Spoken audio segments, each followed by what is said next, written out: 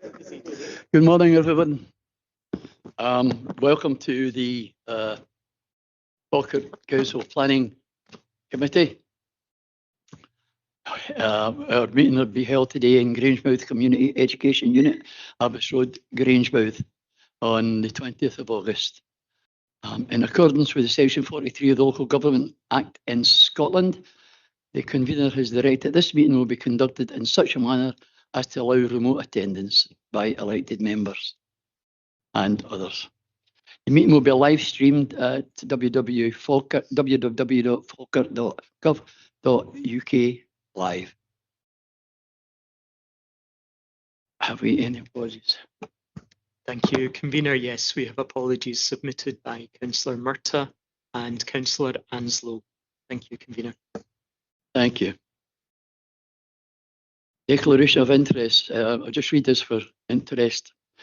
Members should declare any financial and non-financial interest they have in any item of business at the meeting, identifying the relevant agenda item and the nature of the interest. Are there any declarations of interest? Convener, it's not quite financial or non-financial, but it's to do with agenda item 4 and 5. I wasn't in attendance at the April meeting, but since I had a conversation with Mr. Wilson, and it really was quite just a procedural meeting, and I've since viewed the meeting online, so I'm quite comfortable that I'll remain in the planning meeting for these two items, and perhaps Mr. Wilson might make some comment on that. Thank you, Mr. Wilson. Mr. Henderson.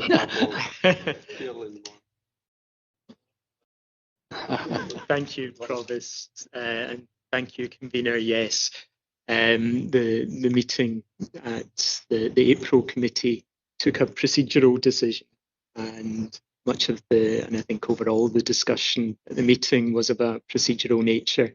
And as the Provost has noted, I think he's had the opportunity to view the entirety of the meeting on the YouTube live stream. So I don't think in these circumstances we would have a difficulty with the Provost taking part in the consideration of the items. Thank you.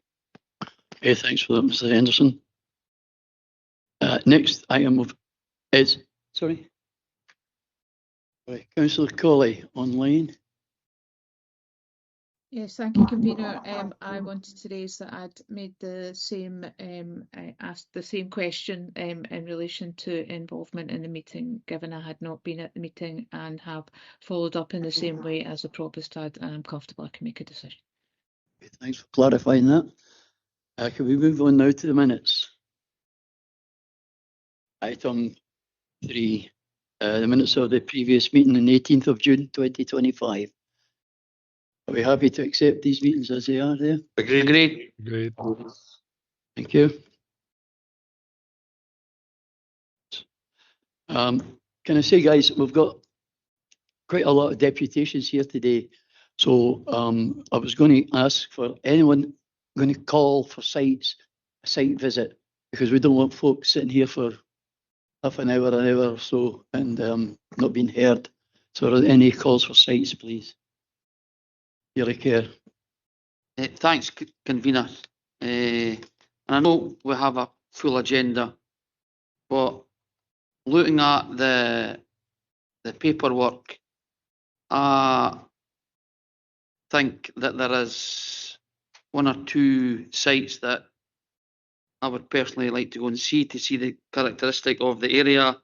There is some details in the papers, but I would still be happy to go to sites on agenda items 6, 7, 8 and 9.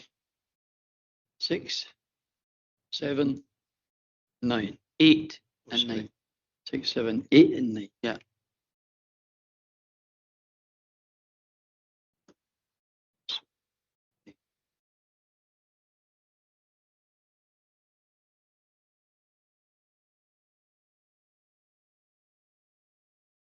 Is there any more site visits that's been covered? Mr. Bowes. Thank you, Convener. And can I add to that item 10?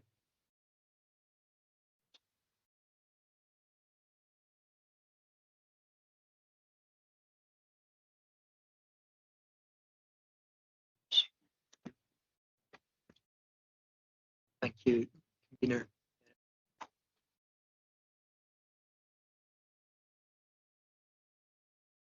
Thank you, convener. We have requests made by Bailey Care to go to sites. And can I just check that's to view the physical characteristics of the sites for items 6, 7, 8 and 9 on the agenda. And Councillor Bowes has requested a site visit on item 10. Again, can I confirm that that's to view the physical characteristics of the site in that case? Correct. Thank you. Convener, can I just ask Mr. Henderson a question, please, regarding 10, because Councillor Sinclair asked me the same question that I'm going to ask. And 10, has permission been granted for 10? Are we just agreeing the conditions, or is it? What is it? Thank you, Bailey Cairn, through you, convener. My understanding on item 10 is that our local review body, the Planning Review Committee, took a decision to grant planning permission in principle. And this is now an application before the committee to consider the matter specified in condition. So it's the detail that would lead to, in essence, the full permission. So there already is a permission granted, which is planning permission in principle permission, but this is to lead on to the detail of the development. I don't know if I could maybe hand over to my planning colleague who wrote the report just to confirm that my understanding is correct. Thank you. Yes, so there's permission in principle, so that's for the principle of development only. As you rightly state, Councillor, this application deals with the matter specified in conditions, but in essence, it's looking at the detailed design and proposal. So as part of this application, there's detailed drawings, as you would expect, showing elevations, site level, access, and a level of detail that you would want to see when considering a housing proposal. Thank you. Hopefully Quite that happy to support Councillor Bowes. Going to sites. Thanks for clarifying.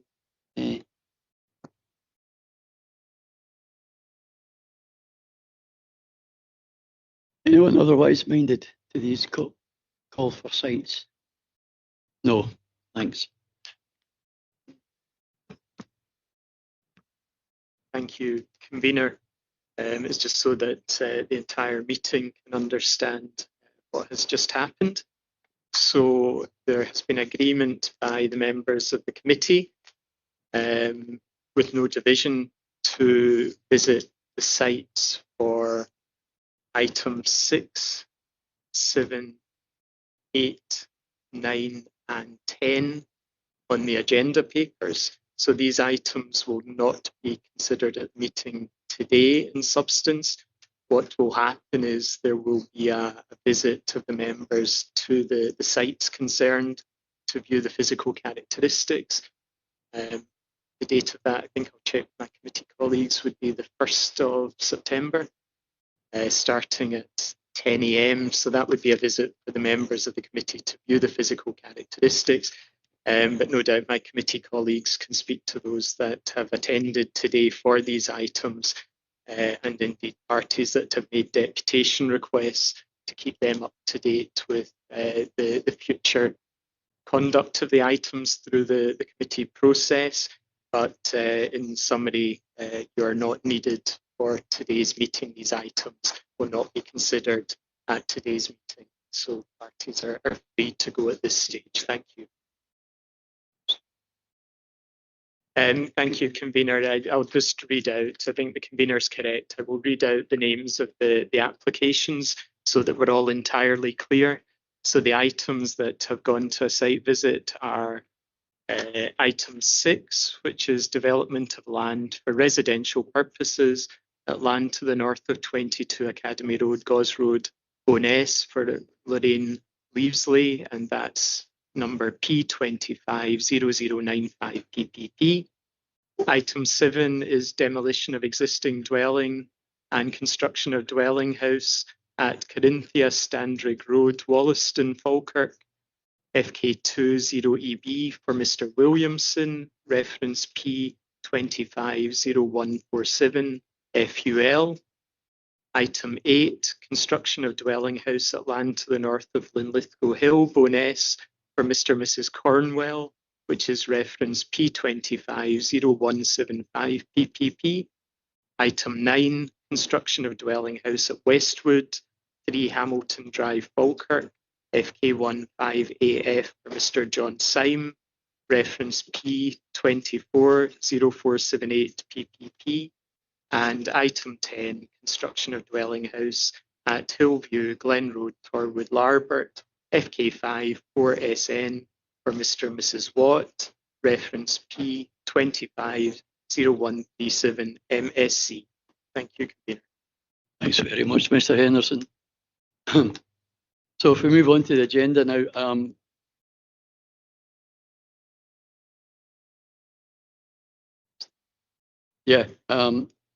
we're going to bring forward item 11, agenda item 11 on street parking to the start of the meeting so that the officer can be free after that. It's not removed, is it? It's still on there. It's still on here. Gary.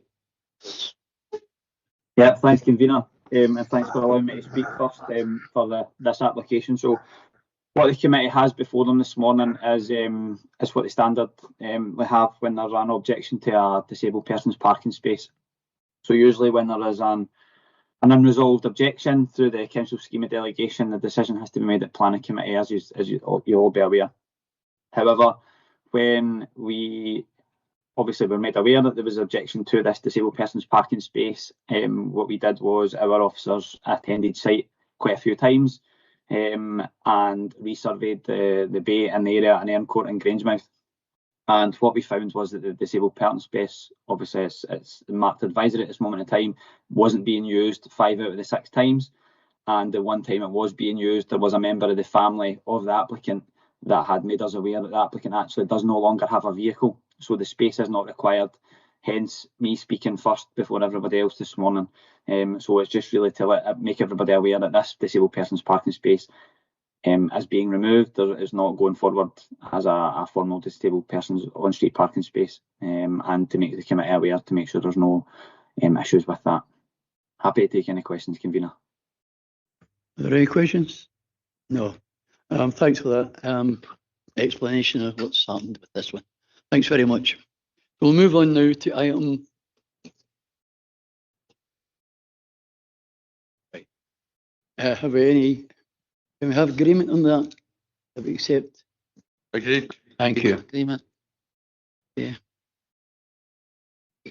Right. Can we move on then to item 4? The construction of 19 dwelling houses at land to the northwest of 4 Garden Grove Cottage, Glenview Avenue, Banknock, for Hamilton Brown Developments, P220035/FUL. And this is a continuation from the last meeting. So I'll ask Brent to.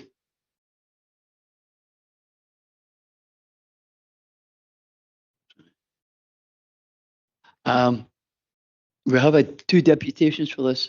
Have we agreed to hear them? Agreed. Agreed. Thank you. Brent.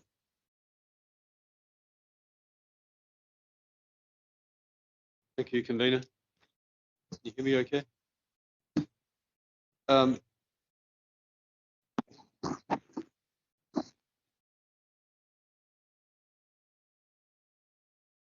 Okay. Okay, so members will recall that the committee considered this application on the 23rd of April when it was agreed to continue consideration of the application to a future meeting of the committee. At the April committee meeting, the application was continued with no presentation or further consideration.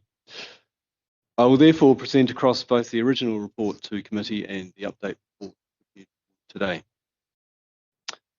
Turning firstly to the original report, the application is for the construction of 19 2-storey detached and semi-detached houses The site lies in Haggs and is bounded by Glenview Avenue to the north, Garngrew Avenue to the east, the M80 motorway embankment to the west, and the Bonnie Water and houses at South Garngrew to the south.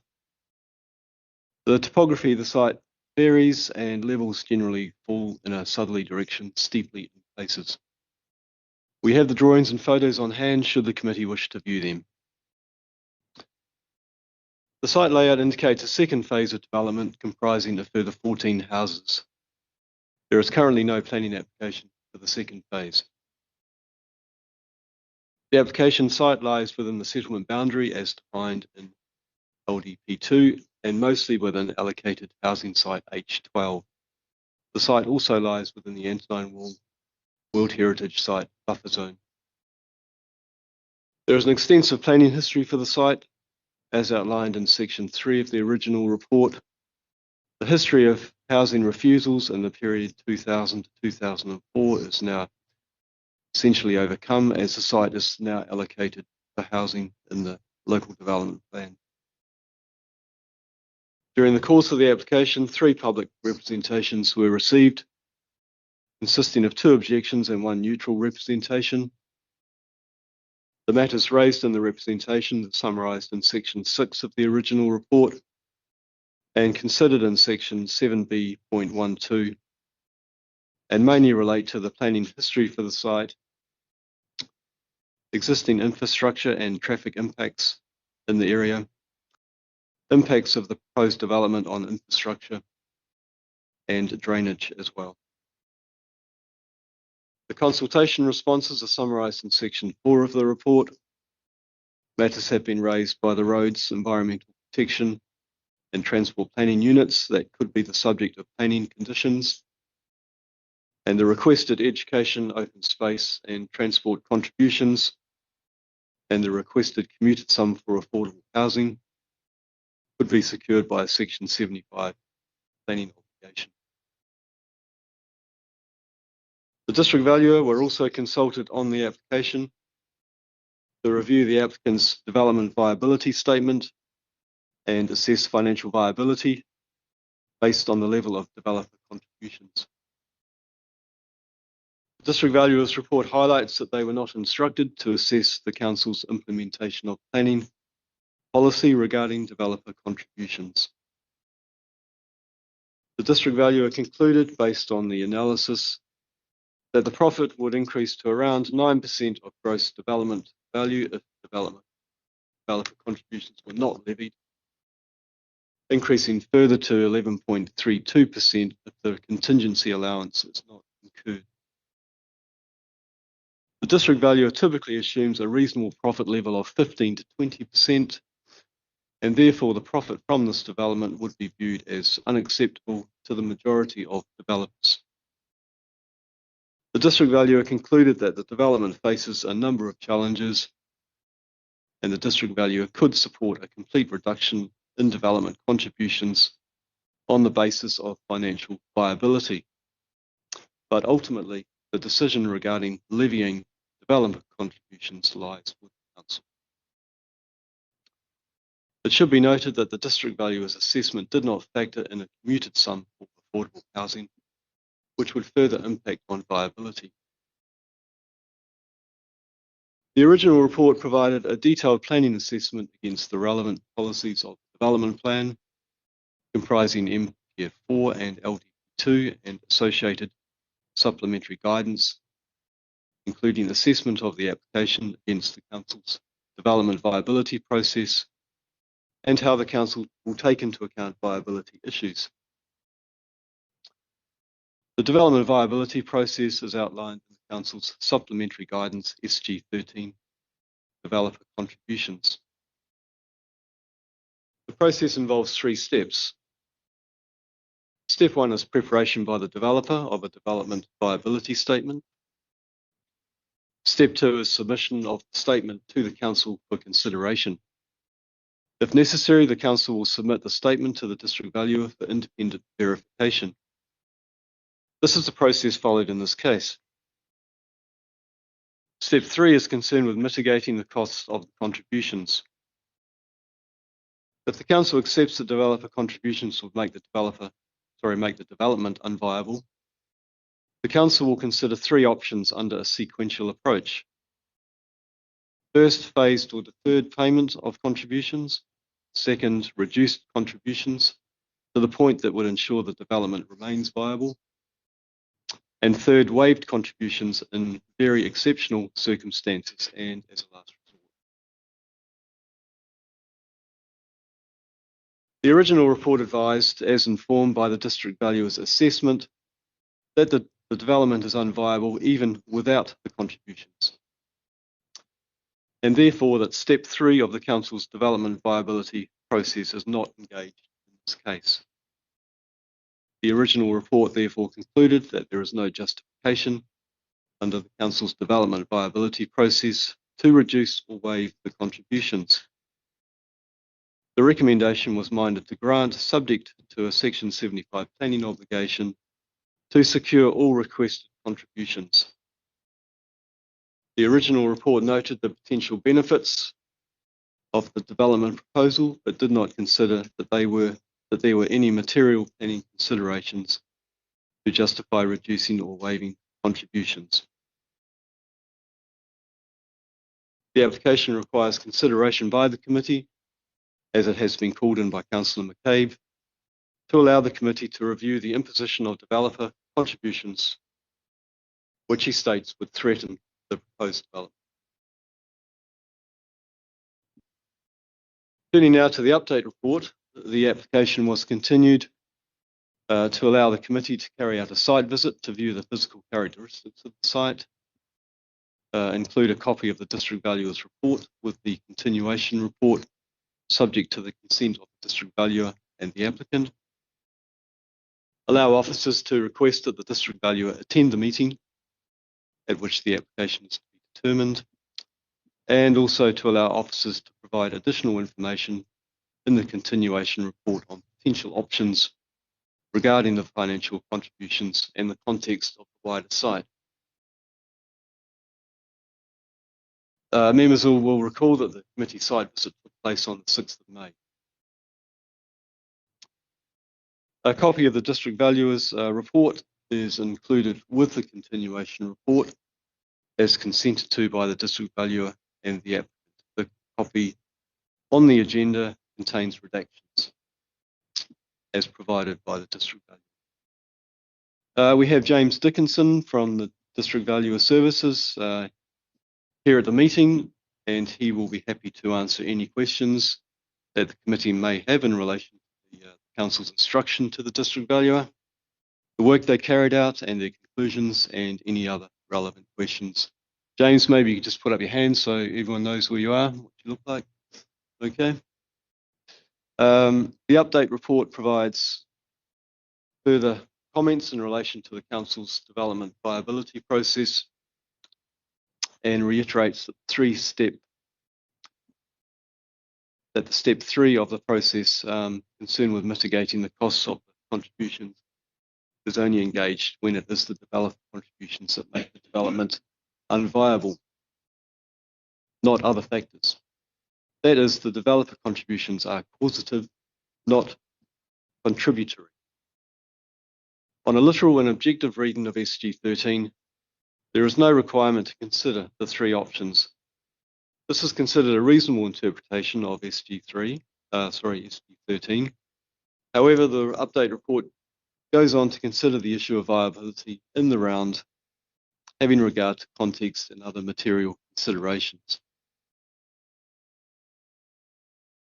In response to the committee's request to provide additional information on the potential options regarding the financial contributions, the update report provides in paragraph 7, projected profit on gross development value for 0, 25%, 50%, 75% and 100% reductions in contributions. It is noted again that the factoring in of a commuted sum for affordable housing would impact on the profit levels provided in that analysis. The calculations under these options contain some relatively minor adjustments to the previous figures. The DARE contribution has been removed for the reasons explained in paragraphs 47 to 50 of the update report. And the education contributions have been updated. See when you mention them, can you mention page numbers as well, please? Just so, Yeah. because you're going through that quick. No.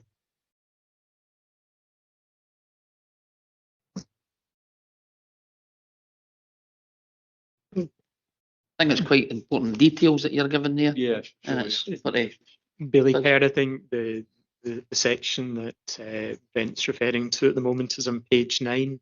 I might pass over my copy of the agenda, which is the same numbering as members will have, so that Brent has the correct references.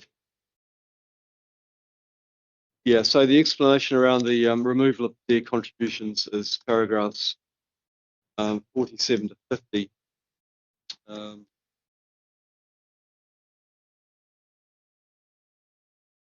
Which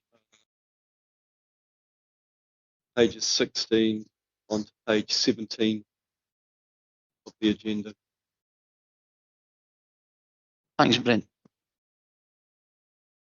And I was also mentioning that the education contributions have been updated to reflect the new index adjusted rates, which came into effect on the 30th of May. So that's post when committee last considered this application. As also requested by committee, the update report addresses in paragraphs 12 and 13 the context of the wider site. Paragraphs 12 and 13 are on page 10 of your agenda.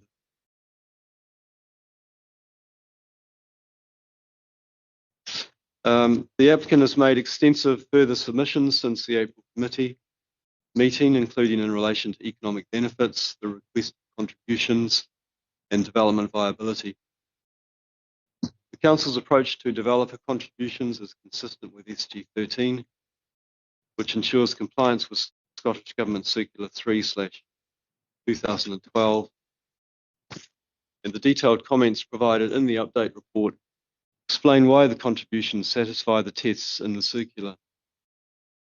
We have specialist officers in attendance at the meeting who can take any further questions in relation to the requested education, transport and open space contributions and the commuted sum for affordable housing. Namely, we've got Richard Teed from Education, Matthew Orr from Transport Planning, Karen Strang from Housing, and Andrew McNair as well from Planning, who can speak on open space. The update report outlines in paragraph 17 the potential benefits of the development proposal as put forward by the applicant. Paragraph 17 is on page 11 of your agenda, at the top of page 11. The update report gives further consideration to viability in paragraphs 19 to 27. That's on page 11 through to page 12. And those further comments highlight that the Council, in looking at the issue of viability in the round, is not obliged to accept the expert opinion of the district valuer if there is other evidence indicating the development is viable. For example, the circumstances of the applicant should be taken into account. In this case, the applicant has reiterated that the development can be deemed not viable in terms of the residual valuation approach applied by the district valuer, but may still constitute a practical investment for a developer who is prepared to work based on a smaller return and who has already invested significant monies into the site. Given the conclusions of the district valuer that the development is not viable, even without the contributions, it seems unlikely that another party might be interested in acquiring the site and proceeding with development. In these circumstances, it seems reasonable to have regard to the circumstances of the applicant. However, this should be taken into account together with the planning consequences if permission is granted and the developer contributions were to be reduced or waived. Paragraph 22 of the update report, and that's on page 12 of your agenda, notes that the three options under the Council's development viability process would be engaged if the committee were to consider that the development is viable, notwithstanding the expert opinion of the district valuer. Under option 1, it would be acceptable for the contributions to be staged to facilitate the cash flow through the sale of units to pay for the contributions. Under option 2, reductions in contributions will be limited to the point that would ensure the development remains viability. This is a very difficult consideration where a lesser profit level is to be considered to the 15 to 20% that the district valuer works. Under option 3, the council may consider waiving the contribution in very exceptional circumstances and as a last resort. The requirement to demonstrate very exceptional circumstances is a high bar to clear. The proposal in this case is a relatively small scale and standard housing development. The circumstances of the development do not seem particularly unusual, and it does not offer any potentially unique or extraordinary benefits to the local community or wider area. It is considered in this case that the very exceptional circumstances threshold is not. Paragraph 15 of the update report on page 12 notes that a development viability assessment is a snapshot in time.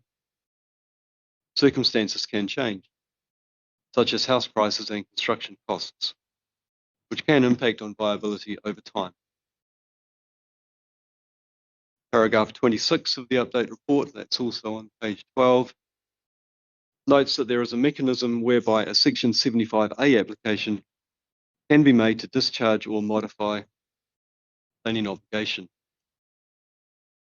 The scenario where such an application could be considered is where circumstances change over time so that it is the contributions causing the development to be unviable. Paragraph 27, again on page 12, highlights that reducing or waiving contributions must in all cases be carefully considered in the round, including in terms of the planning consequences of doing so. Paragraph 57 on page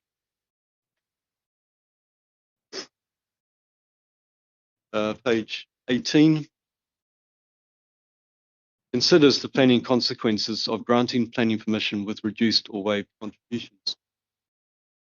These consequences include, first, no provision would be made to address the infrastructure impacts of the development.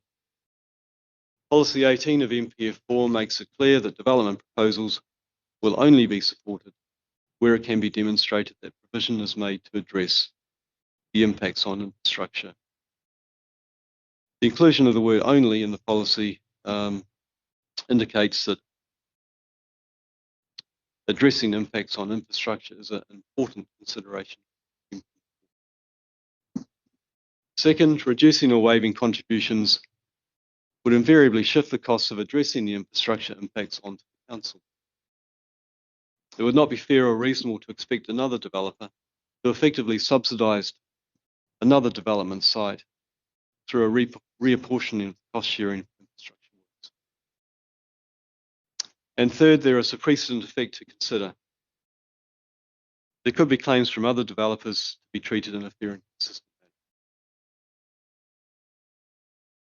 manner. In conclusion, it is not considered that any new matters have been raised that would alter the previous recommendation to grant planning permission, subject to a Section 75 planning obligation to secure developer contributions. Some adjustments to the contributions are recommended, as I mentioned, involving removal of the DARE contribution for the reasons explained in the report and updating of the education contributions to account for the latest indexation. It is considered that granting the application with reduced or waived contributions would be contrary to the development plan, given the infrastructure first approach under MPF4 and the outcome of the development viability process as set out in the Council's SG13 for developer contributions. In our view, any decision to grant planning permission on that basis would need to be justified by material planning considerations. The update report has considered relevant material planning considerations in the round. It has concluded that there would be planning consequences of significant concern in granting planning permission with reduced or waived contributions, and those consequences would outweigh the applicant's contention that the development could proceed as a practical investment with no contributions, and the potential benefits not being realised if the development would not proceed. Thank you, Convener. Apologies, it was quite a long presentation, but it's a complex issue, and I thought it best to try and work through various issues. So. I understand that, and it's very complicated application. So can we introduce the district valuer who's here to answer questions with Brent? So has anyone any questions for Brent? Just a quick one before we go to the gentleman. There's other people on here that I didn't know. I didn't know the gentleman next to Brent. So I maybe should have asked that question at the very start for an introduction. I don't know if everybody knows the young gentleman at the end. I've met him. I maybe know everybody else. Maybe know him. Okay, then we'll have a run through the officers. It's on the table at the moment. Thank you, Convener. My name is Ian Henderson. I'm the Council's Legal Services Manager. Thank you. Thank you, Convener. My name is Richard Broadley. I'm the Senior Planning Manager. Convener, I'm Bernard Whittle, Development Management Coordinator. Brent Vivian, Senior Planning Officer. Hi, I'm Andrew McNear, Planning Officer in the Development Plans team. Kevin Brown, Planning Officer and Development Management. James Dickinson, District Valuer.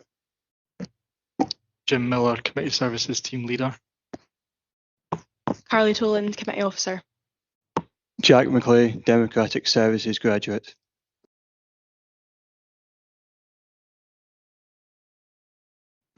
Thank you for that. Now, do we have any questions to Brent on his report?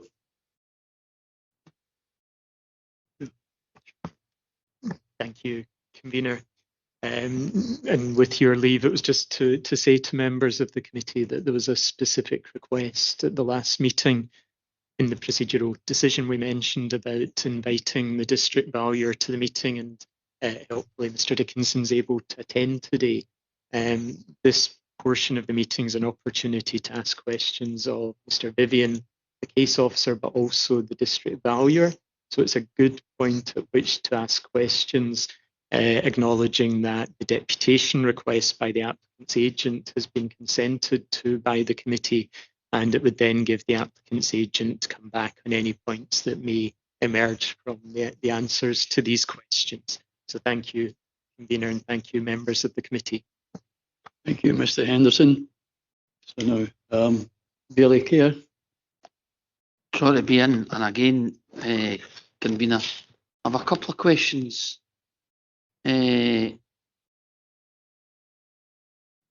for Mr Vivian and one for Mr Henderson.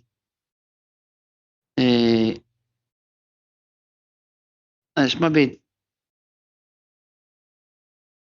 a stupid question, but the last time these came up, and I just checked it on the system, the two-house application was first. Now it's the 19. Is there a reason for that?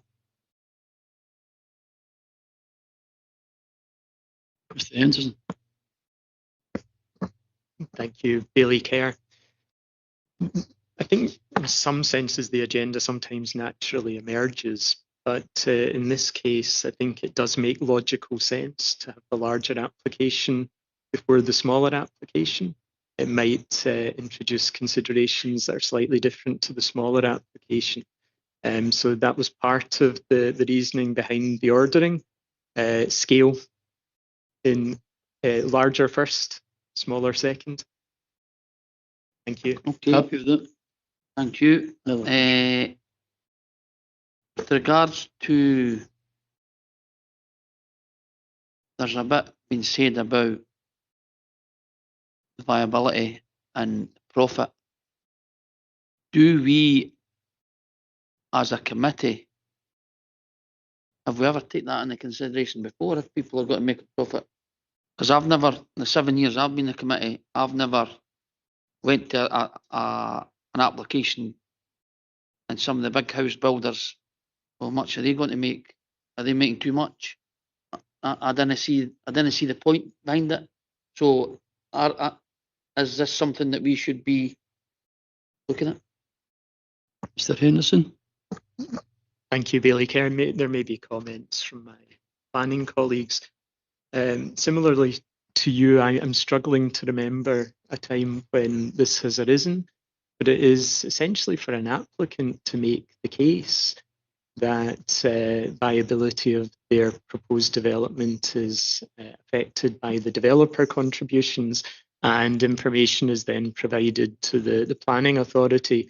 And in this case, that information was then run by the district valuer for a view on viability.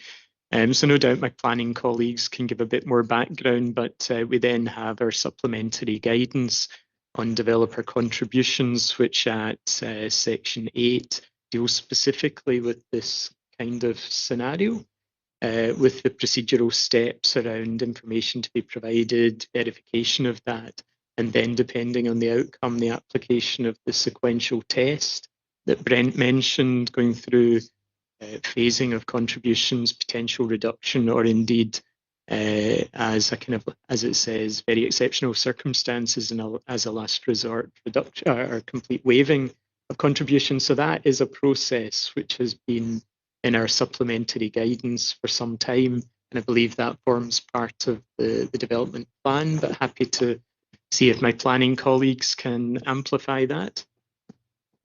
Okay, anyone want to take that up? Yes, SG13 is part of the development plan. There is a policy in the plan which links to the SG. It was adopted by the Council in July 2021, following approval by Scottish ministers. So it has been scrutinised. It has been also subject to public consultation. So it is set policy. Thank you very much. Probably my question at the moment is on page 20, where it's got the recommendations in number 4, payment of financial contribution to the sum of 39,709.25 towards delivery A03 M9 Slip Road Junction.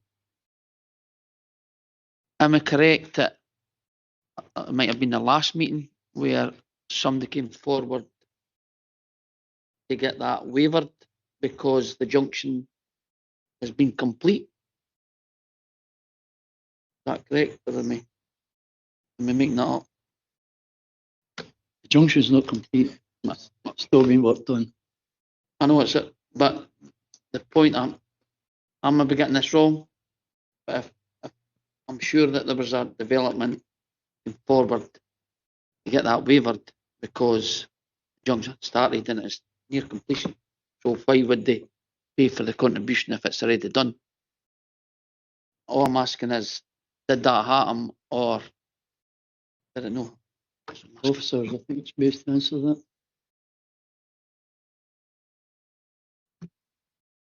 Through you, convener. Can't exactly recall specifics that Bailey Kerr's talking, but I am conscious that our colleague Matthew Orr is on the call, transport planning.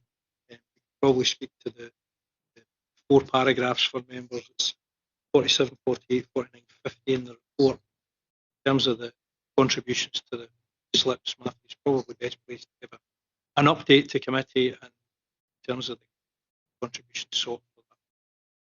It's okay, through you, Chair. Thanks, Mr. Broadley. Would you like to give that, please? Yes, I can. Thank you, convener.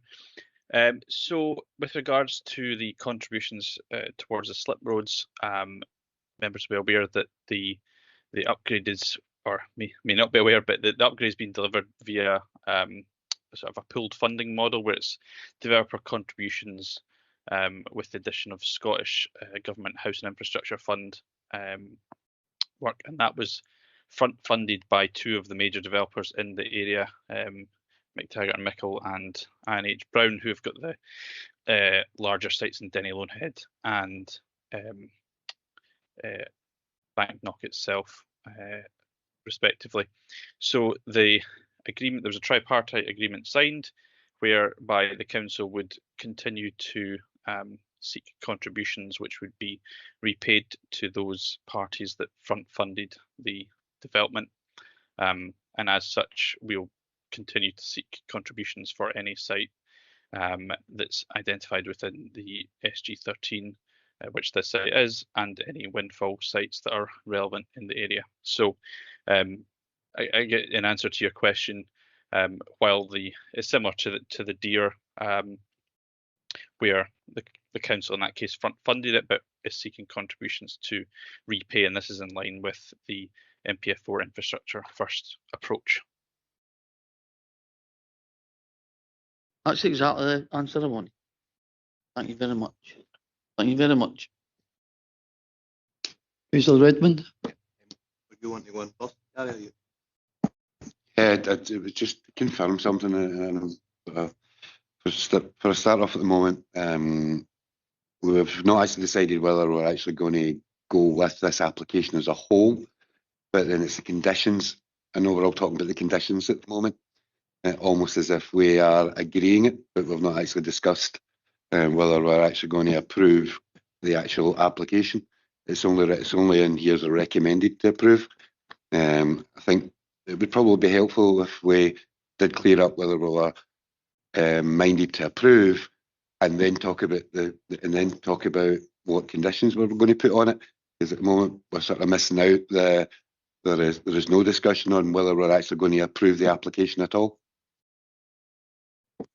I think the application was accepted by the officers and it was called back in to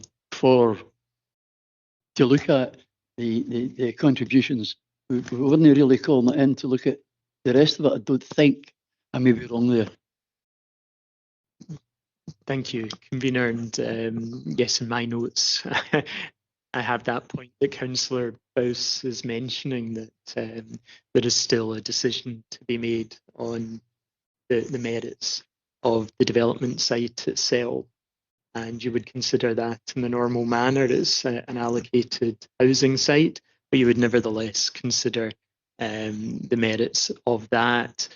I think where the convener is commenting is that there was a specific request at the last meeting for further information to be provided by way of the district valuer report, and attendance of the district valuer, which was to examine the viability point. But I do completely take on board that there is a risk of jumping from one stage to the next. I think at this point of the questioning, it's maybe an opportunity to try to, subject to that, gain further information from Brent and the district valuer, and particularly the district valuer, given the focus that he's had on the viability point in response to the council's request for information.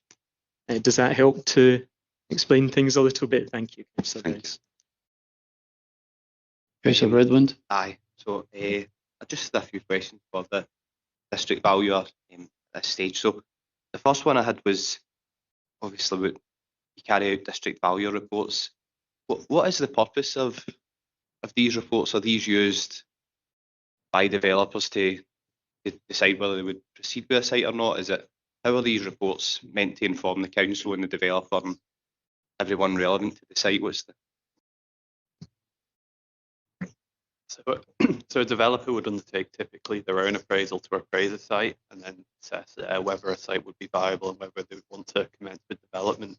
The purpose of our instruction was very much to carry out an independent view of the developer's appraisal and then carry out our own appraisal of the site to assess whether, in our view, it was viable. And that can be then used by the council.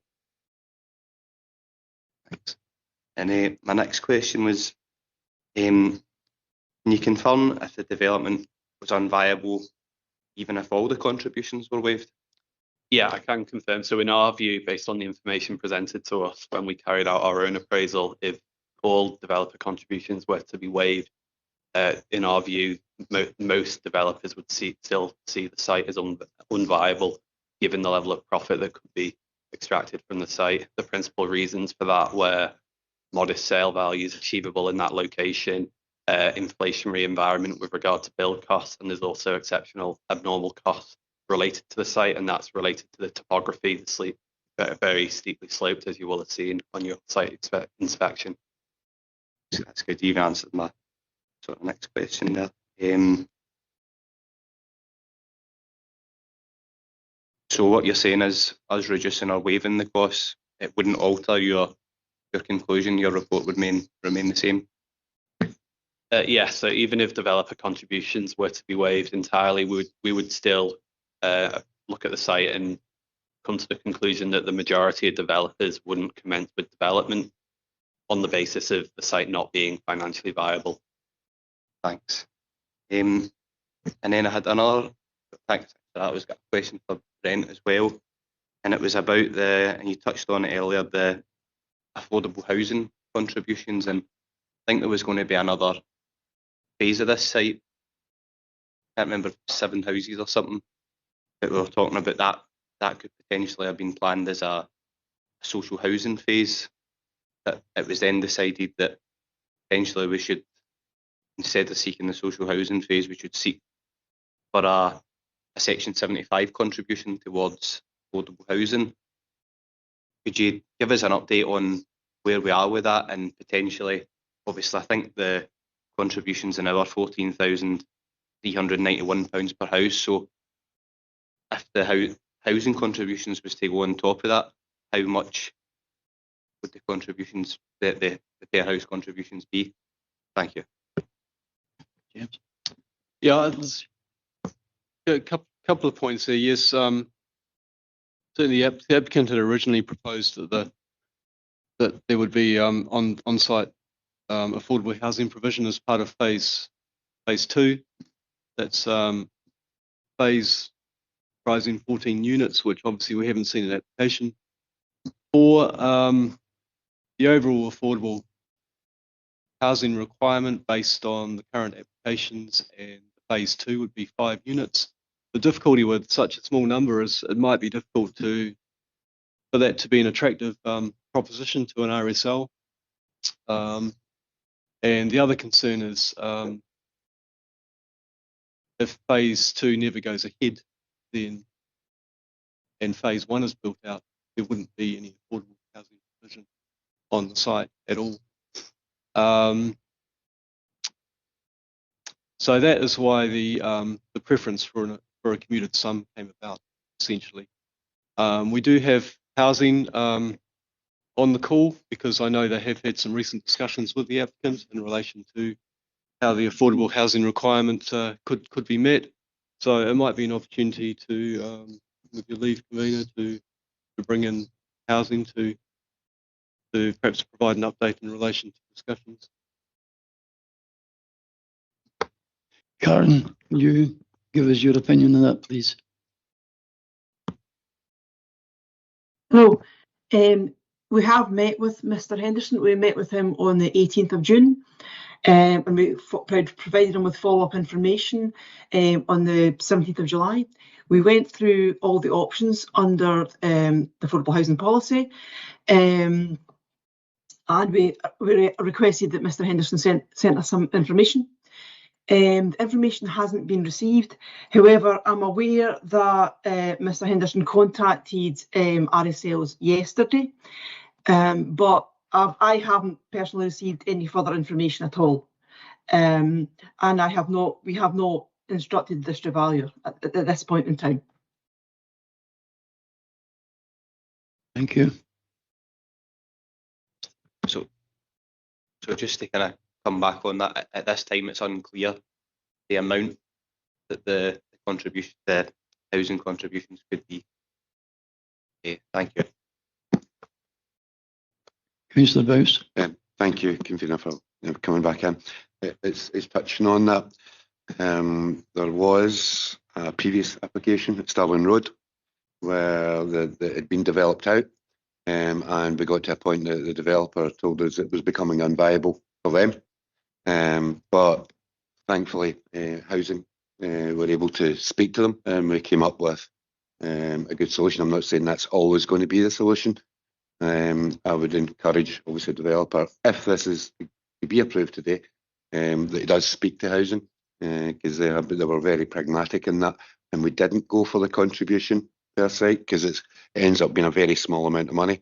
And that one, I'm thinking we were getting about £210,000 as a contribution. Instead, what we did is that we arranged something. Instead of having 12 houses, we got 11 houses at affordable levels, which I think was an awful lot better for our community, and probably better for housing as well. They have more affordable housing, and so it is hopefully that if it does move forward, that they'll take the opportunity to actually speak to our housing department, who are they did an exceptionally good job on Stalham Road. Thanks, Councillor Bowes. Mr. Broadley. It was just to highlight to members following Councillor Redmond's point regarding the community sum for housing. Those paragraphs are paragraph 8 and again paragraph 33, which according to my pages, although Mr Henderson may correct me, paragraph 8 is on page 9 and paragraph 33 is on page 13. Hopefully that is the same as Mr Henderson. But that covers the question Councillor Redmond had regarding the fee accumulated sum for full houses not known yet. That process would normally happen after a minded to grant decision with district valuer would be instructed. And those two paragraphs cover them. That helps, Councillor. Thanks, Richard. Are we on the same page, Mr Henderson? Thank you, yes.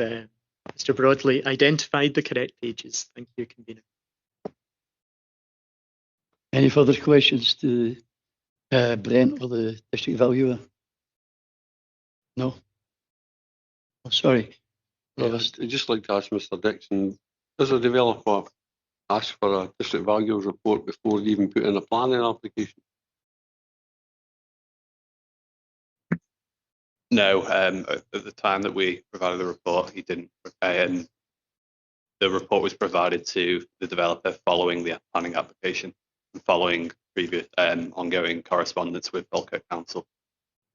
Because you just think it would make sense to get a district valuer report prior to putting in a planning application, so you know if the application was viable in the first place. Okay, thank you. Thank you.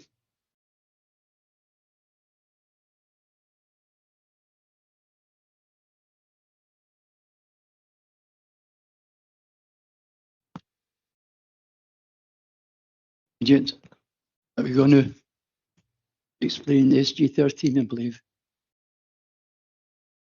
Yeah, please, whichever of you. Sorry, I'll thank you, Councillor. I'm happy to cover this. So, how's the DV engaged in the process? Well, it's set out in SG13. So, the applicant tested the level of contributions on viability grounds, and just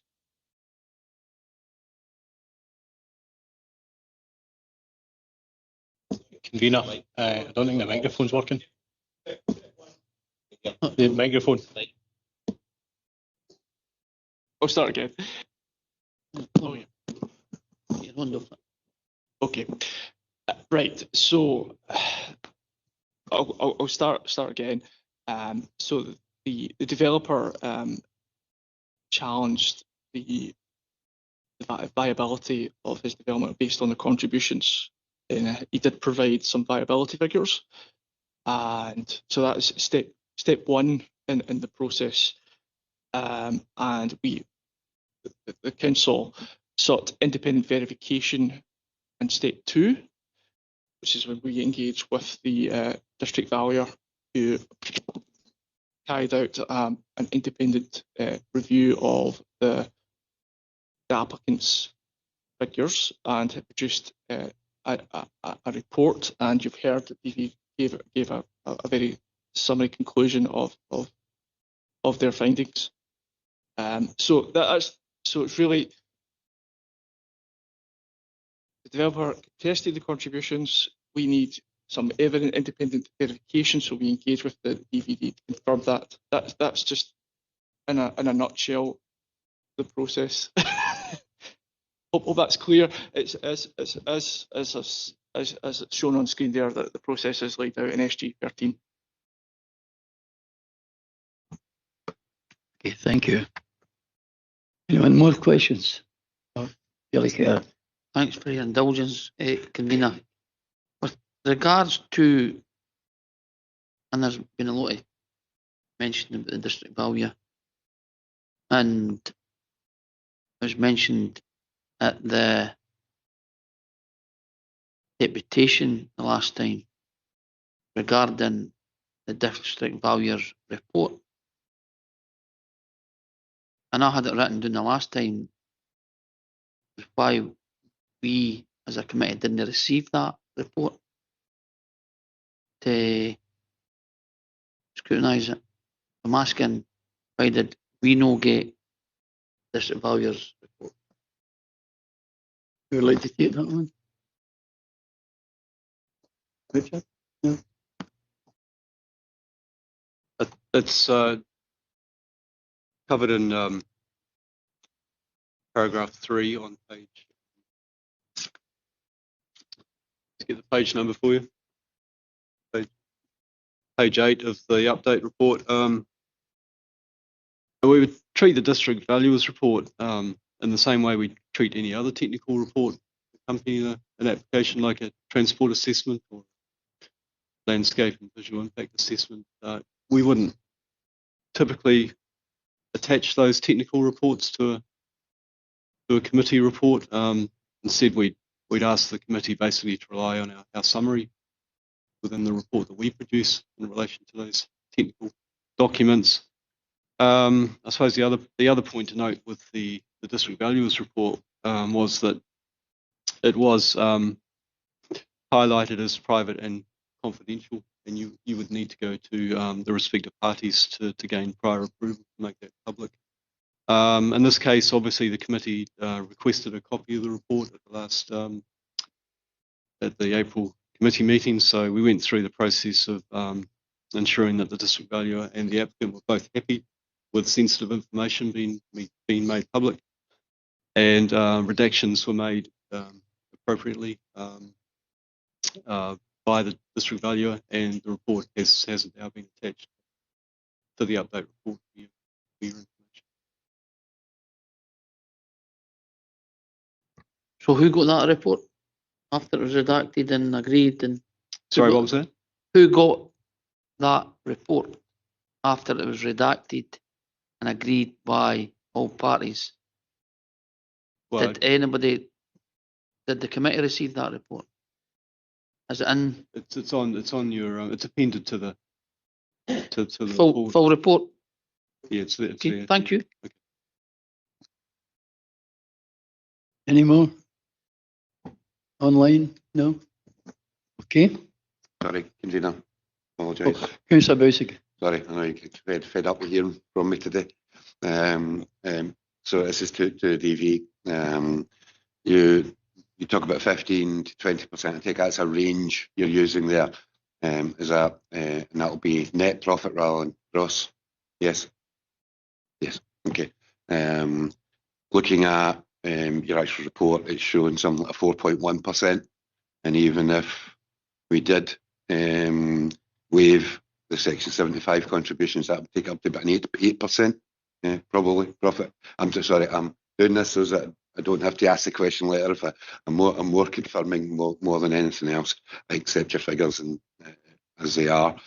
8% to me seems like quite a low number at that point. I would be hoping as a business, I would imagine it's between 7 and 8% would be your actual gross profit rather than the net profit.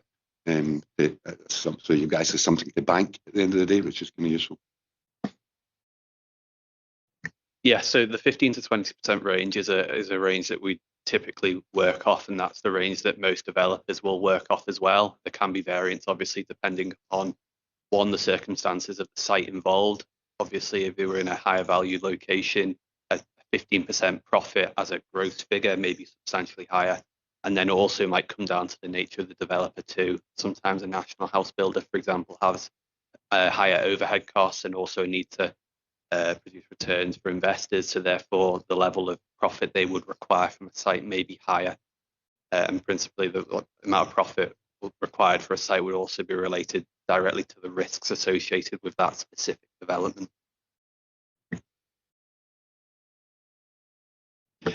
Thanks, James and Mr. Bowes.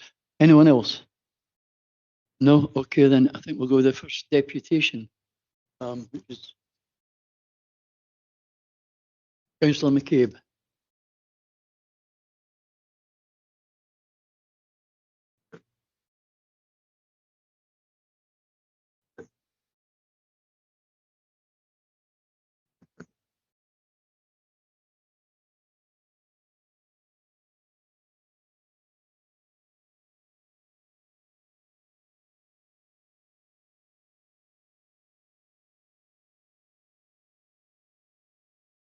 Good morning, Councillor McCabe. Morning, Convener. Thank you. You have 10 minutes to your submission. Before I begin my deputation, Convener, I wish to put on record that I have no long-standing relationship or friendship with the applicant, as I was accused of by Councillor Forrest in his complaint to the Ethical Standards Commission. I now face a protracted investigation because Councillor Forrest erroneously made charges against me which demonstrate a clear bias against my position with regards to these two applications. I believe Councillor Forrest's position to deliberate on these two applications is untenable and he should recuse himself. He's not. I'm happy. That's me finished, Convener. Right. I'll now move on to my deputation. I just had to put that on record. I'm being accused of something which is blatantly false. Yeah, I understand, but you know it's not part of the... I appreciate that. I appreciate that, Convener. Thank you for your indulgence. I'm finished with that matter. Moving to the 19 House application. Paragraph 3 within the updated report states it would be highly unusual to include a technical report within the papers. This is in reference to the District Valuer's report. Bailey Kerr has just alluded to that. I went looking this morning for a random application. It contains 13 to 15 highly technical reports. It's not unusual in the slightest for papers to include technical reports, as you well know. Paragraph 60 of the updated report suggests that granting the application with reduced or waived contributions would be contrary to the development plan. And that's precisely what planners approved for the nearby 4 and 6 houses developments that were referred to in the previous deputation. Officers have repeatedly relied upon the requirements of NPF 4 and a quote, infrastructure first approach, referring narrowly to policy 18, which states development will only be supported where it addresses impact on infrastructure. They then underplay the requirement where planning obligations are utilised. They need to meet the 5 tests, and those 5 tests are contained within paragraph 7A.27. The planning obligation recommended at paragraph 63 fails to meet these 5 tests. Policy IRO2 states, when developer contributions are required, economic viability will be taken into account. Falkirk planners instructed the district valuer to provide an independent DV report which stated the development is unviable with the developer contributions included. It recommends a complete reduction in contributions for the first phase. The DV recommendation of 0 contributions for phase 1 fully accords with all policy and guidance. Approval of the application without contributions is justified on the basis of the DV report alone. Planning officers assert that the development is unviable even if no contributions are taken. However, DV profit projections suggest profit with developer contributions of £185,000 or 3.94%, almost £10,000 per house. Profit of 424,000 to 533,000 if no developer contributions are taken. It appears paradoxical to me that Falkirk Council officers consider a profit in the region of half a £500,000 is not enough, whereas Hamilton Brown, the developers, are comfortable that they can make an acceptable profit if the application is approved without the unjustified contributions.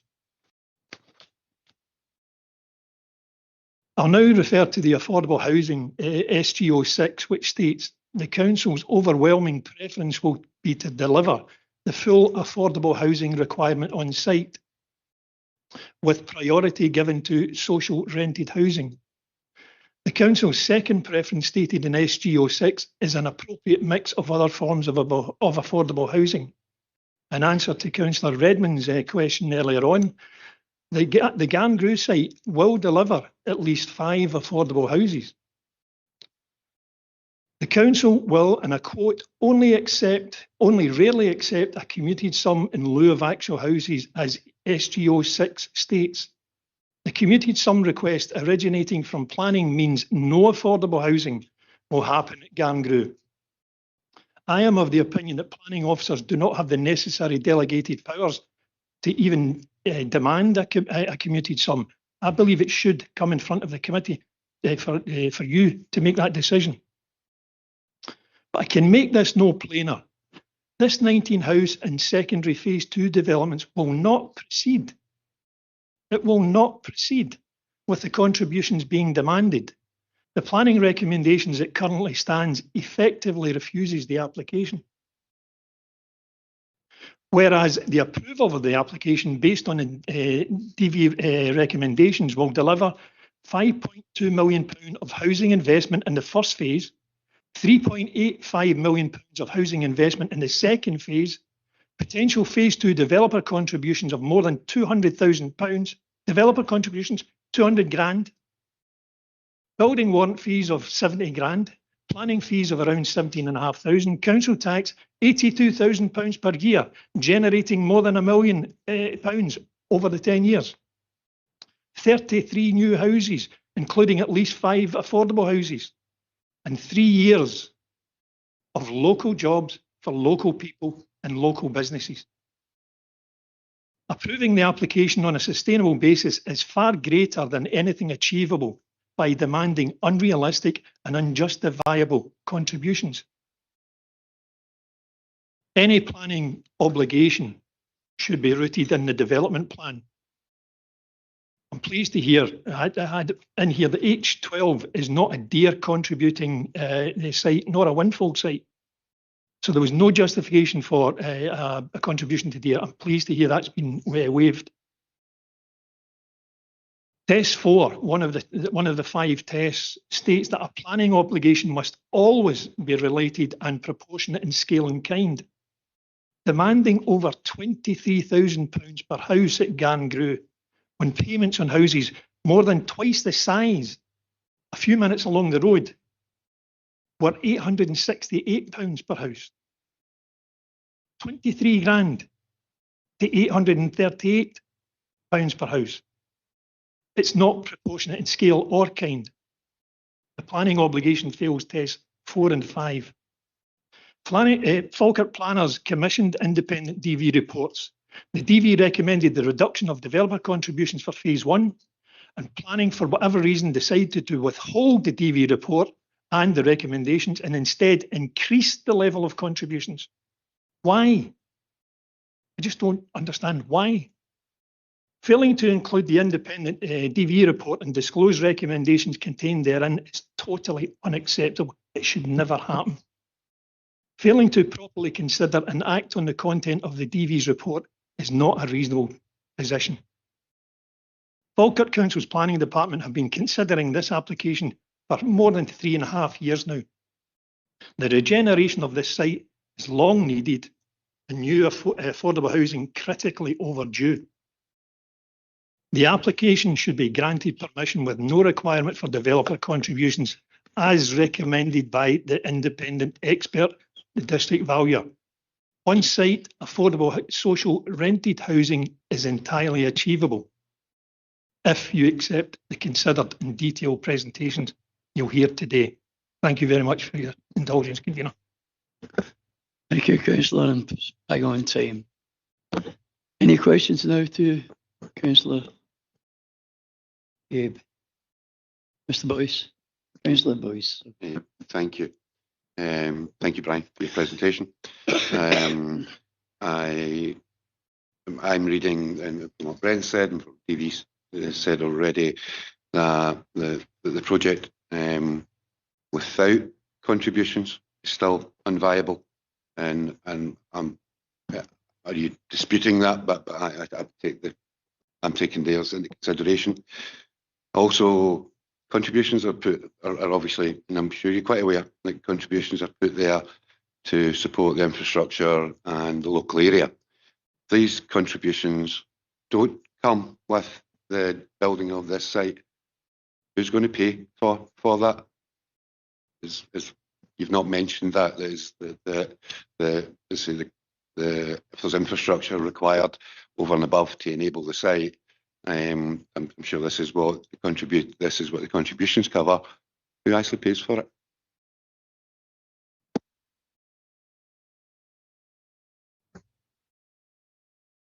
Is that question asked of every planning application that comes in? Well, I'm sorry, I wasn't asking you if you were questioning my question. I'm only asking you. Well, I'm only asking. I'm questioning the question. I'm sorry, Convener. I'm not actually wanting to get into an argument. Okay. No, I understand that. Just ask a reasonable question. I think it's fair. He has asked a question. You could either say, I don't understand your question. Do you want to repeat the question? And I don't mean to be disrespectful, Gary, but if you just want to repeat it, I'll see if I can give Sorry, it. Brian, but it was at the start, so we'll start again. I think it's probably a good way to do it. The contributions that we get through Section 75, as I'm sure you're quite aware, are for infrastructure and to support local area and local community. Yes? If we don't get these and that we allow this application to go ahead without the contributions, somebody else is going to have to pay for that infrastructure, and I'm asking you who you believe will have to pay for that.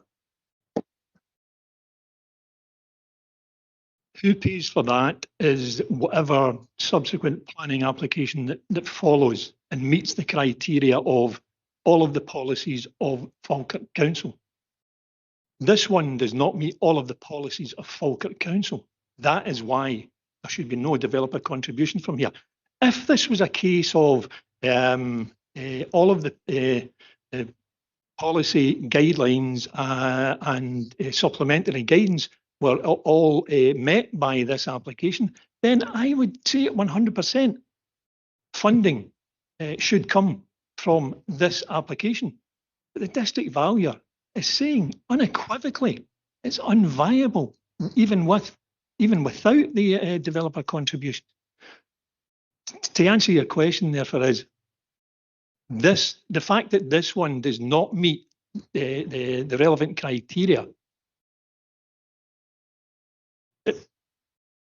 To try and answer your question, it means that other subsequent planning applications that do meet the criteria are faced with the developer contribution. I'm trying to be as plain as I can.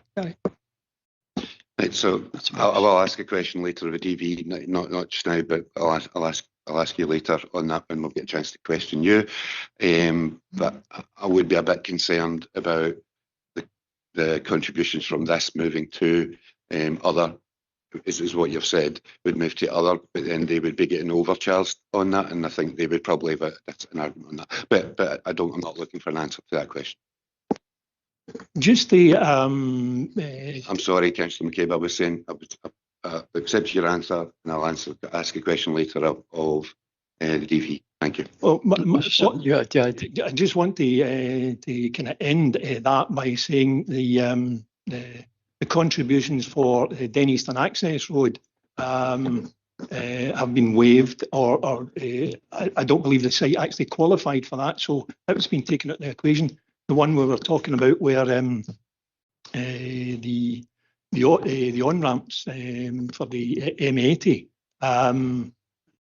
those contributions were principally funded by the two major developers, So I think all of the time the council identifies other applications where it falls within that criteria that they should contribute. So I just feel that this one it doesn't meet the criteria. I didn't explain that very particularly, but thanks. You understand where you're going there. Thanks very much. Any other questions? No? Okay. Thanks, Councillor McCabe.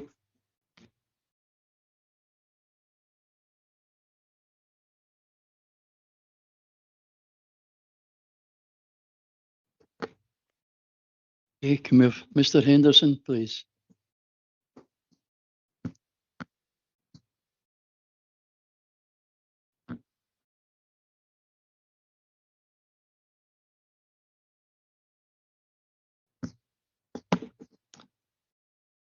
Good morning, sir.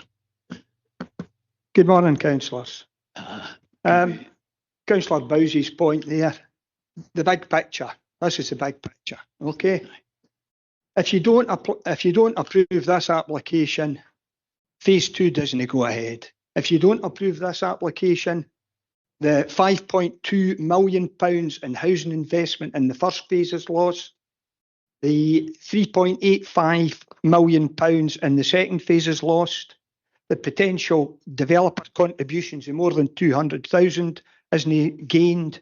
Building warrant fees 69,300, planning fees and payments 17,500, and council tax. The bank knocks serve as a strategic initiative for regeneration through residential growth. You need houses, council tax. £82,000 in a year will be drawn in council tax, more than £1 million over a 10-year period. Jobs.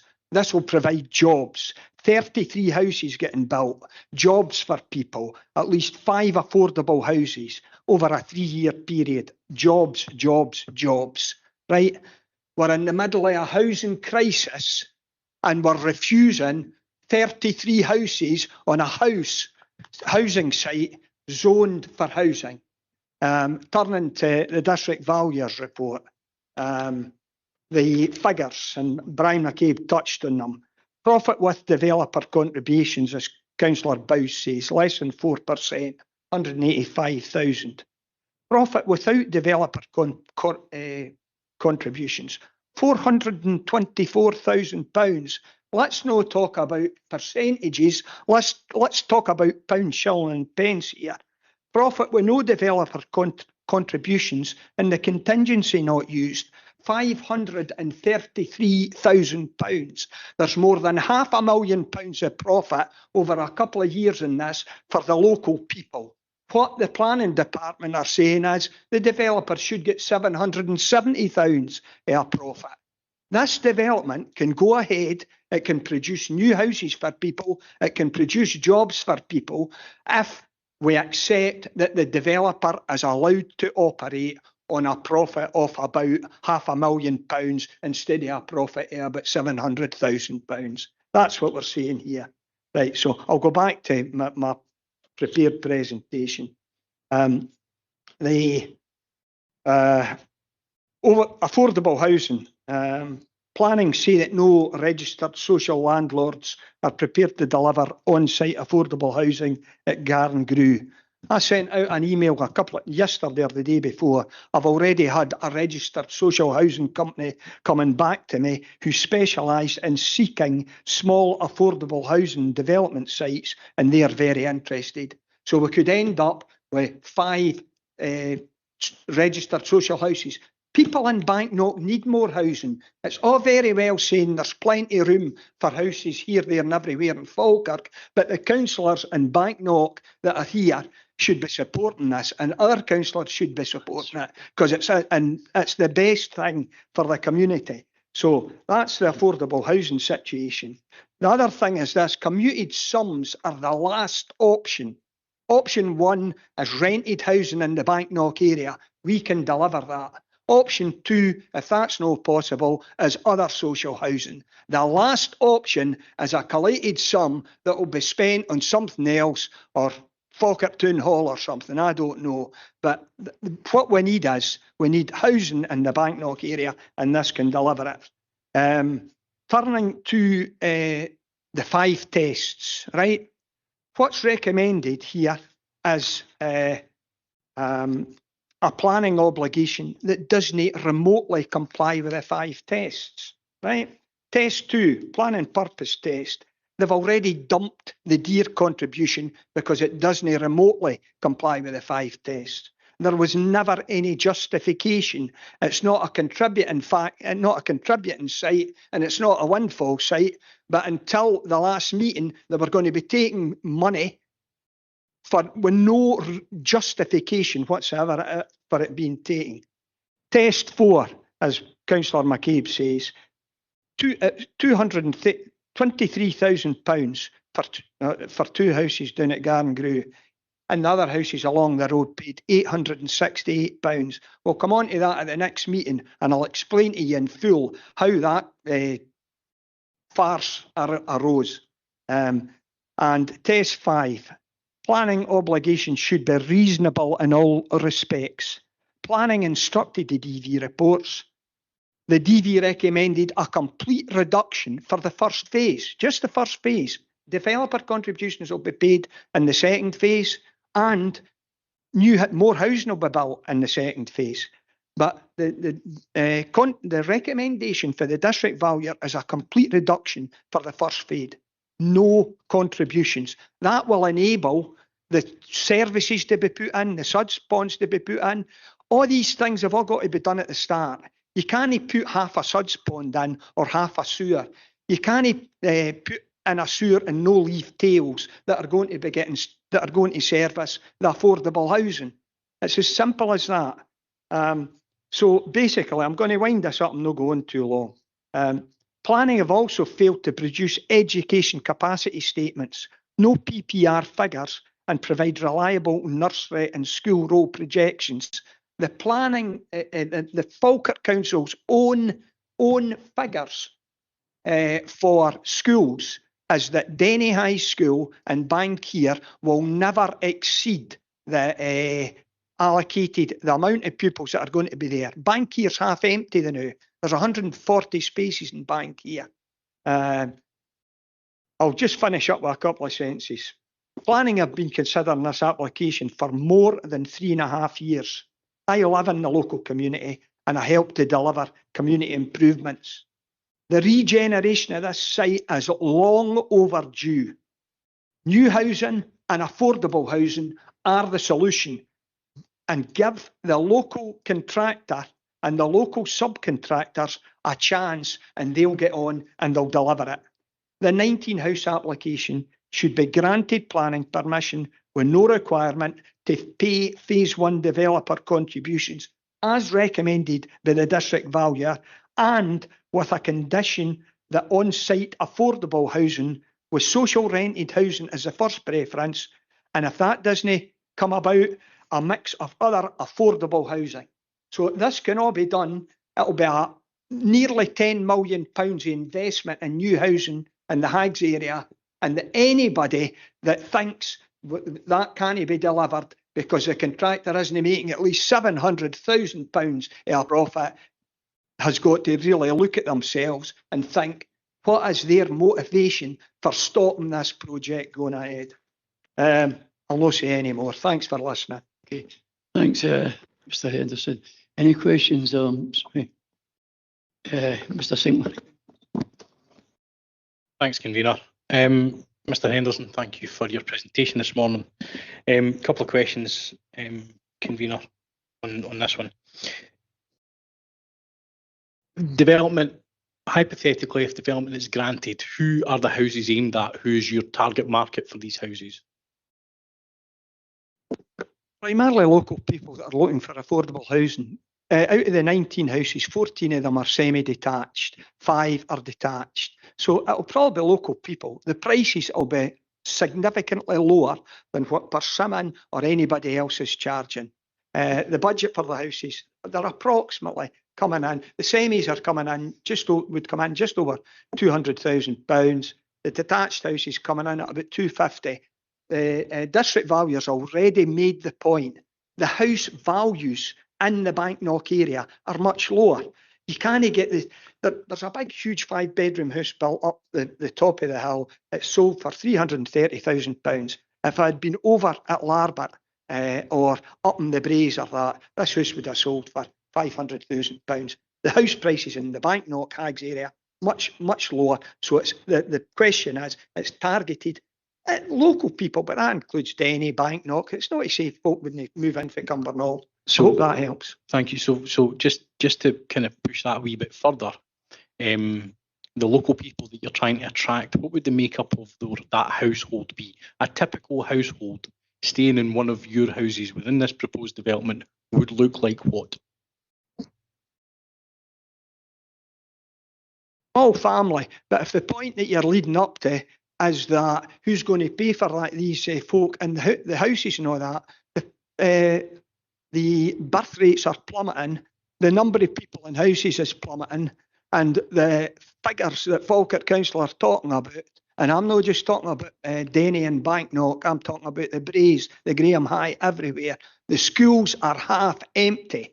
Larbert High School, this is Falkirk Council's figures, will have 492 spaces in 10 years' time. So, Mr. Henderson, I think everybody here in the committee is aware of capacity within the schools.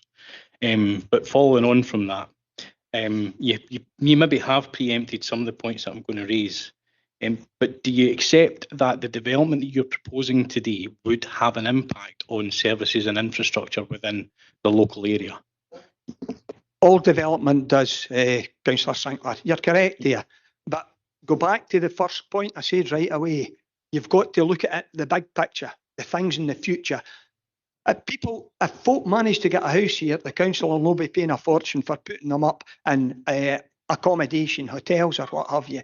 We need more housing. We've got a housing emergency and nothing's been done about it. I appreciate that answer. I agree, we do need more housing in the area, and I think that's why it has to be planned in advance. And this is partly to do with my line of questioning here. You say that what's coming in the future, and I appreciate that, but we have to look at things in the here and now, and what, for example, in 3 or 4 years' time, that development will have on the impact, or that impact the development will have on the local area. So, for example, if you have 19 houses in this development and you're looking to attract small families, within 2 to 3 years, you'd need another nursery teacher or another teacher within the school who is currently not employed. Do you accept that developer contributions would contribute to that specific circumstance? The point you're making is extra pupils or extra people for nursery schools. Bank here has a capacity 284 people, and it's only got 142. Mr. Henderson, I understand capacity. What I also understand is that the council employs teachers and staff based on their current circumstances. They have to future plan. So if, for example, 19 small families move into 19 homes in that area, there will be potentially an additional class of pupils to cater for. Those schools will not currently have that in place and therefore would have to plan for that. Who, in your opinion, would have to pay for that if your development is waived contributions? Just what I was saying a minute ago, Councillor Sinclair. The classroom sizes there's plenty of space. All the primary schools, all the secondary schools. I've got the figures here if you want to speak about them. You misunderstand class sizes. If an additional class is required, that's an additional class teacher, and we currently don't have that in place, hypothetically. I'm saying to you quite clearly, there's no additional class sizes required at the present time. Schools are half empty. And the problem is that Falkirk Council for the last 3 years have completely failed to provide education capacity reports. And I suspect the reason they're doing it is when you look at the figures, you'll discover there's no need for an extension at the Braes, no need for an extension at Denny High, and no need for an extension. Convener, I don't think this is in any way relevant to what we're talking about today. Can I just stop for 2 seconds, please, guys? Thank you. We've got Richard Teeds from the Education Department online at the moment. So could we ask him to put his position on that, please? Richard. Okay. Thanks, convener. Hi, everybody. Yeah, though, and the reason there's a contribution being requested for this particular development is because it falls in an area where a large scale housing developments are proposed, and it's a collective pressure. And our supplementary guidance, SG13, allows us to request developer contributions to account for that collective pressure. You might have a school that's affected by 100 house development, a 20 house development, a 500 house development, and the 20 house development might think it's unfair that they get asked to pay a per house contribution, but it's all part of that collective pressure, so that the developer contributions are spread across. I guess if the contribution for this development was waived, then it would just add to, because if all developers in the Banknock area, and there's over 600 houses proposed in the local development plan, contributed, then we can be fairly relaxed about delivering the capacity that school will require when those houses deliver. But if we don't get all the contributions, then that just increases the financial risk to the council. And just to respond to Mr. Henderson saying we haven't provided capacity statements, we've responded to more information requests, I think, on this application than any application I can remember in the last 20 years. We've given full and thorough role projections for all the schools every time they've been asked for, together with occupancy and a justification for why the contributions are required for nursery, primary and secondary. So we have provided a lot of information. I know Mr. Henderson doesn't agree with it, but the answers have been provided in quite some detail. So I hope that sort of answers the question about school capacity in the area. Denny High School has got over 2,000 houses allocated in its catchment area. So, from experience with Larbert High School, we know when the market heats up and those houses start to get delivered in volume, there will be pressure on the school. In fact, there already is pressure on the school. And even though it's not even 90% occupancy at the moment, we've had to invest some of the developer contributions in changing room facilities. Nursery places are almost all taken up in this area. So any sizable development's going to have an impact on nursery capacity, and I've already covered Banknock Primary School. It's got loads of capacity at the moment, and there will be a lead-in time with new development to when we have to deliver that capacity, but there is large-scale development proposed for this area in the local development plan, and whilst that's the case, we will need to ask for contributions from all local developments of a certain size. Thanks, Richard. Can I just say a wee bit before I think? I think that the problem between Councillor Sinclair and yourself is that one's saying there's enough classrooms, but the other one's saying there's insufficient teachers to take more capacity for these. So, yeah. And Richard Teed's there. I've got the figures here. Denny High's got a capacity of 1,634. It's currently got 1,386 pupils, 248 spaces. In 10 years' time, it'll still have spaces. The percentage occupancy will go from 85% to 92%. And that's because there's fewer, the birth rates have dropped and there's fewer people. There's no need, and it's the same at other high schools. I'm not going to go on. That's fine, thanks. Thanks, convener. I think we've established that there is a fundamental misunderstanding between physical space and the requirements to teach a class.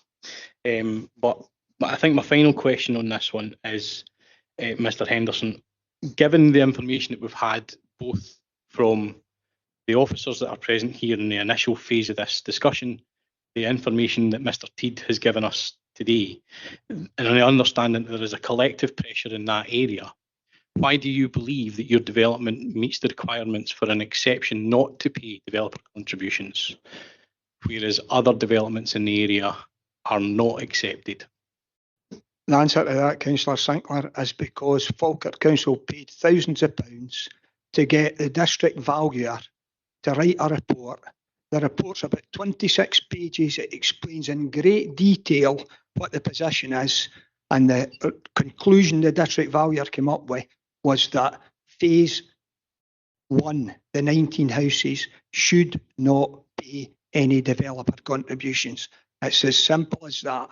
The district valuer's report says it. And I'll tell you this, the thing about other people will come along and all be claiming the same, they'll know, because this is an exceptional set of circumstances, and that is very clear in the district valuer's report.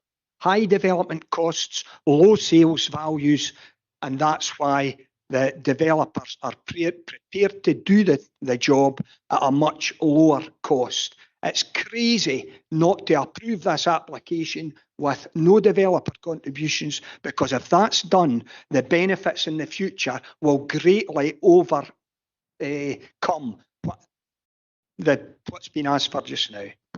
Thank you. Any more questions? Councillor Boust. Thank you. A quick question, Mr. Henderson. I just want to confirm something you said earlier on. Just sort of an asking a question later. You said you'd be looking to sell the semi-detached at 200, detached at 250. Is that right? That's right, approximately. Okay, thank you. Councillor Redland. So one of the things that the district valuer had brought up when we asked him what's the purpose of these reports, and it's to be an independent report so that the council and the developer both use it. He also mentioned that a lot of the larger developments will carry out their own cost analysis and get their own report, and that will help them work out their details. Is it viable for them or not? And the district value report saying, well, it's not valuable, it's not viable with it, and it's saying it's an improved situation, but they still wouldn't deem it viable as well. So have you conducted, or the developer, have they conducted their own cost analysis that would suggest that the site is viable? Well, the process is, the very first stage in the process is for the developer to submit a development a viability statement to the district valuer, and that's exactly what we did right at the outset. And the instructions, I'll just read out the instructions that were given to the district valuer by Falkirk Council. High redacted. This is effectively two instructions reflecting the fact there are two planning applications involved, one for 19 dwellings and one for 2 dwellings. We would be looking for the same as redacted recently did for us at the site at Hill of Airth Mains Farm, Cemetery Road in Airth, case number 1845776. Do you think that's the right way you should be instructing a district valuer to provide a report? Sir Redmond. So just back to the question that I'd asked, it was, you've not produced your own cost analysis, but there was a sort of thing you produced that was submitted to the district valuer, which in your opinion meant that the development was viable. Yeah. Yes, sorry. Is that on the planning portal, or has that been shared? If everything that we've submitted to planning was on the planning portal, there would be 40 times as much as on the now. Loads of the stuff we put in isn't on the planning portal because certain people don't want it to be made public. It's taking ages to get the district valuer's report on the planning portal, despite the fact that the Royal Institute of Charter Surveyors makes it perfectly clear that everything should be done transparently. All the figures should be there. What's on the planning portal is a fraction of what should be on the planning portal. So the answer to your question is no, it's not on the planning. Thanks. And then just the last question I had, you were speaking about this site needs regeneration from the site. I thought that it was perhaps a greenfield site. Was there a historic use on that site, and is it brownfield? The site was originally a greenfield site. What the reports done by the planning department don't tell you is shortly at the time of the motorway getting the 880 getting made up to the motorway, a big chunk of the field was compulsory purchased. At the same time, because a new bridge was getting put over there, the Transport Scotland came into the field and used the field without any authority for the field owner. Also, the application was granted to recontour all the site, but it's that long. If you're up at the top area, you'll see that it's levelled and all that type of thing. £68,000 was spent recontouring that site, but it's taking that long for the planning department to make a decision on the thing, that there's bushes and trees and everything all over the place. That's Thank you, that's all. Anyone else? Any questions? Billy? Just a quick question, probably leading on for Councillor Redmond. There has been statements made by various people. Mr. Henderson, do you believe that the site would be viable without developer contributions?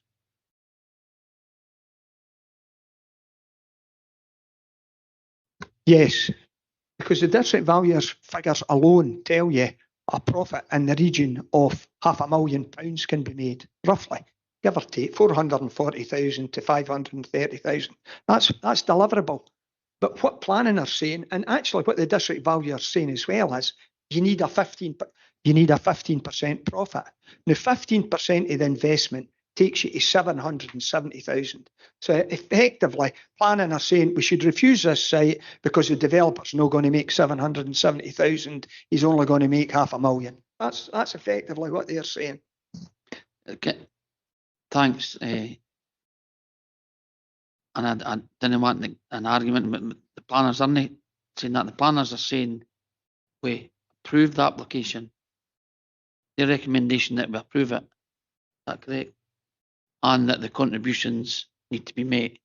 So I don't think they are saying refuse it. They're one and the same thing. If you want the contributions, it doesn't happen.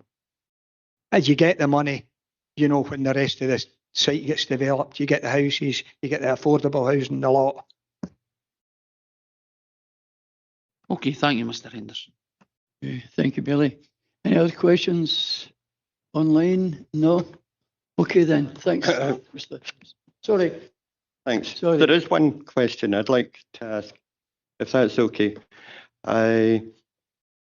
You've already given the price twice, 200k to 250k. Yeah. The way that the district valuer has actually valued it, and therefore the profit at the bottom, was that the detached houses would be 270 and the other ones, the semi-detached, would be 240k, which is different from your own, and therefore, even since your prices are lower, right, the district valuer's prices would also have to change, and therefore the gross profit would also have to change. The answer to that basically is when we put in our original report, the prices that we put in were lower, and the district valuer basically said to us, you'll need to change the prices, you'll need to increase them, because they felt that they could achieve that price, and we agreed to what the district valuer put in. So that is the position. But the point you're making is, as far as the houses are concerned, nobody knows for certain until we get maybe another year down the line what they're going to secure. It might be a wee bit higher, might be a wee bit lower, but what is absolutely certain is that with the developer contributions that are being asked for, and the report tells you they're the highest developer contributions in the whole of the Falkirk Council area. There are more developer contributions charged here for the motorway slip roads and even the deer, although that's now been admitted that they shouldn't have been asking for a deer contribution at all. But, you've got a good point here, Councillor Forrest, but I can't... Thanks, but the question was that the district valuer had given a different price from the one you had. They had worked out the profit and they had said that that was not right. You're doing an even lower price, so therefore the price that the district valuer had said you would achieve, and therefore you would have X amount of profit, doesn't make sense. It's even less than what you would be able to achieve. That was all I was trying to get. That's what the figures say. That's fine. I'm quite happy to go with the district valuer prices on the house prices. I've maybe made an error in the exact figure there, but I think that's what the developers were talking about approximately. That was about 4 years ago, right enough. So Thank maybe you, up a Mr. bit. Henderson. Okay, thanks very much. Anyone else? If not, thanks very much, Mr. Henderson, for your time. Before we go to the officers for their anything they've got to say on it, can we have a wee 10-minute comfort break, please?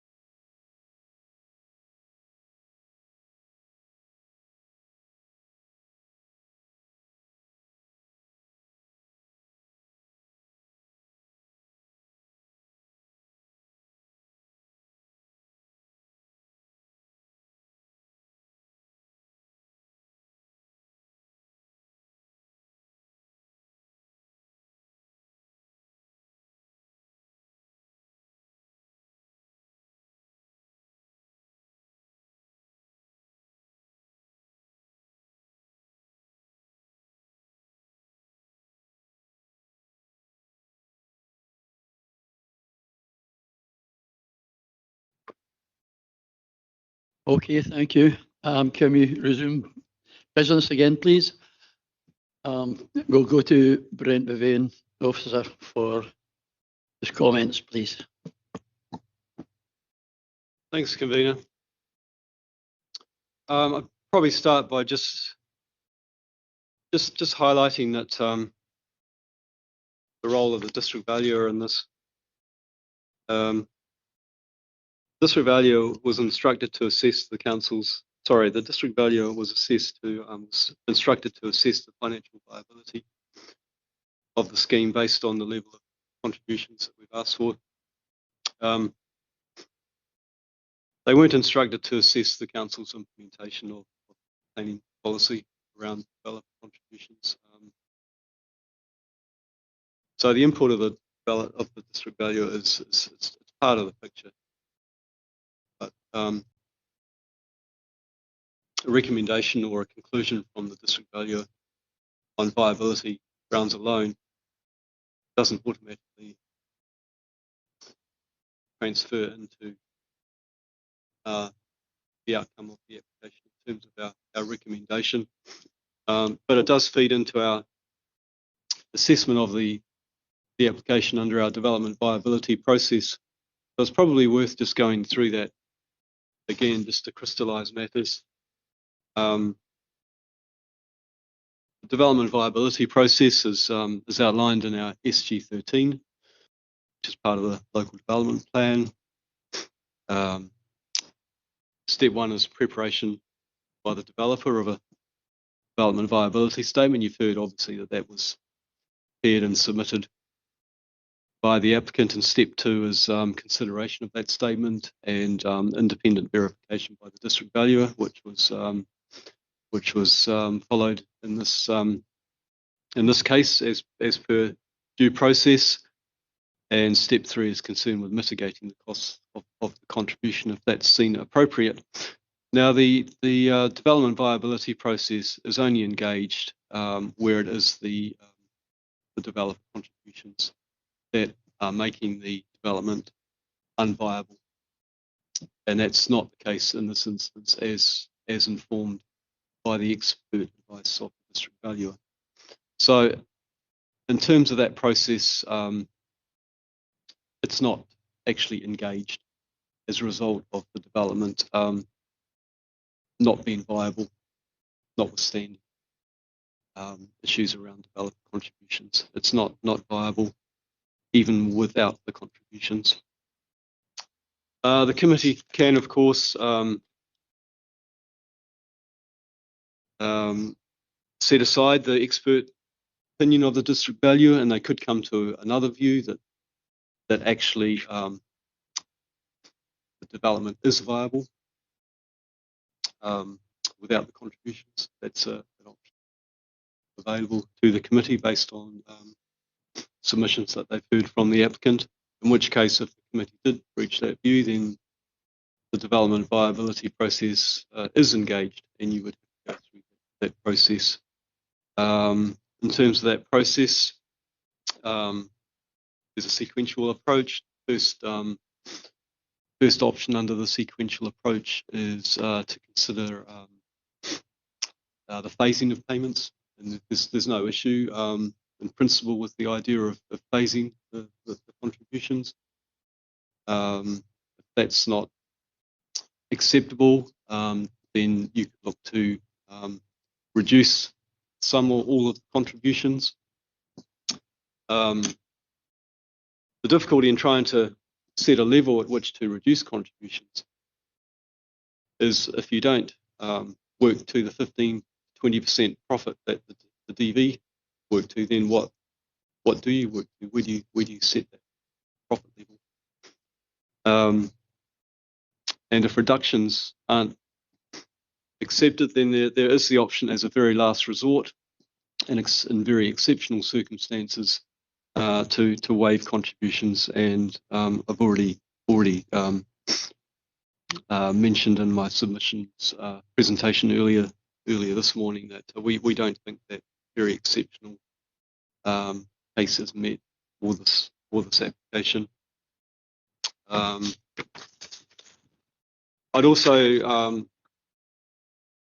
highlighted earlier that the development viability assessment is only a snapshot in time.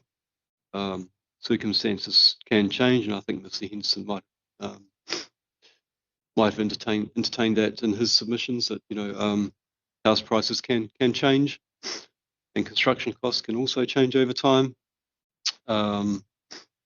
Viability is only a snapshot in time, and there are opportunities through other mechanisms available to the applicant at a later date to seek a modification of a planning obligation in relation to such things as developer contribution levels if circumstances change over time.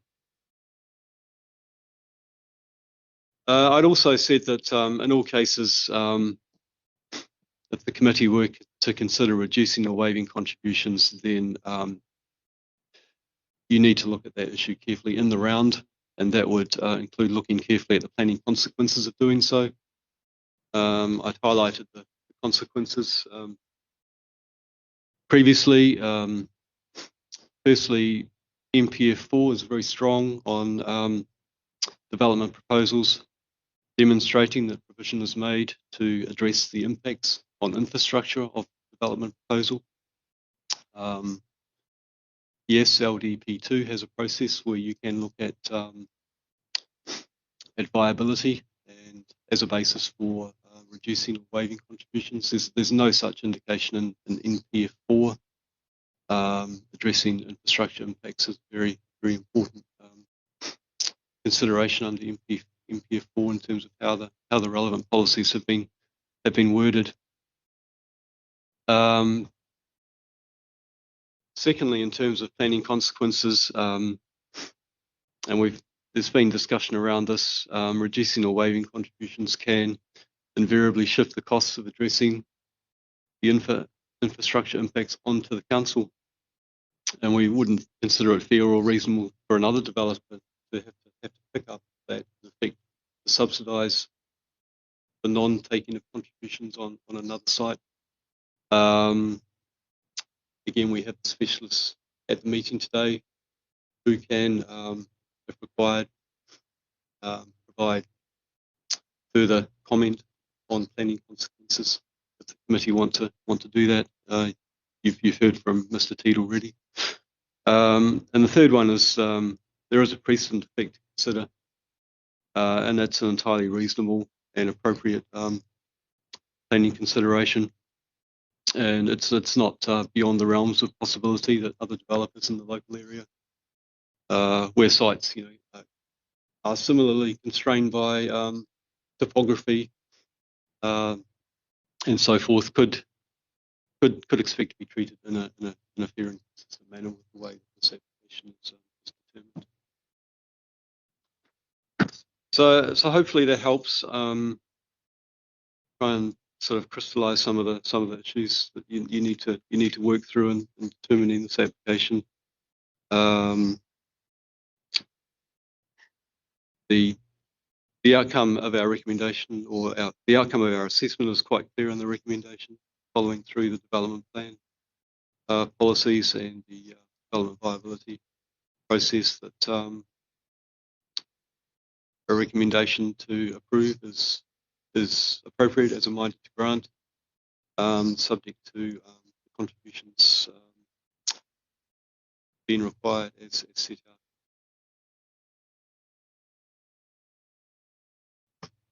Thank you, Brent. Any questions in Brent's summary? Councillor Bowes. Thank you. I'm going to ask very similar questions to what I asked previously, and I don't know, you may need some support on the first one, Brent. So the developer contributions, as you say, I think you mentioned about being for infrastructure and various other things. If we don't get that, and contrary to I think some may suspect, I'm actually very pro building houses, and especially I do like the idea of even building this plot out, and with depending on how this goes, I would happily be supporting it. But if we don't get the developer contributions, who pays for it? There's a broad comment in the report that is likely to shift the costs onto the council, but you may want to, the chair, seek some further advice or clarification from the specialists that we have at the meeting in terms of how it could directly potentially impact on their own That would be service. helpful.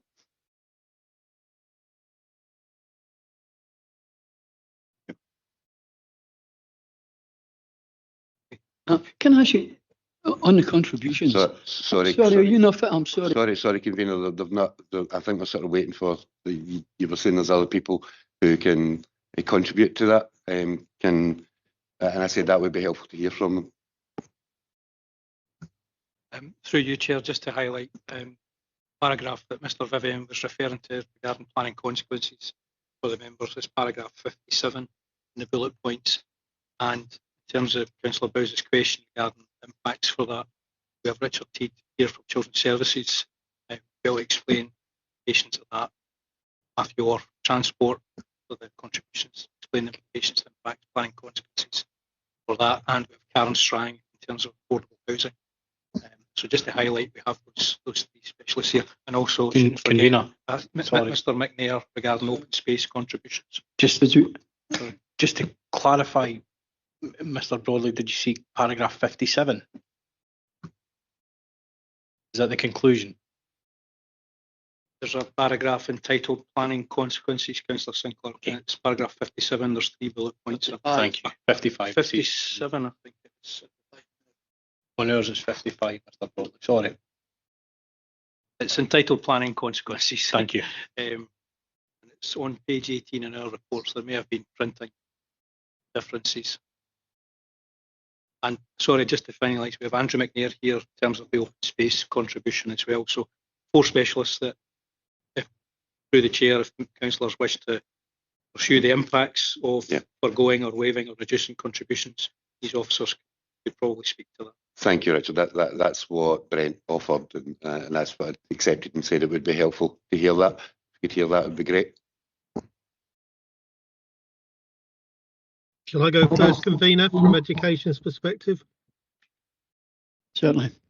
Yeah. In terms of the education contributions, it would shift the cost to the addressing the infrastructure to the council. We have a formula that we calculate pro rata contributions that are defined by SG13, so there wouldn't be any mechanism for amplifying those costs to other developers that follow. So it would be shifting the cost to the council.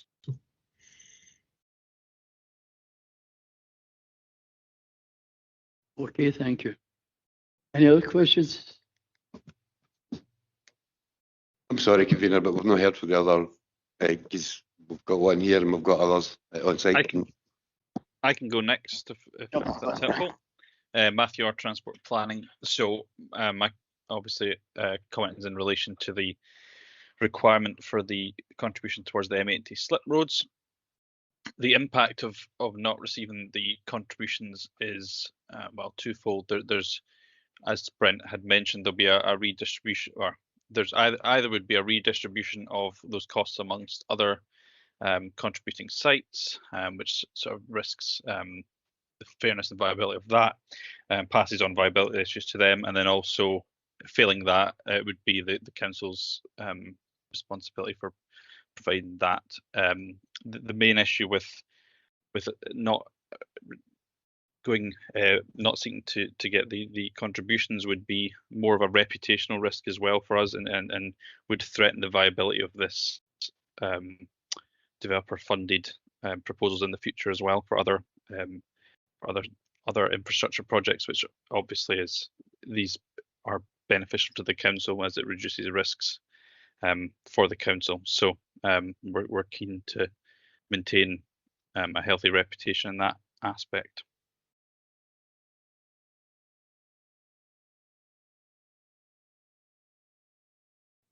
Karen Strang. Karen Strang. Hi, I'm Karen Strang Housing. The waiving of the developer contributions it would mean that the council's not using every tool as disposable to address the housing emergency at a time where considerable amount of grant has been put into the area from Scottish Government, and there was a HIF funding, housing infrastructure funding provided by Scottish Government for the 8803 M80 Junction 7 Slip Road. It also sets a precedent in that it would weaken or further any negotiations that we would have with developers. If, and I repeat the word if because this has not been agreed at this point in time, if it was a committed sum, that committed sum would be used to support projects within the SHIP for the Lone Head area. These would be the Housing Infrastructure Fund sites. However, following my meeting with Mr Henderson on the 18th of June, I requested information. I requested information on an RSL who's interested in providing the 5 units.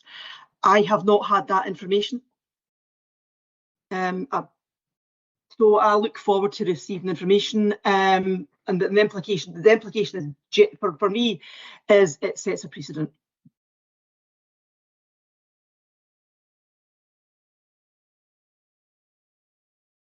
Thank you. Yep, I just want to comment on the open space aspect. So if the council reduced or waived contributions for open space, there'd be wider planning consequences, which Brent has covered, but I just want to augment those in relation to open space.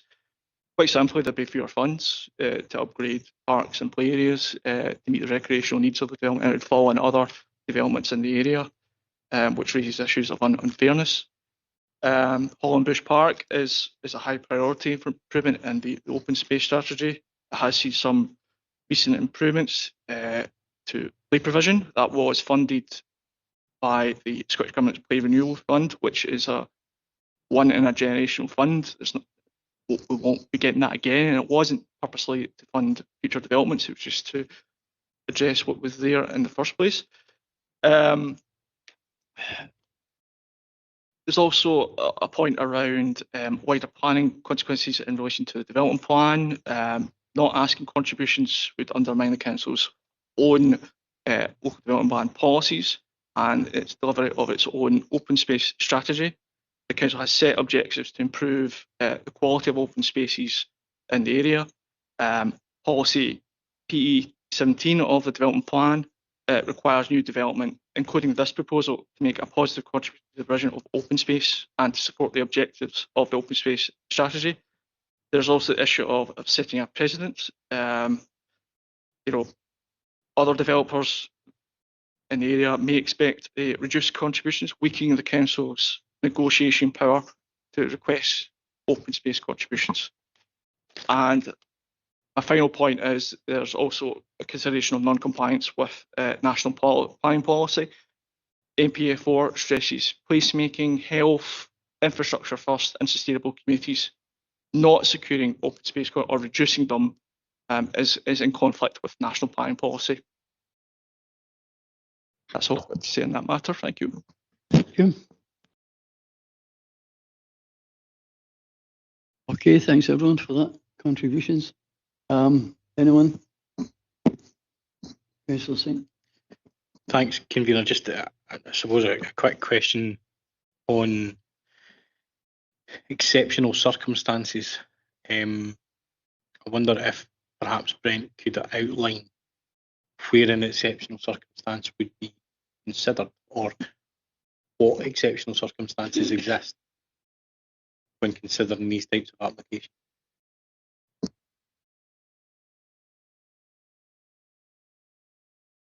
Because I think within the report itself, it suggests that the exceptional circumstances is a very high bar to clear. I think, Brent, that was what you said earlier on. I wonder if that could be outlined. Sorry. Thank you.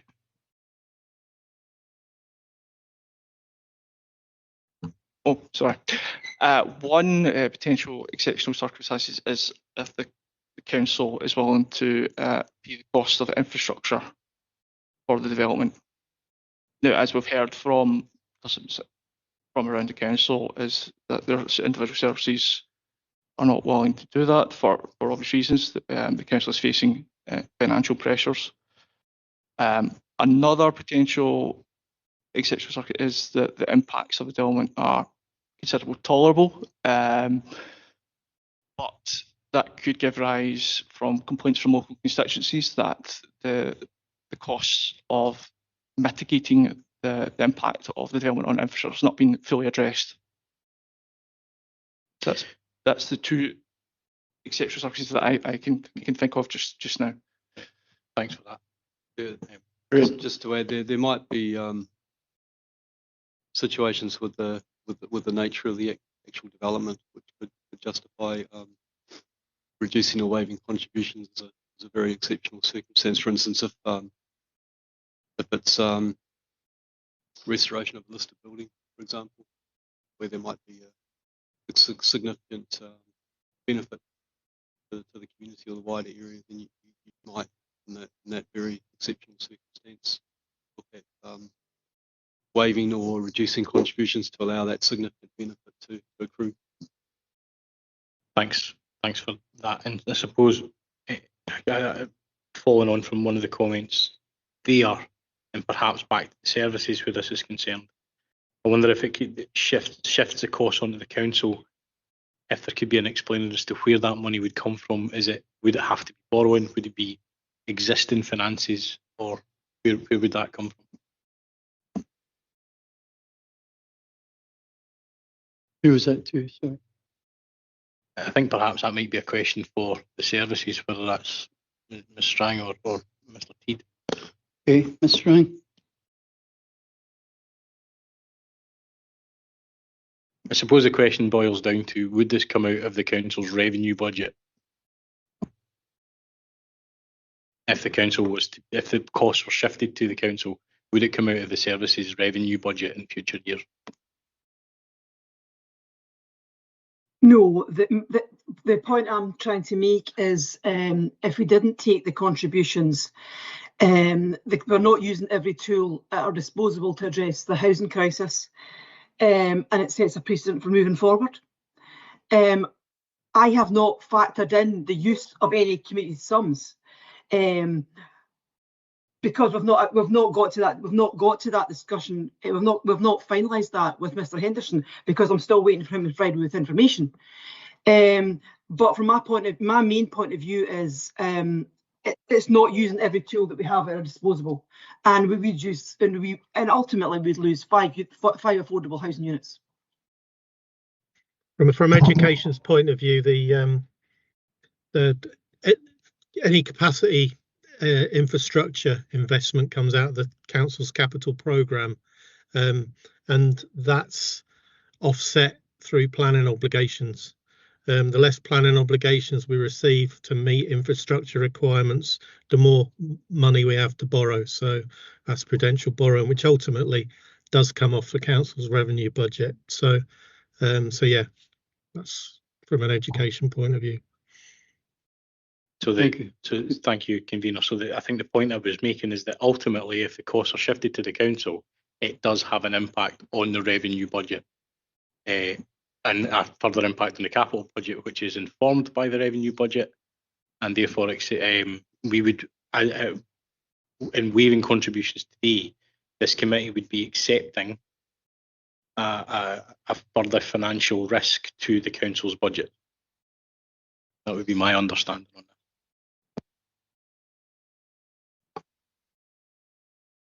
Okay.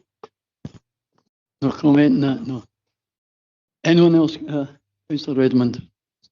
I've got a few questions. I suppose the first question I'd want to ask you, we've heard the housing emergency talked about a lot today. Could we maybe get a wee bit of detail on what sort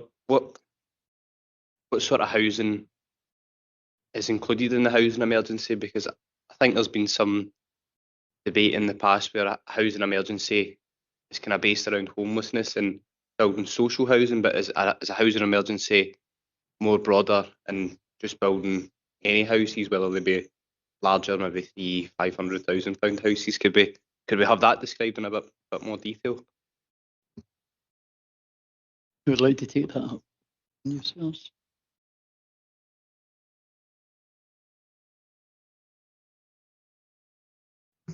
it's a very, very broad subject, Councillor Redmond, and we could probably be here for a while. The figures will refer to all housing, but a lot of the need is through the homelessness need, the housing land audit, and we'll probably bring in Karen again. Obviously, the SHIP is a prime driver, and the SHIP helps inform the LDP figures, and the council's already approved. Last October, you may recall,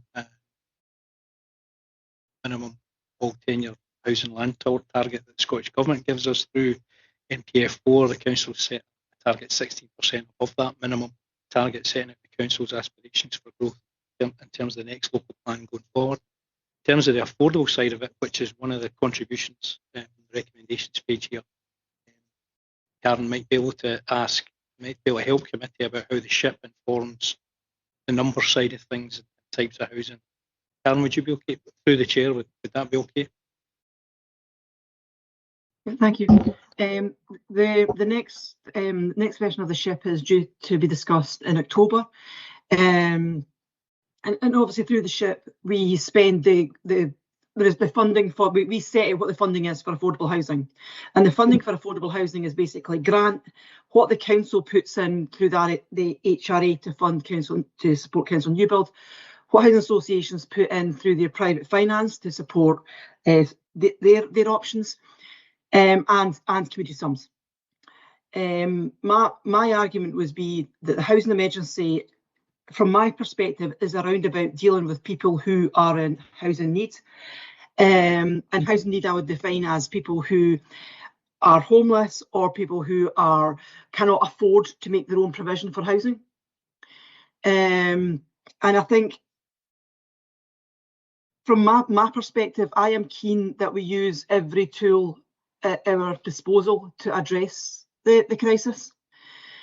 And that's what my team tried to do in our discussions with housing associations and developers. I'm not sure if is there anything else you want me to? Oh, thank you. That was, the end was really detailed and clears things up a lot. Moving on to the next question I had was, it was around it's a bit too close to me.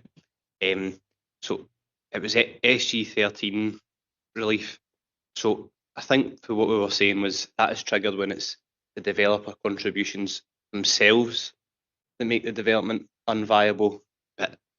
And in this case, the district valuer is saying that that's not the case. So is there any other policies that could justify waiving or reducing contributions here, other than if we were to go forward with what the deputations have suggested? Is there any other policies available? I don't think MPF4 really helps in that respect. It's very strong on addressing infrastructure impacts. I think if you accept the position that the development is unviable even without the contributions, then you'd really be looking at material considerations to justify waiving or removing them. I think from our point of view, we'd probably steer you back to some of the considerations around very exceptional circumstances and waiving and reducing contributions as a last resort, and looking carefully at the planning consequences of doing so. But I think, to be clear, I think you'd have to come up with robust material considerations. No, thanks. I appreciate that. So it was just obviously for clarification.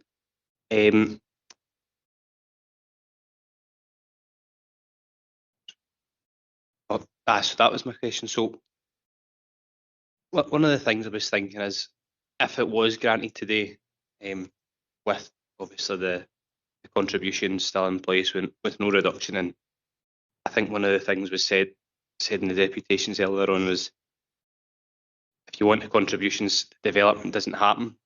So what would the consequences be of having a development granted for 19 houses or whatever it is, and then they would just sit as a site, but it wouldn't get built. What negative effects could that have on our targets to meet our housing need, our housing build targets? Sorry. This is covered in paragraph 58, where it looks at the planning consequences of granting planning permission with contributions where there are viability issues. MPF4 sets a 10-year local housing land requirement for Falkirk of 5,250 units. The latest council housing land audit sets out a deliverable supply of 5,861 units for the 10-year period. Obviously, the application site is relatively small. It's 19 units. Given that, and also that the headroom afforded by the deliverable supply, non-delivery of the site wouldn't actually impact on the council's housing land requirements. So we haven't identified any issue if there was non-delivery of the site. Thank you. That's good. So one of the things that's been brought up a lot by yourself, Mr. Vivian, is the precedent that could be set here if we did agree to reduce or waive the contributions. Then other developers in the area would see, well, there's a precedent being set there. Why don't we also claim exceptional circumstances and move for a reduction or a waiving of that? So I suppose it was maybe actually probably more for Mr. Henderson from a legal perspective. But if we did reduce or waive the conditions today, would that set a legal precedent for other developers to come forward, or would that not be the case? Thanks, Councillor Redmond. It's an interesting question. Generally, the view is that you don't set precedents in planning decisions, but the courts have found that consistency in decision making is beneficial. So I think what's noted in the report is that you could probably find claims from developers that, oh well, you took that view in that case for these reasons. Why would you not do the same for me? And I suppose an example of that is, indeed, the applicant in this case has quoted previous decision making of the planning authority. So we're not bound by these previous decisions, but they're brought up and raised as an influential part. So I suppose in summary, we're not bound by previous decisions. That isn't strictly precedent, but as I say, consistency of decision making is beneficial. And I think possibly other developers may think, oh well, we'll go through this route and raise the points that you're deciding today in terms of their applications. Thank you. That's very informative. And then, sorry, I went on a wee bit, but just the sort of last question I had, and it's probably back to Mr. Teed, but it was about things, if you could go into a wee bit of detail about what developer contributions have actually been paid for, because as we've heard, it's more for capital improvements rather than the sort of day-to-day paying teachers' salaries and things. But I know, for example, schools might be under capacity, but a lot of them are, especially with primary school estate, they're older buildings, they're 1970s build, maybe even a few Victorian schools still. So I remember one of the schools I visited in Bo'ness, I think it was Grange Primary, and the head teacher was a big fan of Mr. Teed. She was raving about all the things that developer contributions have contributed towards the school. So could you maybe go into a bit of detail how, even when there is an existing school with capacity there, there's maybe challenges met with certain elements of the school being antiquated or maybe not fit for modern needs? And there's obviously a big expansion and a lot better at diagnosing ASN now, so there's more needs that can be met through capital investment in these schools. So I was wondering if you could just touch on that even if the school's there, it's already built, there is capacity, how useful these developer contributions can be. Yeah, Thanks, Councillor.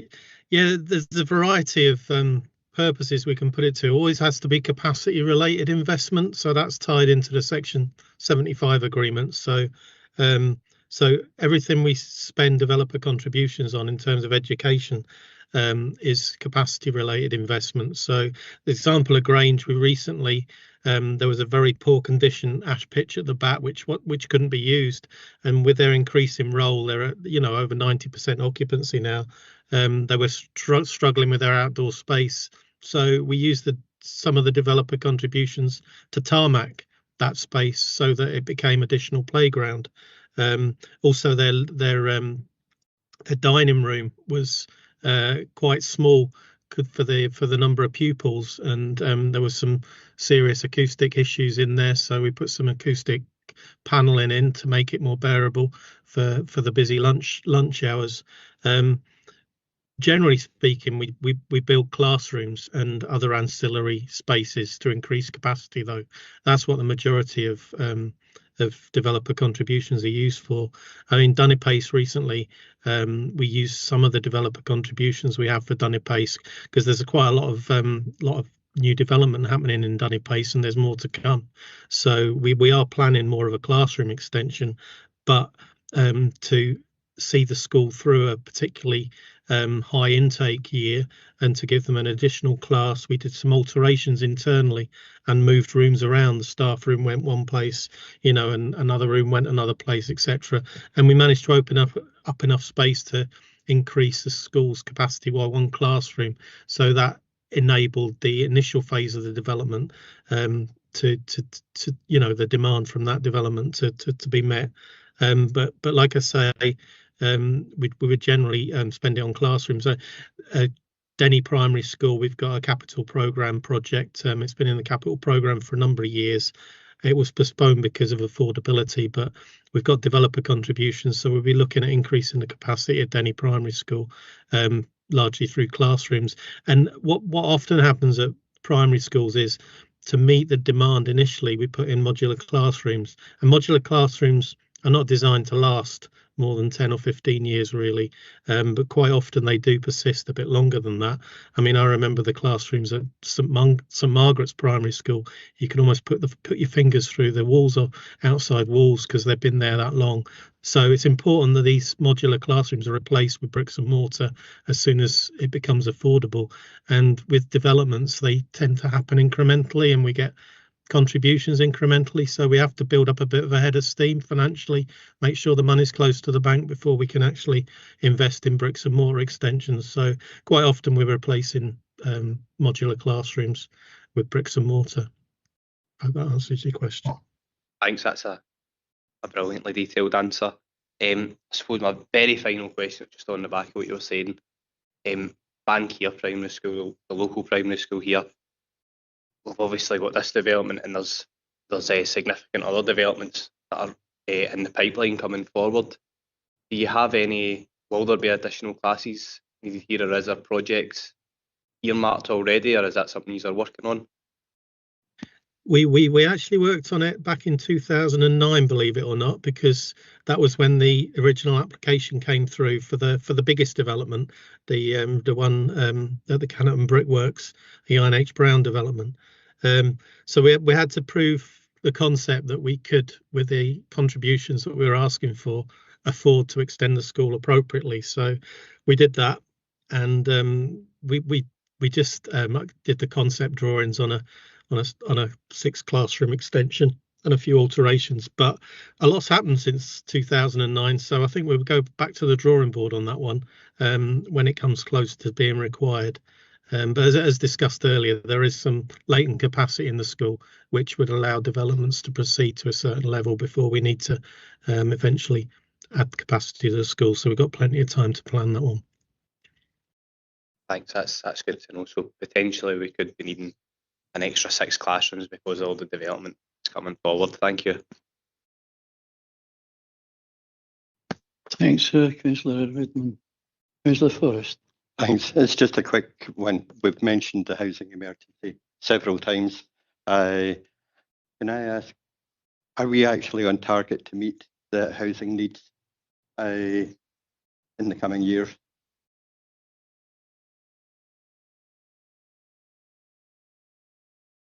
Well, we have enough land available for housing. That just to answer your question. And yes, we have enough deliverable land to meet a housing requirement, which Brent explained, and there's a reference to the housing requirement in what section of the report?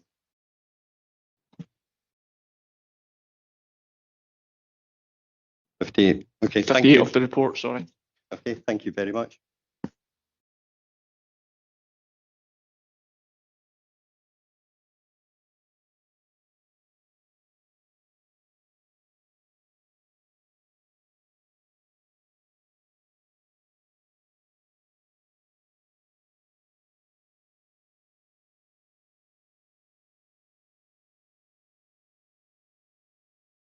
Oh God, I'm still speaking there.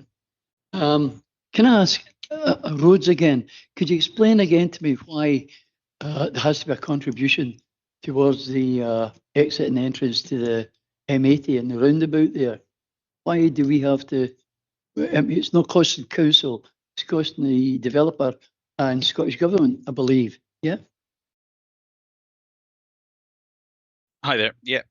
So to confirm, in this circumstance, it'll cost the remaining sites that are responsible for contributing the sums would need to be readjusted, and then there'd be a question of fairness as to that, because obviously the proportions were set out within the SIRR document that was produced, I believe, back in 2013, 2014 for this. And as I mentioned, the risk that we have is that if developers lose confidence that the council is going to be able to recoup contributions from other sites, they'll be less likely in the future to come forward with these kind of proposals, which, as we said, greatly reduce the risk to council budgets through placing the risk on the developers rather than ourselves. And as I said, that that's something that we've seen borne out in Deer at the moment, and where the council front funded. So we're keen for developers to lead on these infrastructure proposals, and as I said, not seeking contributions would undermine the trust between any potential contractors and ourselves. Thank you. Can you tell me what's the percentage that the Scottish Government put into this? Am I not right in thinking that the contribution from the Scottish Government is for that road to enable housing? I've not got the numbers well, I've got them here, but I need to work out the percentage of it. A large percentage has come from the Scottish Government, which obviously has helped with the viability of the overall area.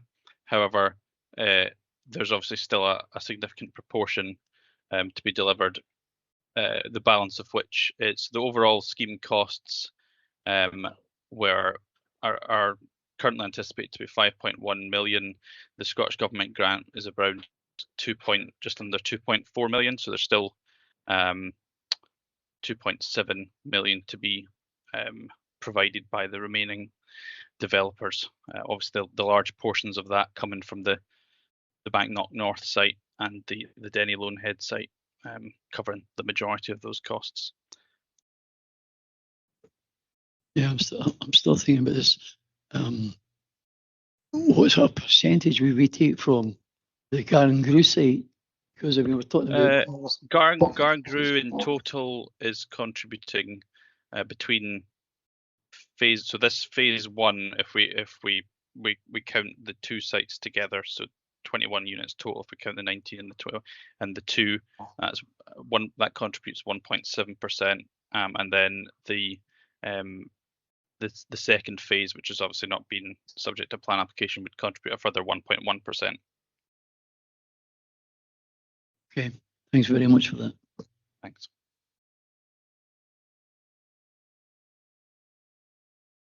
Any more questions for anyone in the officers? Sorry, I would just like to ask, what is the total contributions we're asking for? At 63.1, it says it tallies up to 272,832 plus the commuted sum. So how much is the commuted sum?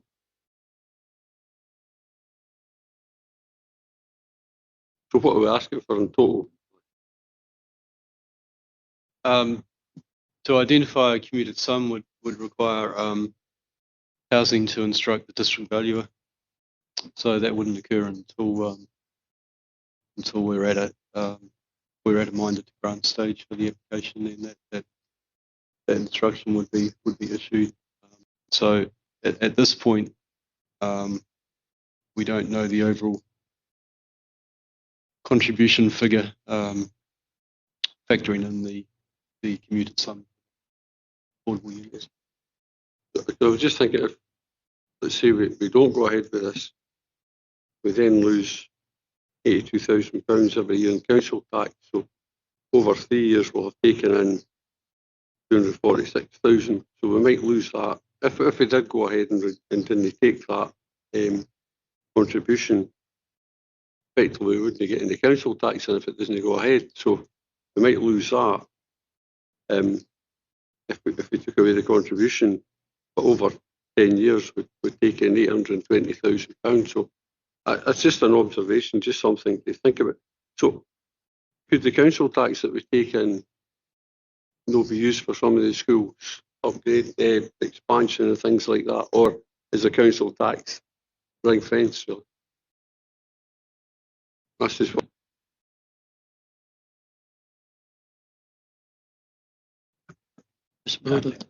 Thank you. Through your chair, Provost, I don't think that's one for planners to answer. It's a broader kind of financial question. Council tax, obviously, like every plan application, consider the merits of Section 25 plan policy and SG13's plan policy. And these are the material matters, how well the applicant set out the other benefits in Section 17, including council tax, as you've said. It's a balancing judgment for planning committee to consider the applicant's benefits in the round with the planning consequences. That would be my take on that. Maybe fair to Mr. Henderson. There's nobody from finance or capital finance here. Thank you. It feels slightly like a hospital pass, but yes, my anticipation would be that I'd be very surprised if there was a carving out of the council tax in relation to a grouping of houses towards that particular purpose. I think the council tax would go into the council tax pot of money, which would then form part of the council's overall budget, which may ultimately need to meet infrastructure deficits should they occur in the future.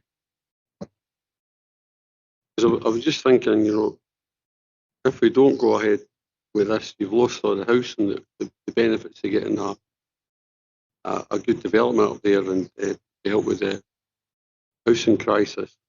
So whilst we might lose that level of contributions, we would still take in the council pot, the council tax.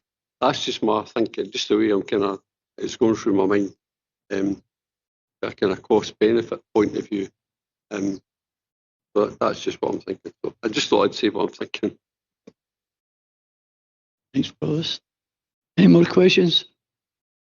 Well, my voice runs out. Okay. So we'll move on to 8 now. Okay.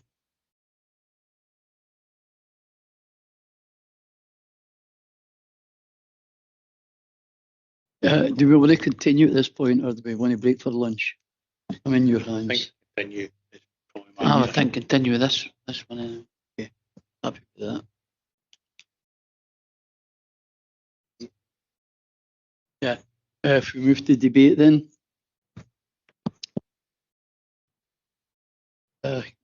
Bailey Kerr. Thanks, convener. And listening to officers, deputations, colleagues, has been a lengthy debate. For the first item, a lengthy debate, which is good, because that's what we do. And I don't think, listening to the room, I don't think that anybody against the proposal of development. as Mr Vivian's put forward to minded to grant, and I'm in the same opinion, that we should move forward with a minded to grant.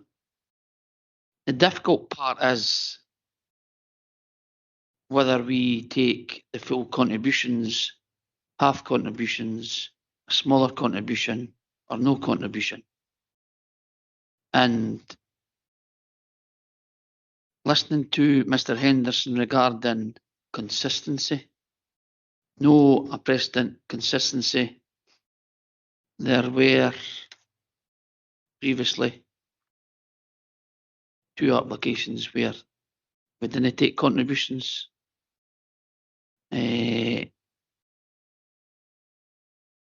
Having been on the site in my view is an eyesore for the village of Hags and Banknote, and I would like the site developed, and if it meant taking no contributions for the first phase, I would be happy to support that and propose that just for the first phase. Then, but my concern is when I didn't want money for social housing, I want the social housing built. So I didn't want to take a percentage of money for it to go towards social housing. I would like the social housing built, the 5 houses proposed, because it helps with the local area. It helps potentially with local people going to in them, and I'm sure that going forward that our housing people can work with a developer to make sure that these can be developed and brought into the council's housing need. So what I'm saying is to put it forward, I'm proposing that we accept the mind to grant with no contributions for the first phase of the development, the 19 houses. And everything else left to the Director of Police Services to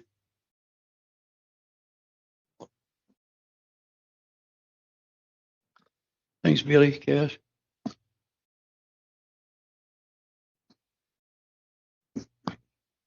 Mr Henderson will clarify what the motion is.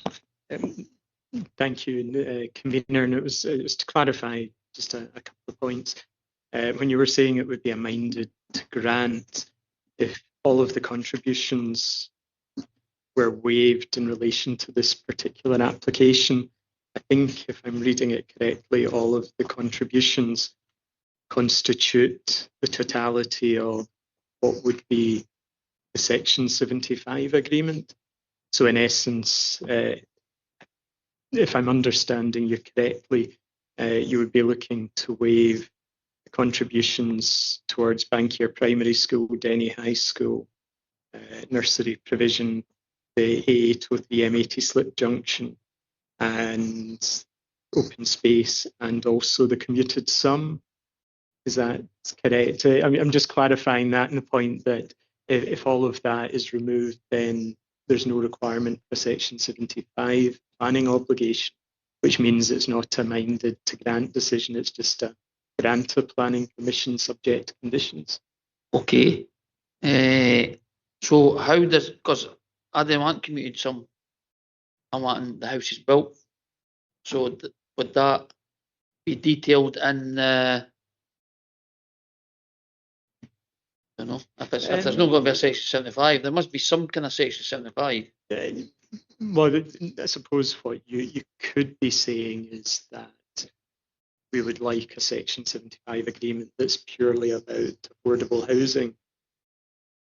So my understanding is there's still discussion between housing and the applicant in that regard. And for the purposes of the meeting today, I suspect, possibly unless my planning colleagues could correct me, we may be looking at a section 75 that's limited to affordable housing, and then officers would discuss with the applicant exactly what that section 75 comes from that. I don't know if that's what I'm meaning, to tell the truth, because when you go over to page 21, 22, 23, 24, 25 are all section 75, 26. They're all conditions that would be put on the application. I just didn't want to say there's no section 75. All I'm saying is, for the first phase, that section A, for the first 5, payment to Bankier, Denny, the nursery, the junction, and the open space, and do something with the community, some towards provision. I don't want to take the community some, I want the houses built.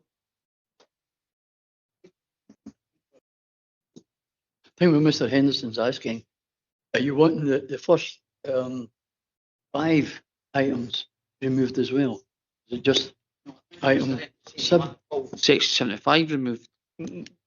No, thanks, Bailey Karen, convener. I was just trying to better understand the issue around housing.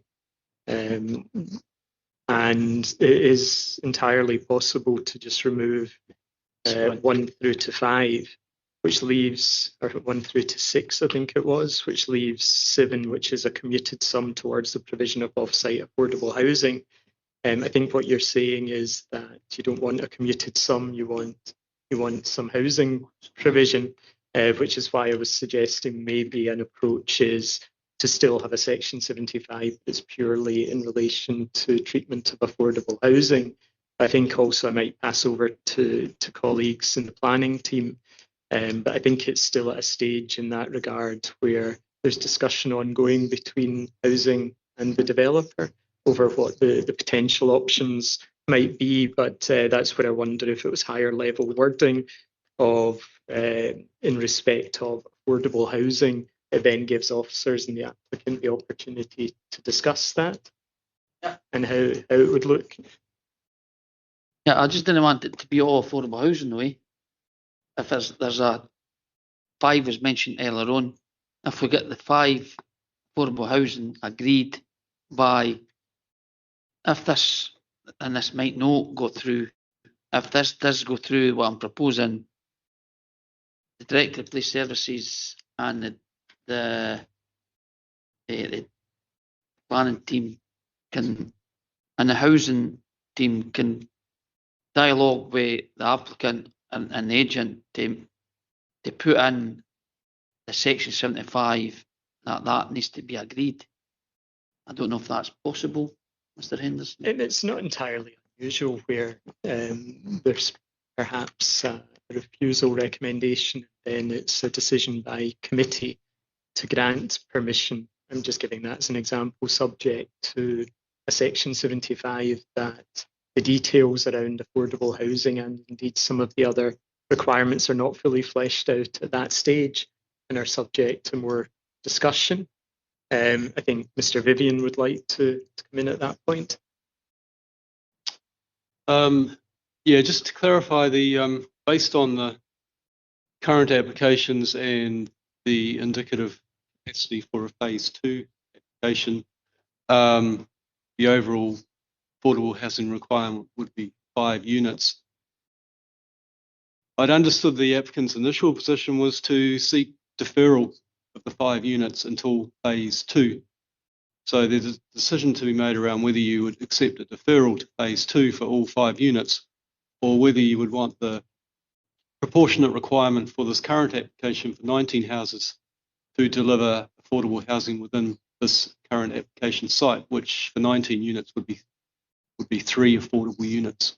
So there's a decision to be be made around that. If you want to see 3 affordable units on this application site as part of this decision, then there's also a decision around whether you want that to be a commuted sum or on-site provision, or whether you're happy just to have a broad framing of words around the provision of affordable units to be, obviously to be discussed and agreed at a later date with housing in terms of whether it's on-site or whether it's a commuted sum. Thanks, Brent. That's really clarified that. I'm trying to get to a compromise where we know we need the houses, we know we need that area cleaned. I understand my colleagues regarding the financial aspects going forward. I understand all that. And we've got to make a decision that's best for Falkirk Council, and I just want the houses built, and I want the social housing built. I don't think putting the 5 into the first phase is realistic. I think the 3, then the 2, as long as we get 5, I would be content with that, even though the second phase hasn't come forward. Understand that, but there could be a proviso in the wording.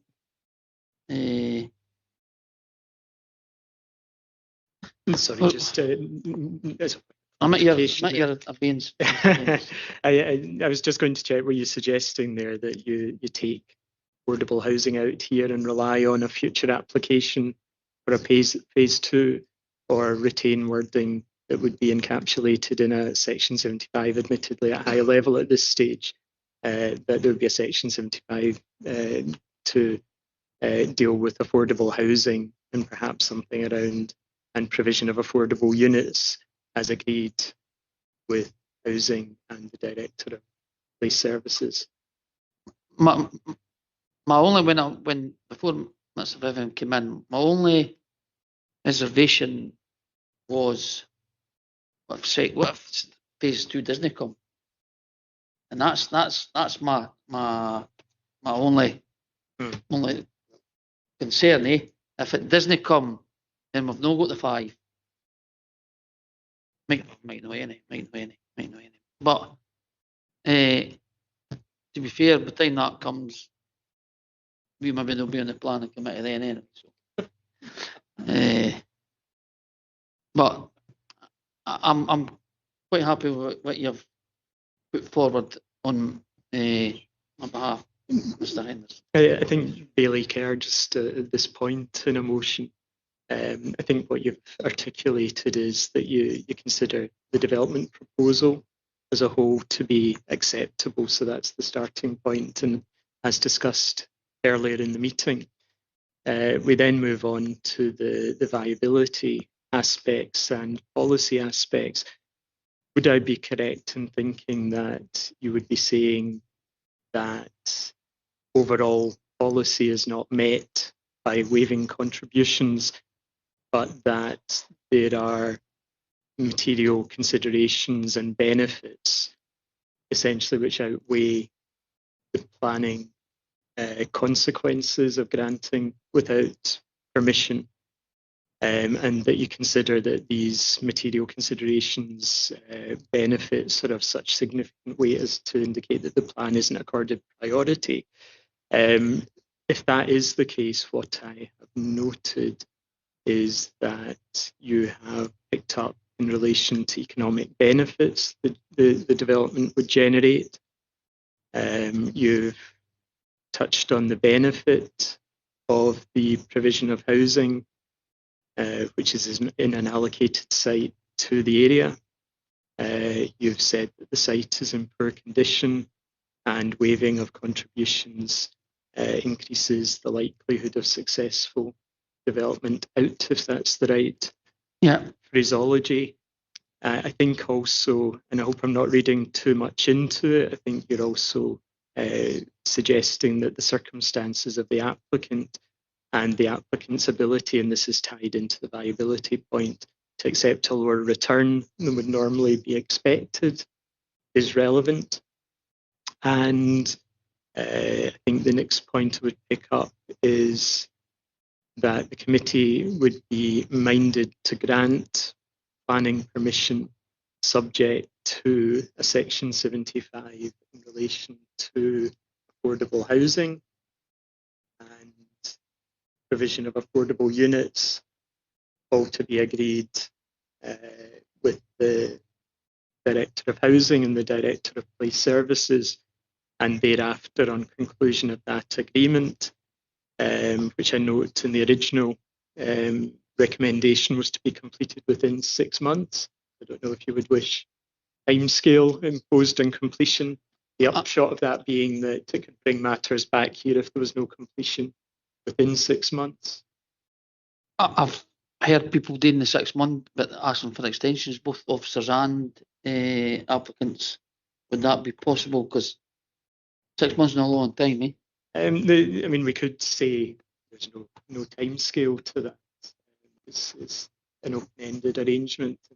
There'll be no permission until that.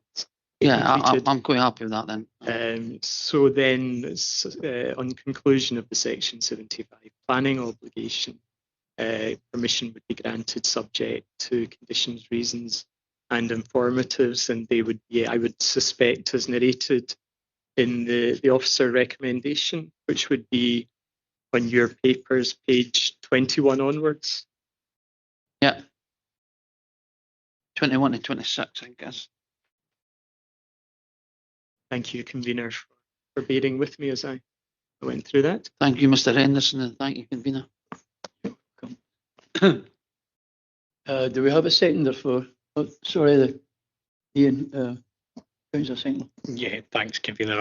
I'm not going to second Bailey Kerr on this one. I think we're all agreed any house building that helps to alleviate the pressures families are feeling in accessing housing that meets their needs should absolutely be considered. But any house building taking place will impact on services being delivered currently, whether that's roads, education, or other services. Now, we know from what's been said, deputations here and previously, that small local house builders are able to accept a smaller level of profit. If committee decides today to waive even partially the contributions that are due from this development without the existence of exceptional circumstances, we here collectively today accept several points. Firstly, we accept that an exceptional circumstance exists which is being left undefined. We accept that the level of profit the developer stands to make matters more than alleviating the pressure on local services being caused by the development. Thirdly, we accept that the Planning Committee accepts placing further pressure on the Council's budget, worsening the financial position, and ultimately calling for residents and council taxpayers to cover the shortfall. And lastly, we accept that the position of the Council is significantly weakened when other developers seek consistency in our decision making when it comes to these matters in future, and that the relationship with current developers is harmed due to fairness and reasonability that's not being met. The fairness and reasonability tests are not being met in considering their contributions. And it's for that reason that I can't see any circumstances where I would accept the waiving of any developer contributions. However, I am minded to grant the application and move the officer's recommendation in this case.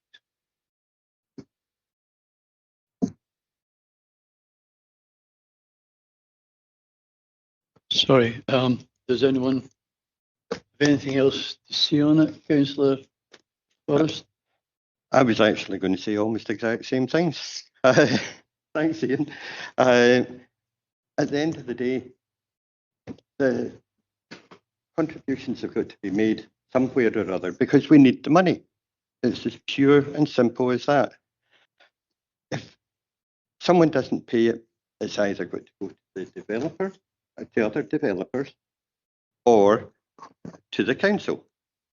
It'd be really, really bad for us to turn round to our other current developers who are developing all over area, district, and tell them, sorry, you're going to have to pay a bit extra because we're letting them off, basically. So it then comes to the council. And if it comes to our broad shoulders, then we're in fact subsidising a private developer. Not only that, we're going to tell our council tax payers that we're doing this, that we're actually helping to get this small development, albeit needed, up and on the road to the end. The financial benefits are very, very difficult to work out because, yeah, we don't take the contributions and it gets built and we get the council tax in from those houses. But over the years, and that's what it would take, is years and years for that to make a payback to us.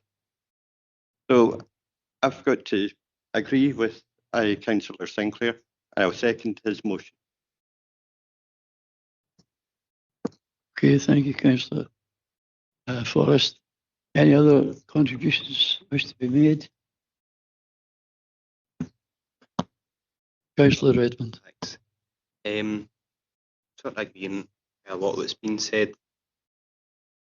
It's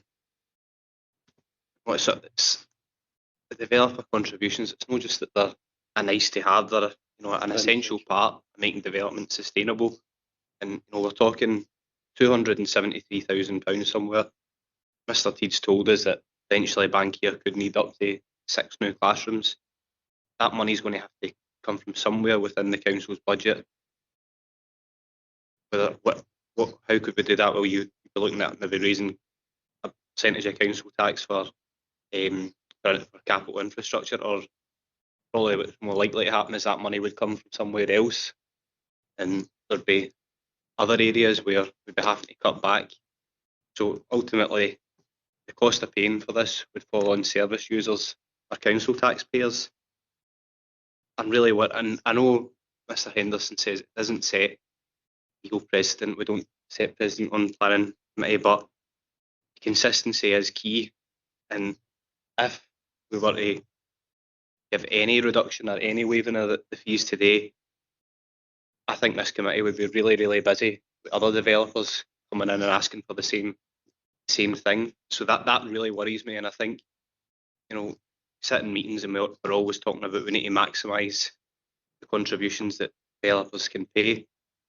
I get it's a tough site. You don't need a district valuers report to tell you that when you look at that site, that's a hard site to develop on. It's really steep, the topography's all over the place. It's right next to a motorway. So yes, we'd like it to come forward, but ultimately the developer knew when they put that application in that it was a tough site to develop. Point I was going to make. Part of me's thinking, and we've been told today, if it's granted with the conditions, then it's unviable, it won't go ahead. So part of me thinks, well, why would you grant something that's unviable just for it to sit there? And then I think consequent, and it was touched upon earlier on in one of Bailey Kerr's questions, was why is the 2-house development in there? Because if this development get knocked back, then I think there would be an argument that 2-house development wouldn't be part of a larger cluster, and potentially it could be viewed as part of along the same lines as the smaller developments down the road, and there could be a justification for waiving fees on that because it's no longer part of this development cluster. So part of me thinks, is there any point in approving this? Is it, if we're being told that it's unviable and it's not going to go ahead, would it be better to refuse? But I'm not going to move that, but that's just my thoughts.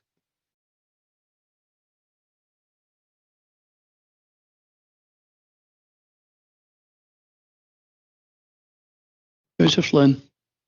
Yeah, thank you, Convener. First of all, there seems to be 2 motions on the table, but I'm going to refer to Bailey Kerr's motion. Excuse the sound, it sounds a bit funny. I'd like to second his motion. And from a straightforward viewpoint is the fact that if we don't, then there's a strong likelihood that this site, which is pure topography and also is a bit of an eyesore, will not go ahead. That valuable houses will not be built. Also, there's a lot of reference to, and it's not wrong, capacity at schools, etc., and all the rest of it. This is all in the future. I mean, we seem to be hearing as if, all these costs that are related to school, nursery, and other capacity issues, it's all happening tomorrow. It's not going to. There are a lot of houses planned in that area, many hundreds of houses, which won't be built for a number of years.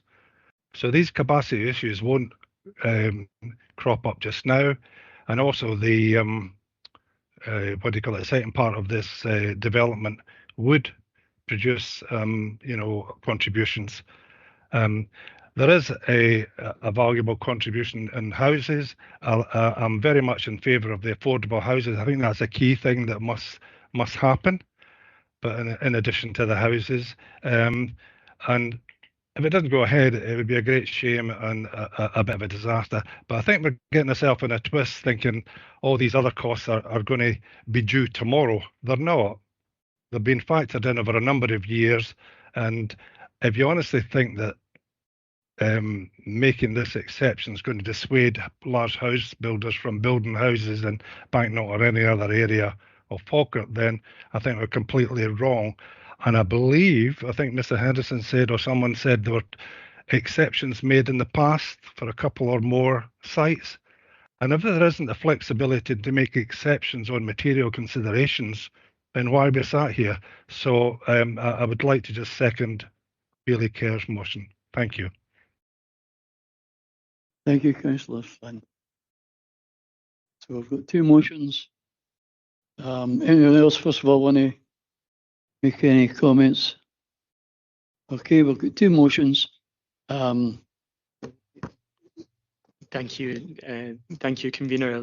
I will take it. Like Councillor Flynn, I think that we have a motion by Bailey Kerr, seconded by Councillor Flynn. And please forgive me for reading out my notes here, but I think it's worthwhile doing so, that the committee is minded to grant planning permission under deletion of the limbs 1 through to 7 at paragraph 63(1)(a) of your papers, which is the narration of the section 75 planning obligation. So that's removing the contributions, but substituting wording in relation to affordable housing, that the section 75 will cover the requirements for affordable housing and provision of affordable units. All is to be agreed with the directors of housing and place services. I've noted, as a result of the removal of the relevant developer contributions, the committee considers that the development does not accord overall with the relevant provisions of the development plan, and I would note them as being policy 18B of MPF4 and section 8 of supplementary guidance SG 13. The committee considers that the following considerations are of such significant weight as to indicate that the plan should not be accorded priority. And these were the distinct circumstances of the applicant and the applicant's ability to accept a return and viability threshold considerably lower than would normally be expected.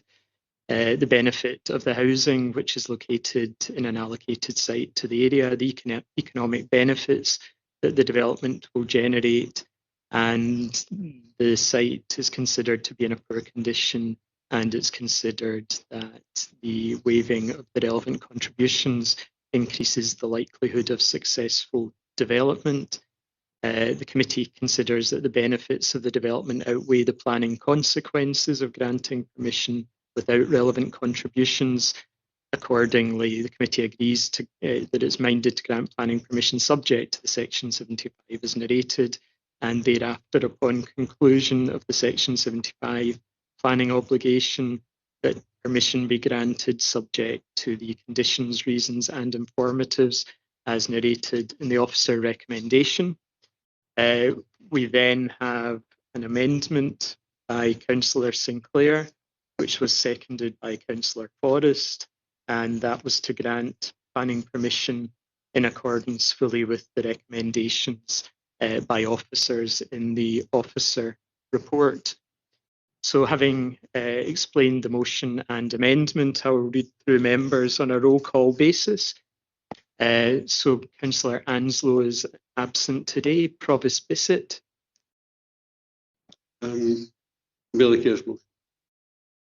Sorry, I'm sorry for my late one. Apologies, but before Ian started, because I've actually got some problems, 'cause I don't like any two of them, because I prefer to keep social housing rather than community sums, and yeah, I'm inclined towards one, but I'm not overly happy with the community sums.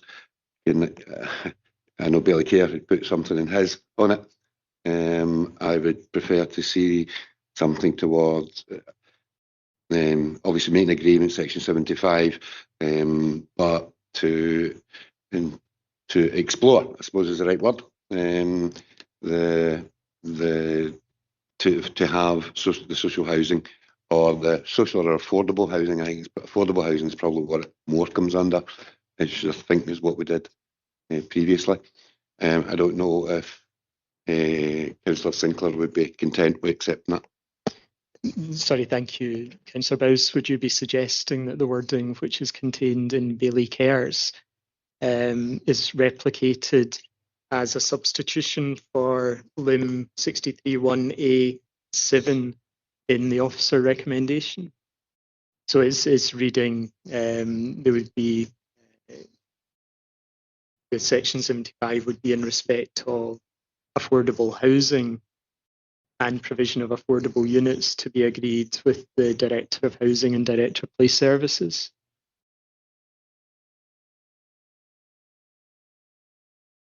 Sorry, I should have said put that on. I agree with the rest of Councillor Sinclair's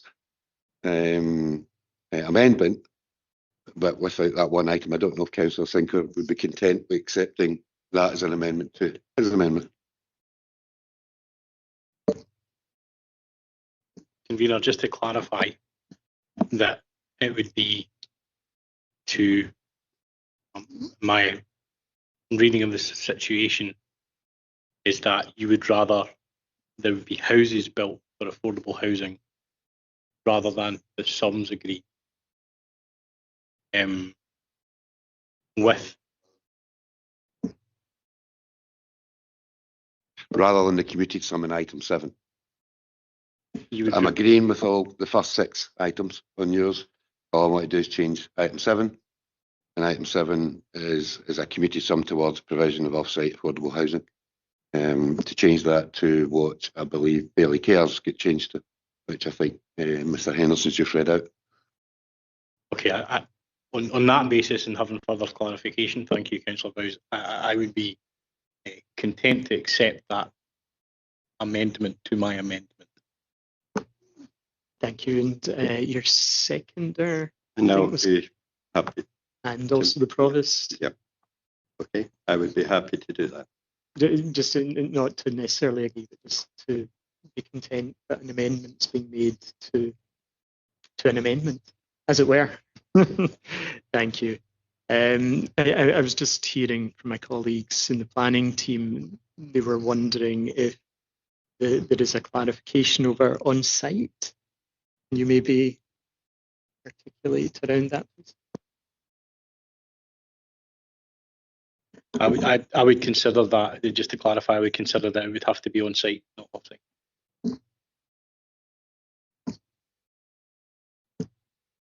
Sorry, just to be clear, I understand. I think grasping the point you're making is that your preference is rather than a commuted sum provision off site, you want to leave the possibility that the affordable houses would be provided on the site, and that should be left open to negotiations through the Section 75.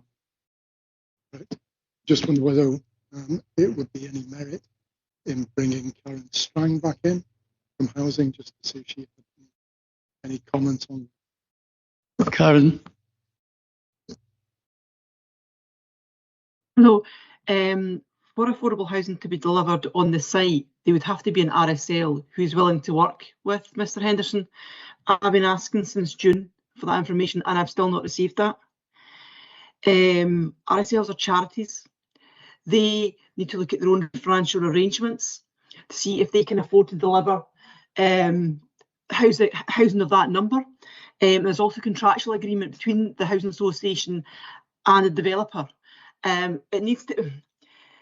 There's a long way to go to prove that it's viable for a housing association to take forward 5 units on that site.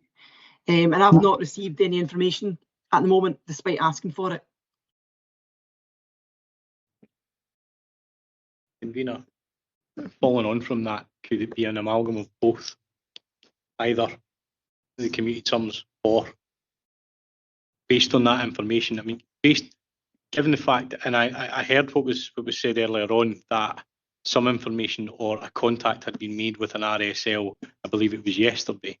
I always think that the earlier the information comes to us, the better. I think that it would be appropriate to leave that decision on commuted sums or the provision of houses on site up to the Director of Police Services to negotiate in conjunction with housing and the developer. A further amendment to the amendment, if you will. So I think maybe what we're looking at is something along the lines of the Section 75 would be with regard to affordable housing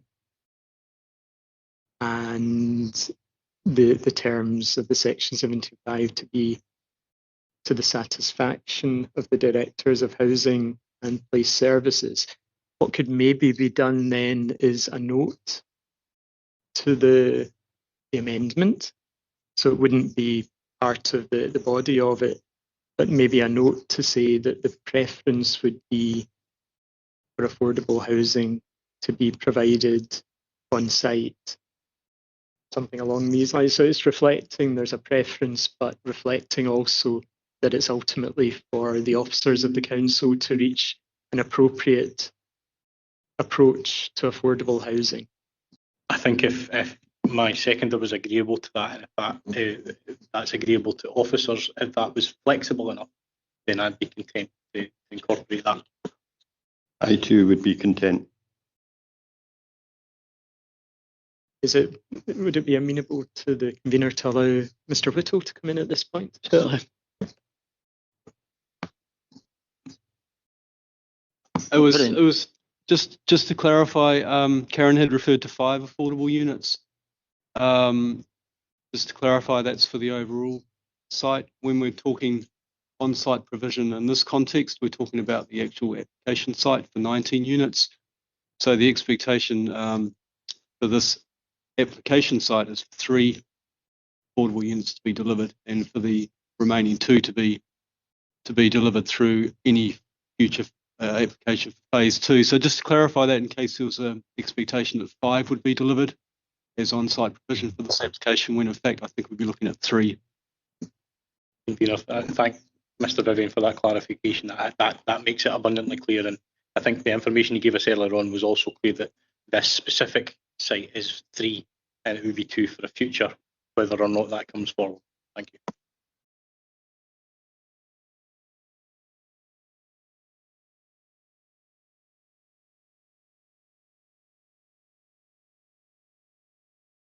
Please bear with me a moment.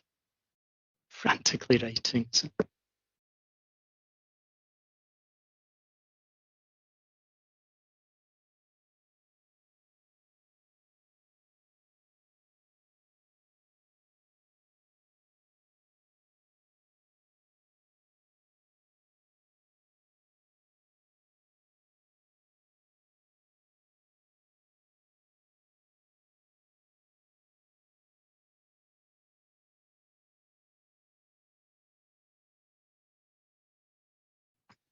Thank you. So I think what we're looking at is for the amendment, and maybe perhaps I would just vote with Daily Care. This may apply to your motion also, if you're agreeable and your seconder is agreeable and the Provost doesn't have any objection. What we would be looking at is the completion of a planning obligation without, in the case of the motion, any timescale applied to that in respect of affordable housing, which leaves quite a broad approach potentially possible, but a note being added to the decision to say that the preference of the committee is for affordable housing to be provided on site, but members agree to delegate to the said directors the final position, which may involve commuted sums. So it leaves it for officers to ultimately have the discretion of what's most appropriate in the circumstances. That's fine. And would that be agreeable to Mr. Sinclair, the seconder? Yes. Yes, thank you, Yes, Councillor. thank you. Provost. I'm sorry, Provost. The convener. And Councillor Sinclair, is that how you would see the amendment of Lim 63(1)(a)(7) with that additional note? Yes. Thank you. Thank you. And your seconder, Councillor Forrest? Yes. And convener? Thank you. Now, is everyone clear on the motion and amendments? Happy to read things out again. No. Thank you. So we'll maybe restart the roll call vote. So Councillor Anslow's absent. Provost Bissett. Daily Care's motion. Councillor Bowes. The amendment. And Bailey Buchanan's absent. Councillor Colley. Could you go back to me a wee minute? I will just go through the others and come straight back to you. Thanks, Councillor Colley. Councillor Flynn. In motion. Councillor Forrest. Amendment. Councillor Kelly. Daily Care. Motion. And Councillor Murtaugh's absent. Councillor Redmond. Amendment. Councillor Sinclair. The amendment. And that takes me back to Councillor Colley. Thank you. Amendment.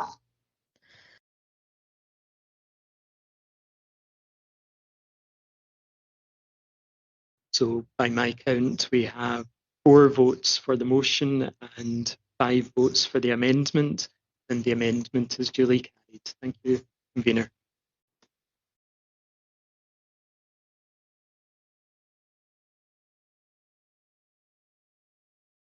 I think then we've been at it quite a wee while. We'll take a break now. Are you happy to go to break? Yep, good. Convener, what time are we reconvening? What time are we going to reconvene? So back at 4:15? Or do we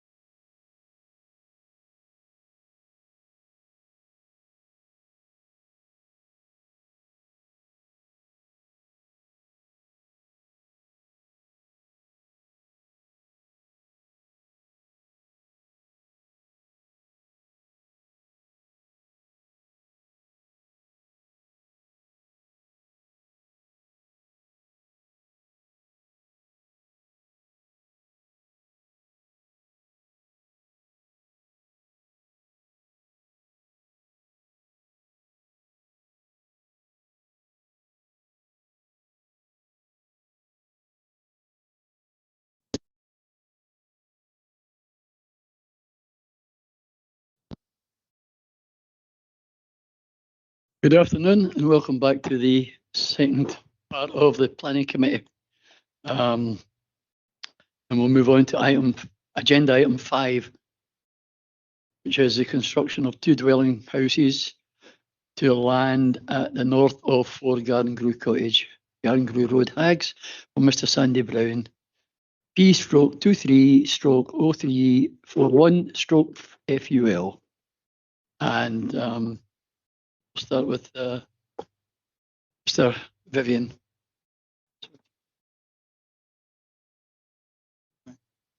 I almost missed it, but I'll be happy to have the deputation, 2 deputations for this item. Agreed. Thank you. Mr. Vivian, please. Thank you, Convener. Members will recall that the committee considered this application on the 23rd of April when it was agreed to continue consideration of the application to a future meeting of the committee. This followed the officer presentation, the hearing of deputations and questions and deliberations by the committee at the April meeting.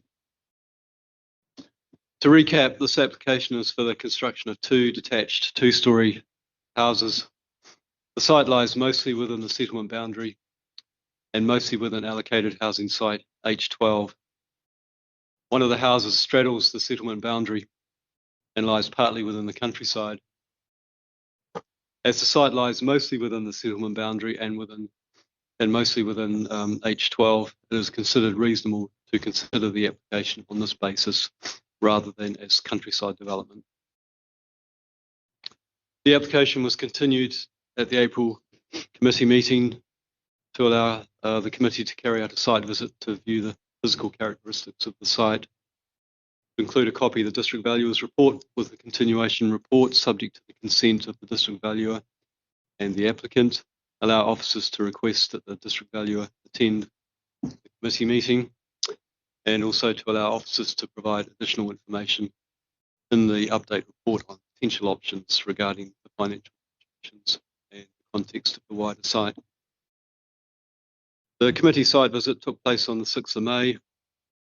At the visit, the committee observed that the proposed house straddling the settlement boundary was in an advanced stage of construction. A copy of the district valuer's report is included with the continuation report as consented to by the district valuer and the applicant. It's a redacted copy on the report. As you know, James Dickinson from District Valuer Services is here to answer any questions that the committee might have in relation to financial viability.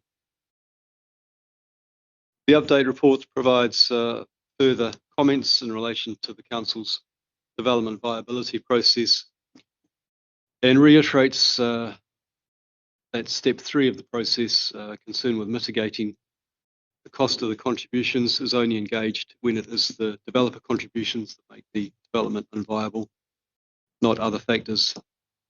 That is, the developer contributions are causative, not contributory.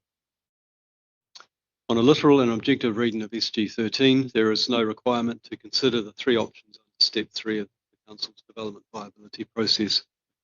This is considered a reasonable interpretation of SG 13. However, the report does go on to consider the issue of viability in the round, having regard to context and other material considerations.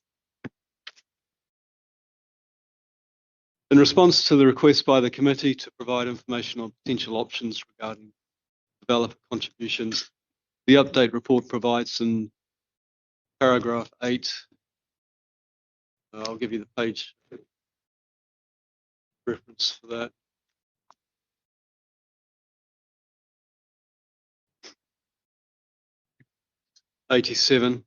Paragraph 8 on page 87. That paragraph indicates projected profit on gross development value for 0, 25%, 50%, 75% and 100% reduction in contributions. The calculations under these options contain some relatively minor adjustments to the previous figures. The DARE contribution has been removed for the reasons explained in paragraphs 45 48 of the report. Let's get you the pages for that.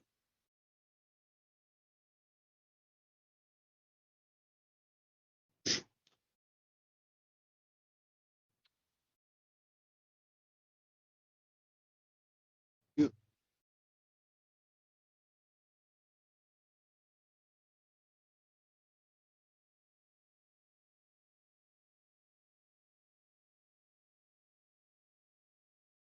Yes, that's on page 93 and 94. And also the education contributions have been updated to reflect the new index adjusted rates which came into effect on the 30th of May. As also requested by committee, the update report addresses in paragraphs 12 to 14 on page 88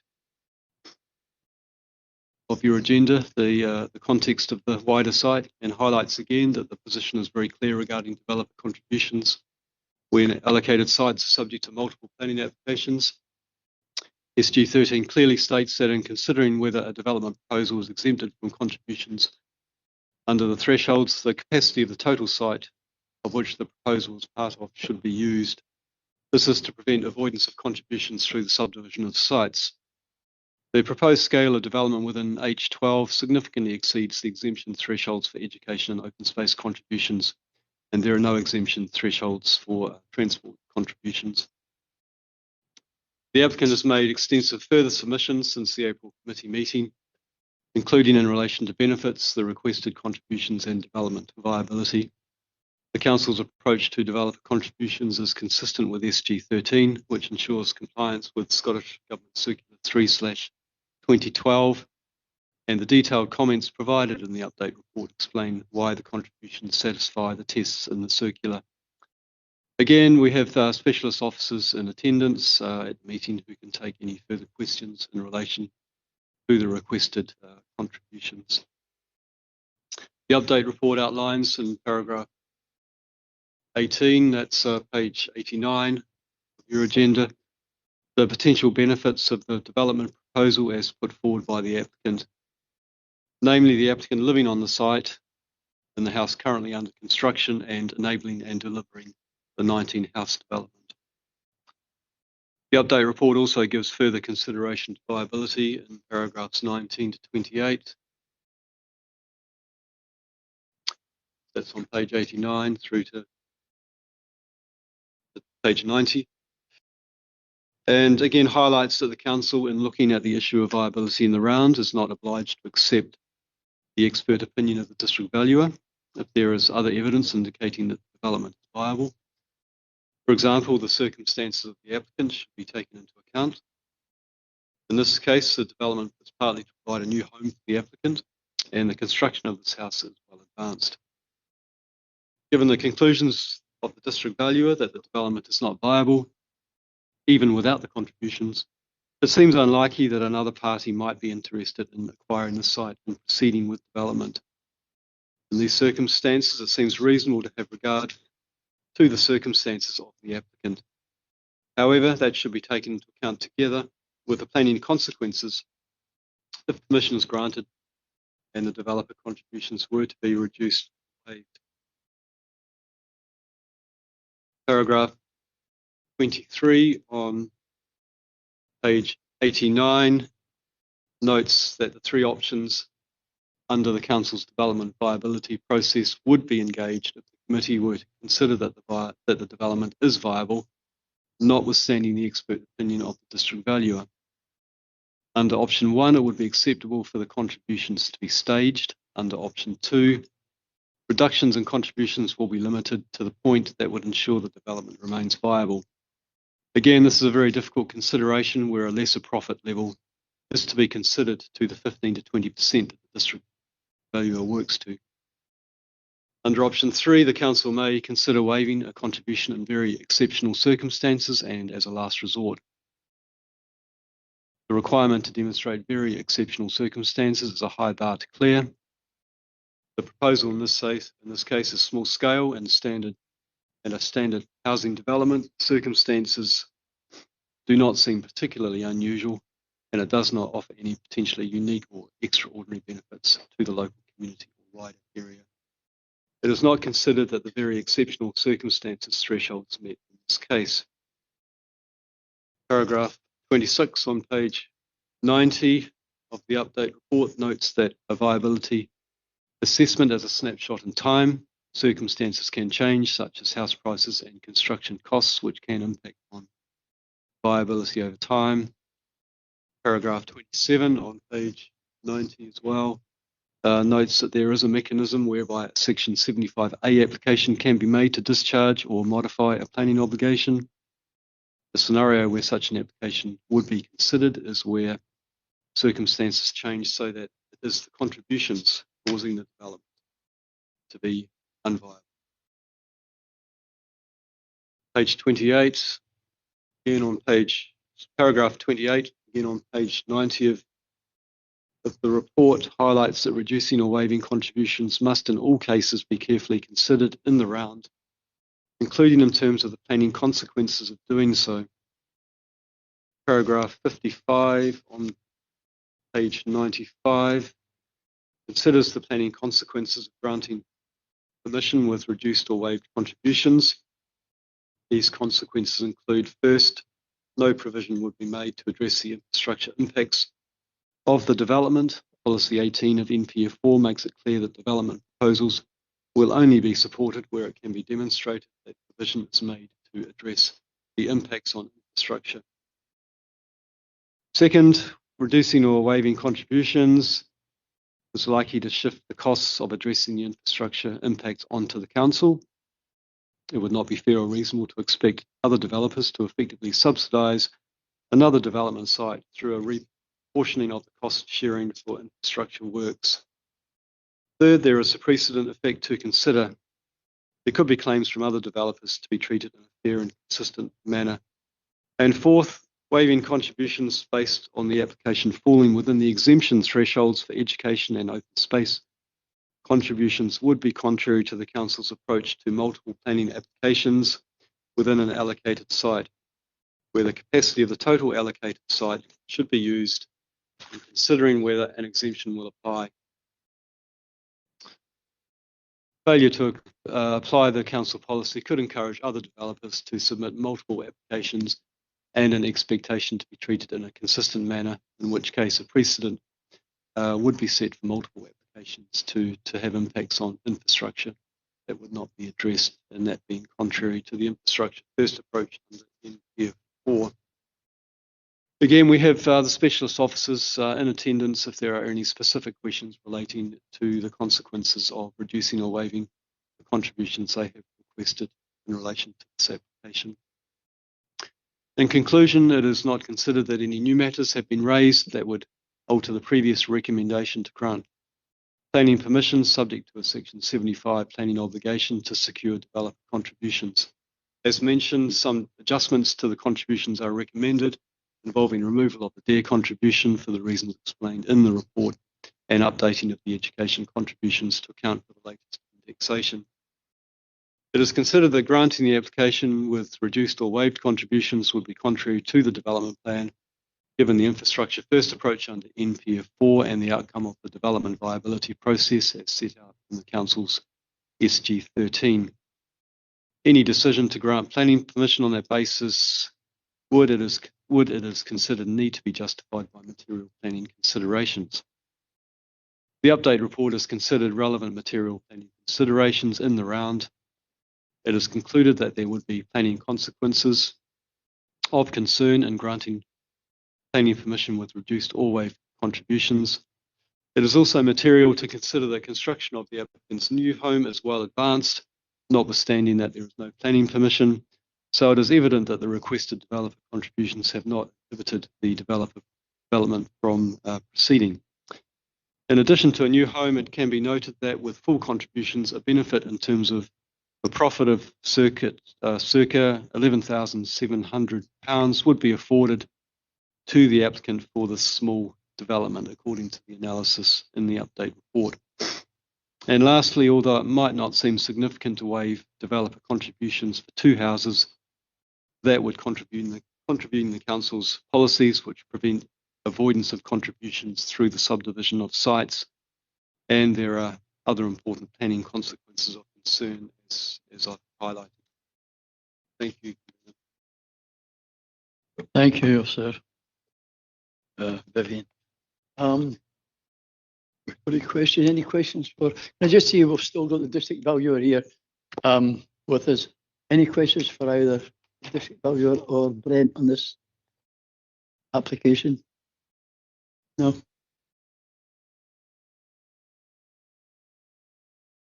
Oh, right. Okay, Billy Kerr. Hey, thanks, convener. Can I just go to page 90? 20.29, when it's mentioned about the application has raised concerns, the application not being considered in a consistent manner. So I get Mr. Vivian's point about being consistent, and I like being consistent with regards to all matters. However, and I know every application gets done on their own merit, but how did we know, how did we go away from the consistency in these two applications? Because we didn't charge contributions for them.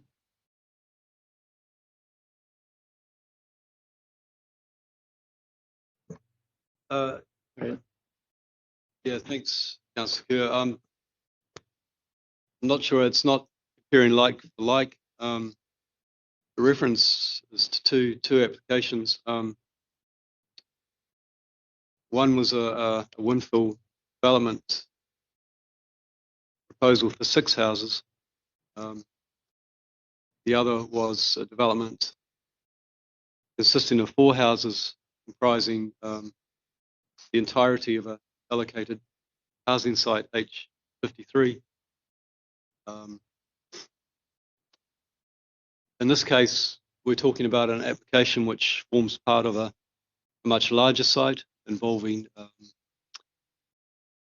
when you add up the number of units from the live applications and potentially the phase 2 application, you are looking at a total of 36 units. So it's fundamentally, there's a different scale of development, and the way the thresholds work for contributions means that for this particular application being part of a larger allocated site triggers more contribution requirements.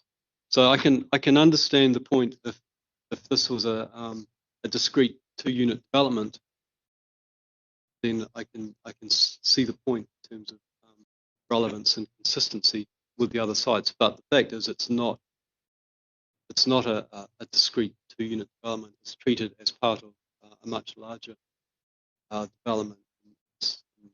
In that circumstance, it triggers a range of contributions as set out in the report.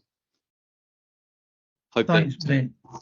So on the two application on this application, 2 houses, are both of them in a local development plan?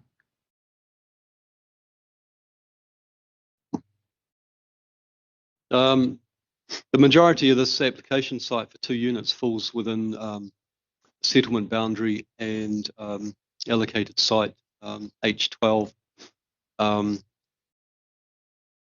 I think I pointed it out on committee. The house under construction.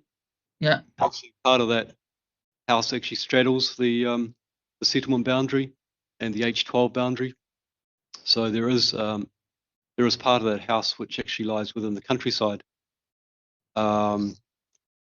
We've taken the view, based on most of the site being within H12, that we would treat it on that basis rather than as housing development in the countryside, which, as you appreciate, would bring into play a range of different policy considerations.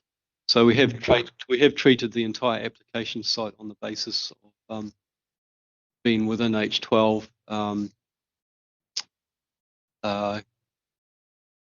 and part of the larger allocation based on the layout and design. The access will be through the larger 19 house developments, so we don't see it as a separate, discrete development. We see it as part of the larger picture, if you like, and we think that's a reasonable approach to take in this case. Okay, brilliant. Just a probably last question on this one.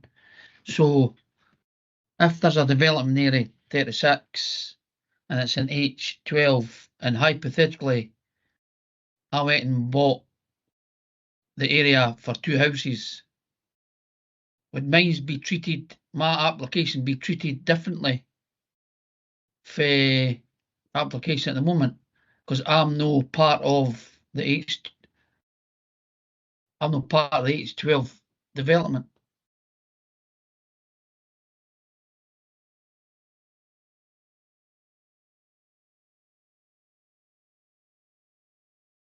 Very good. I think my understanding from what you're saying is if you were developing a single plot within a larger allocated development plan site, would contributions apply?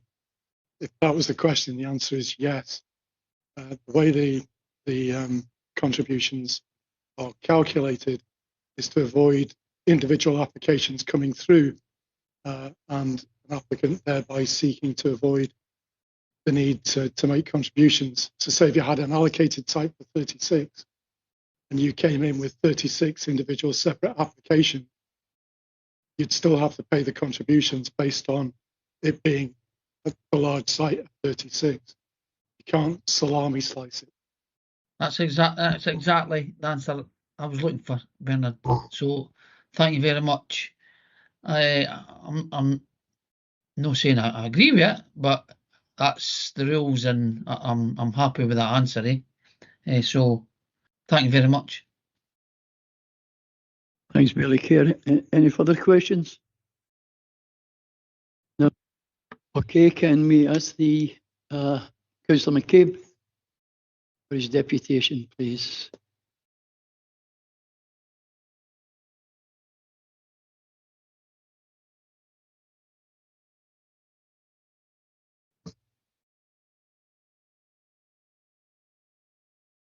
Good afternoon again, sir.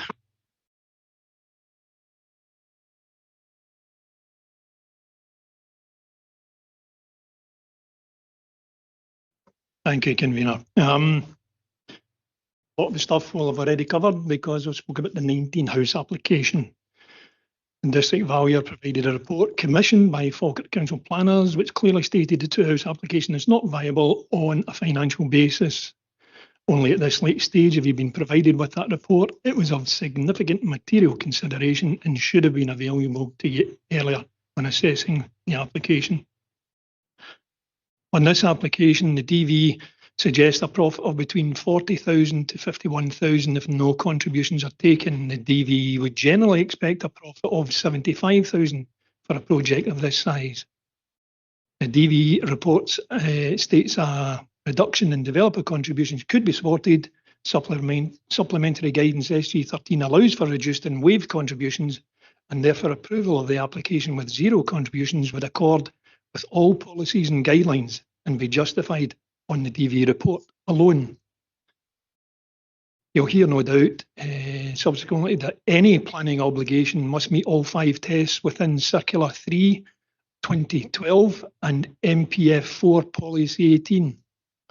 The recommendations at paragraph 62 in the update report fail to comply with the 5 tests for various reasons, being contrary to 4 substantial policy and guidance documents of the Council. Planning obligations should be reasonable in all respects. The level of contributions being demanded is excessive for 2 small houses,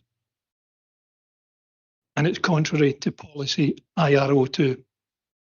The DV District Valuer recommends a reduction in contributions.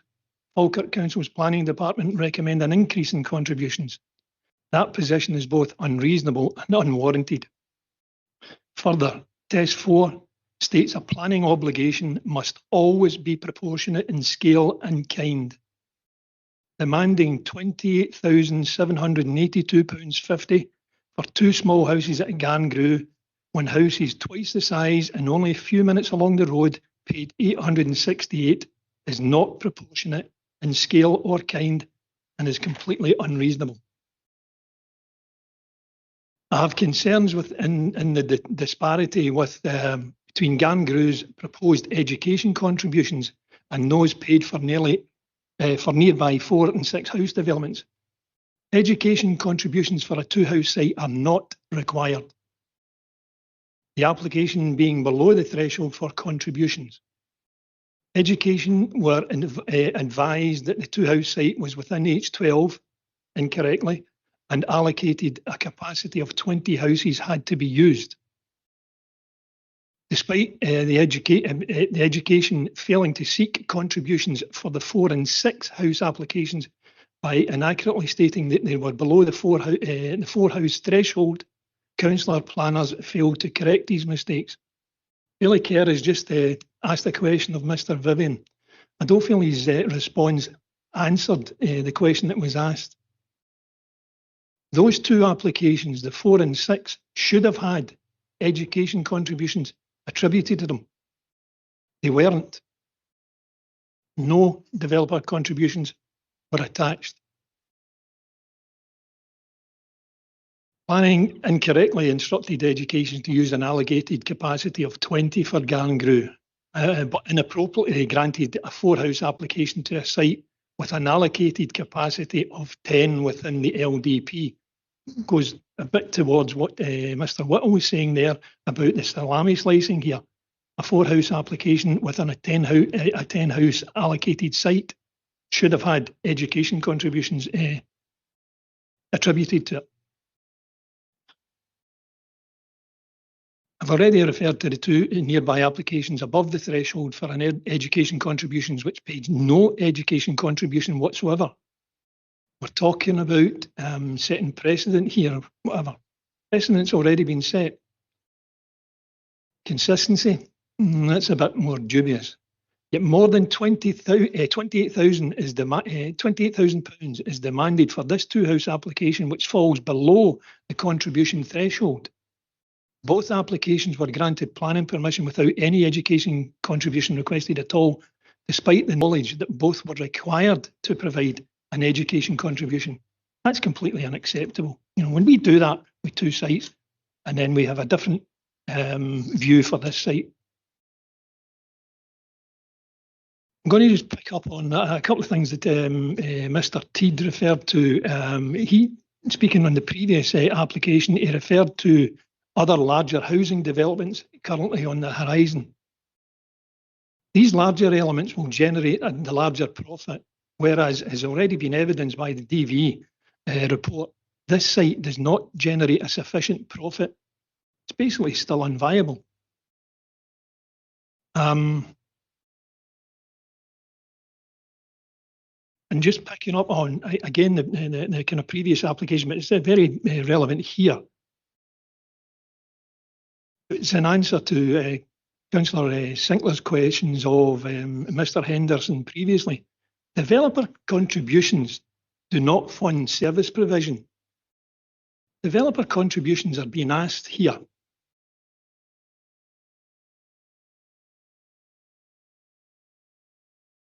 To improve and increase the capacity of Bankier, Denny High, the nursery provision, whatever.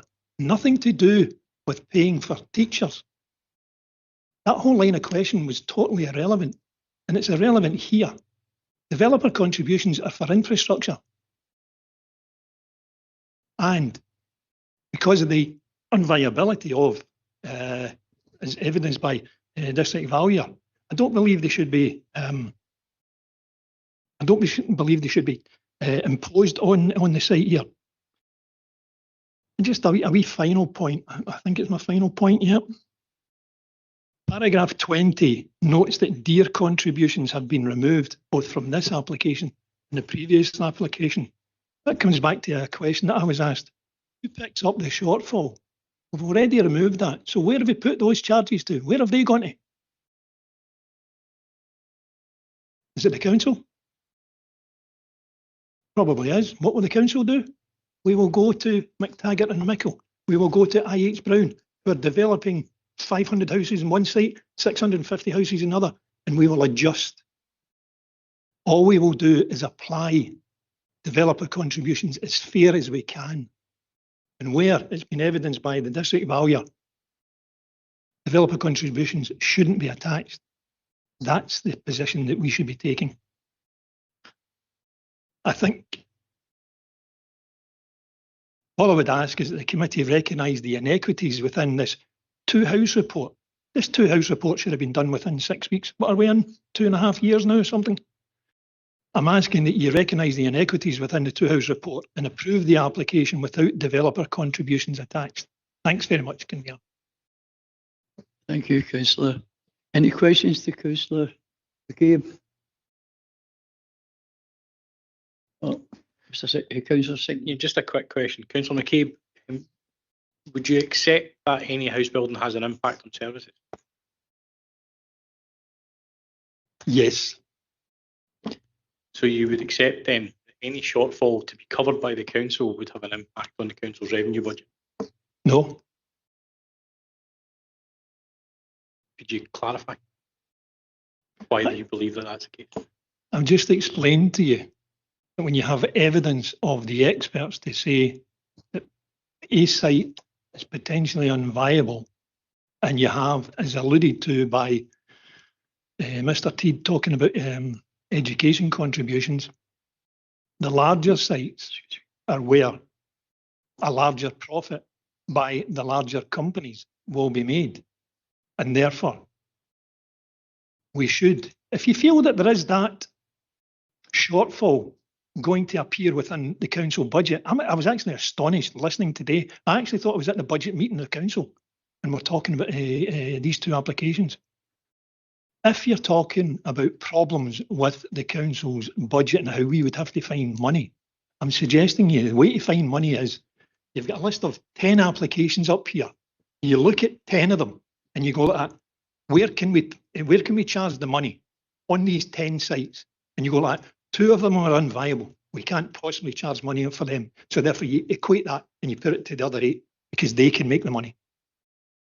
So just final question on this one then. In that case, you would accept that it is fair and reasonable to place that burden of pressure on a developer in an entirely different part of the district where the services will not be under pressure in that area where the development has been done. 50 yards along the road, a massive development. 200 yards along the other direction, 650 houses, just at the back of my brother, making a fortune. In fact, both of those sites that I've quoted you, IH Brown and McTaggart and Mickle, they are front funding the upgrades to the junction. They are the people. They are the people who should be being tasked to contribute to developer contributions. I'll take that as a yes. Thank you. Thank you. Any more questions? No. Okay, thanks very much, Councillor McCabe, for your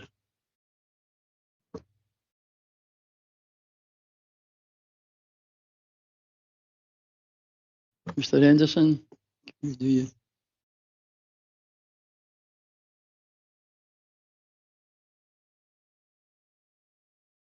Afternoon again, and let you start about 10 minutes. Good afternoon, ladies and gentlemen. District Valuer Report Instructed Planning tells us the two-house application is not viable on a financial basis. The DV figures as follows: 14,667 profit without developer contributions, 40,499 profit with developer contributions, no contributions and contingency unused profit 51,185, and 75,000, 15% is generally the target. DV report states that a reduction in developer contributions could be supported, but the planning department have decided to increase them instead.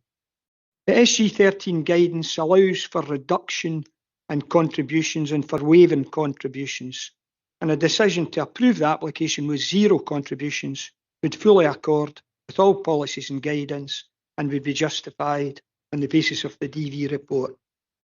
We've already said that the 5 tests have got to be complied with. Test 5 is that a planning obligation should be reasonable in all respects. The cumulative level of contributions being demanded is excessive for 2 small houses and contrary to policy IRO2. The DV has recommended reduction, but perversely planning have increased. That's not reasonable, and the planning obligation fails test 5. The Council has failed to provide annual education capacity statements for the last 3 years. There's no current capacity problems at Denny High or Bankier, and the most recent school role projections compiled by the Falkirk Council officials show that the local school capacities for the next 10 years and 5 years respectively will not be exceeded at any time. The update report seeks to give reassurance on role projections, but fails to address the fact that pupil product ratios are based on pupil numbers for the period 2007 to 2017, up to 18 years ago. Since then, birth rates and pupil numbers have only decreased. The PPR figures are probably one of the reasons why current projections show that Larbert High will have 492 vacant spaces by 2034-35. No catchment review work has been undertaken. All the schools, secondary and primary, are well under capacity. No catchment work undertaken whatsoever. The sole reason for education contributions is to address capacity shortages. It's not to put in a couple of extra shelves in a gym. It's not to do the things that Richard Teed were saying have been getting done with these contributions. It's to provide classes for capacity shortages. It's not reasonable or justified to take high school or primary school contributions when Falkirk Council role projections show there is no need for additional capacity. SG 13 states the need for nursery contributions will be considered on a case-by-case basis. Simply has not been done by education.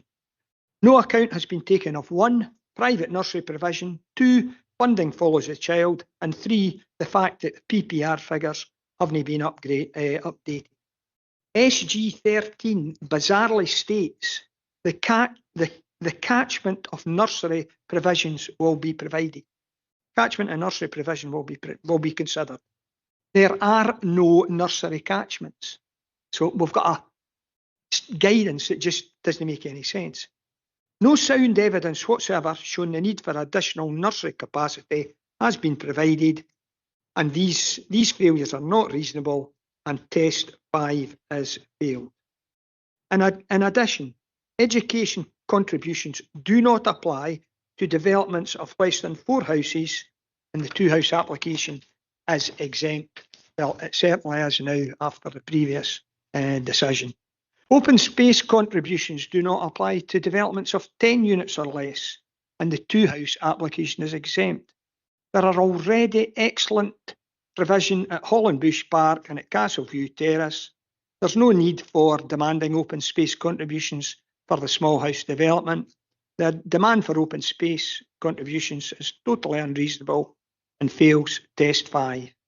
The planning obligation must always be proportionate in scale and kind, demanding £28,782 for the 2 small houses at Garngrew, when houses more than twice the size and a few minutes along the road paid £868 per house is not proportionate in scale and kind and not reasonable.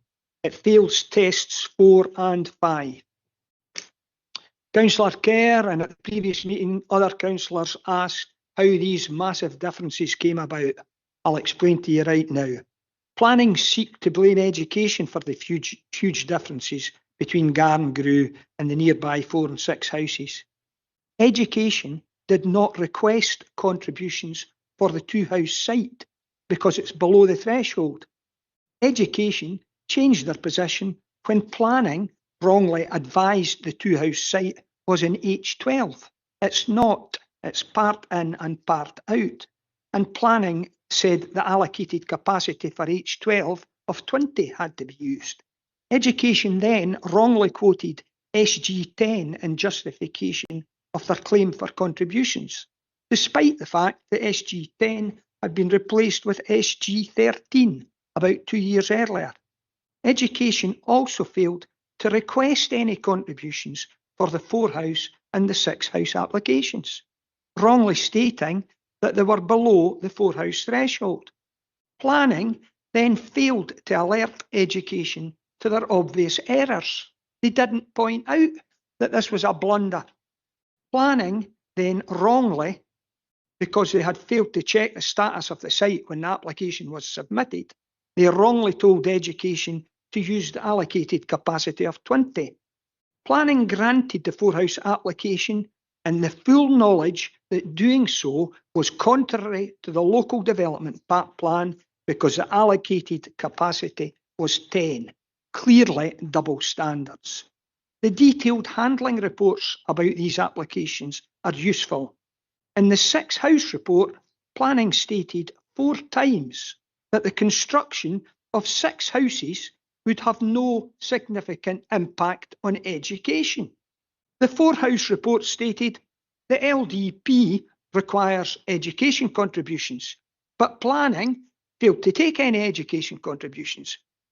Both applications were granted by planning on a delegated basis, without any education contributions and in the full knowledge that education contributions were required. A loss or a potential loss of contributions of about £160,000 was caused because of a basic lack of communication between education and, let's be blunt, incompetence on the part of the planning service. The current bizarre situation where 2 applications above the threshold for education contributions paid no education contributions whatsoever, and more than £28,000 is being demanded for the 2-house application, which is below the contribution threshold, lies entirely at the door of the planning service and delegated decisions that they should not have made. Approval, given the decision taken about 30 minutes ago, approval of this application without developer contributions accords with all council and Scottish Government planning policies. It will be in the best interest of all parties, particularly the local community, and it will bring this matter to a close. Thank you. Thank you, Mr. Henderson. Any questions for Mr. Henderson? No? Okay, thanks, Mr. Henderson. You can take your seat again.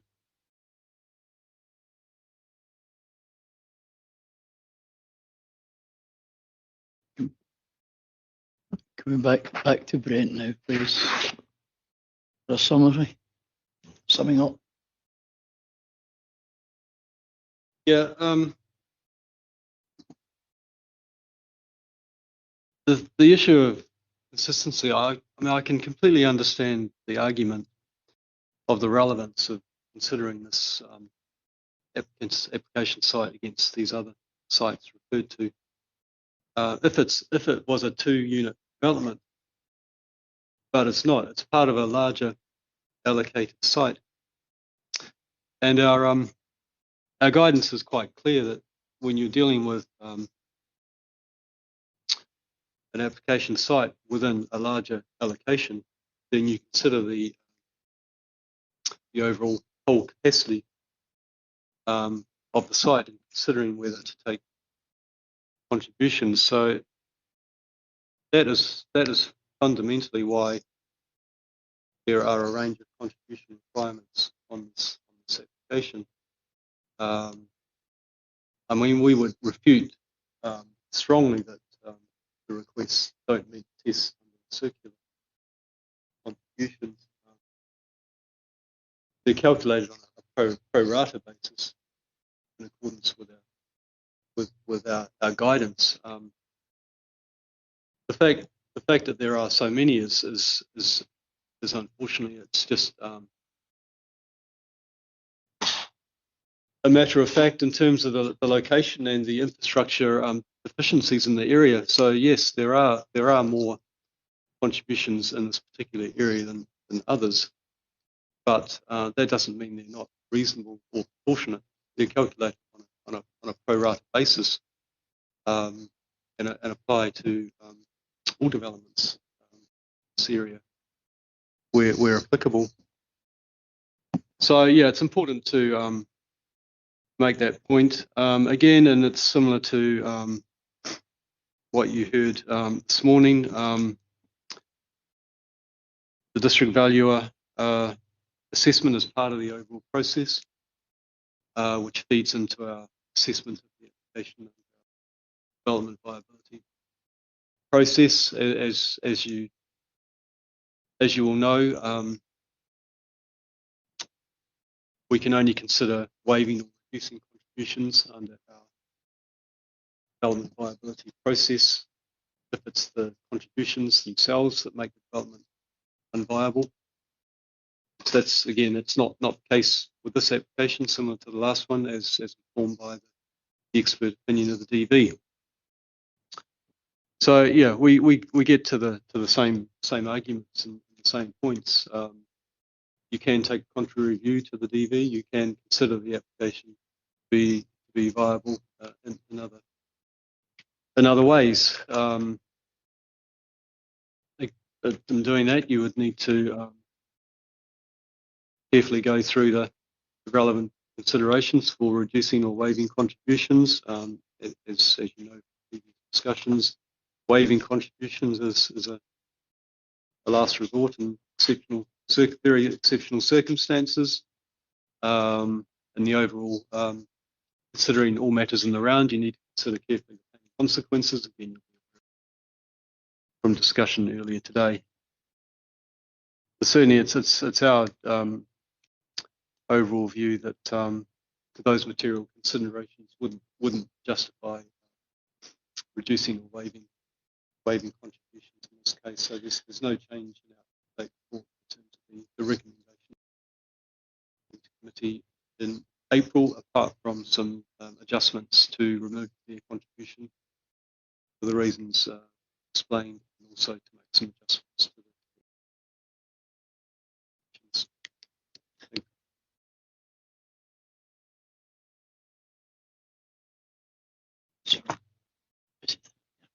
Any questions for the officer? No questions?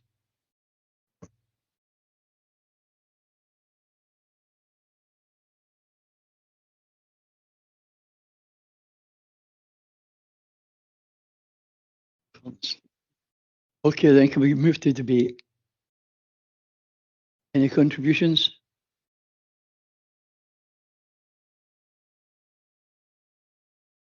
Contributions. So. Billy Kerr. Thanks, convener. And probably to be consistent with this morning, it's a smaller site, and I know it's been classed as being a part of the 36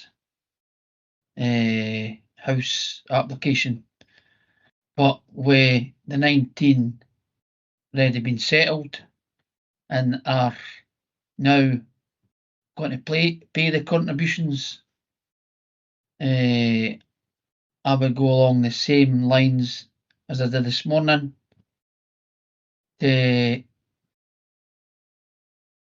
pass the application without the contributions, as this now, because the 19's away,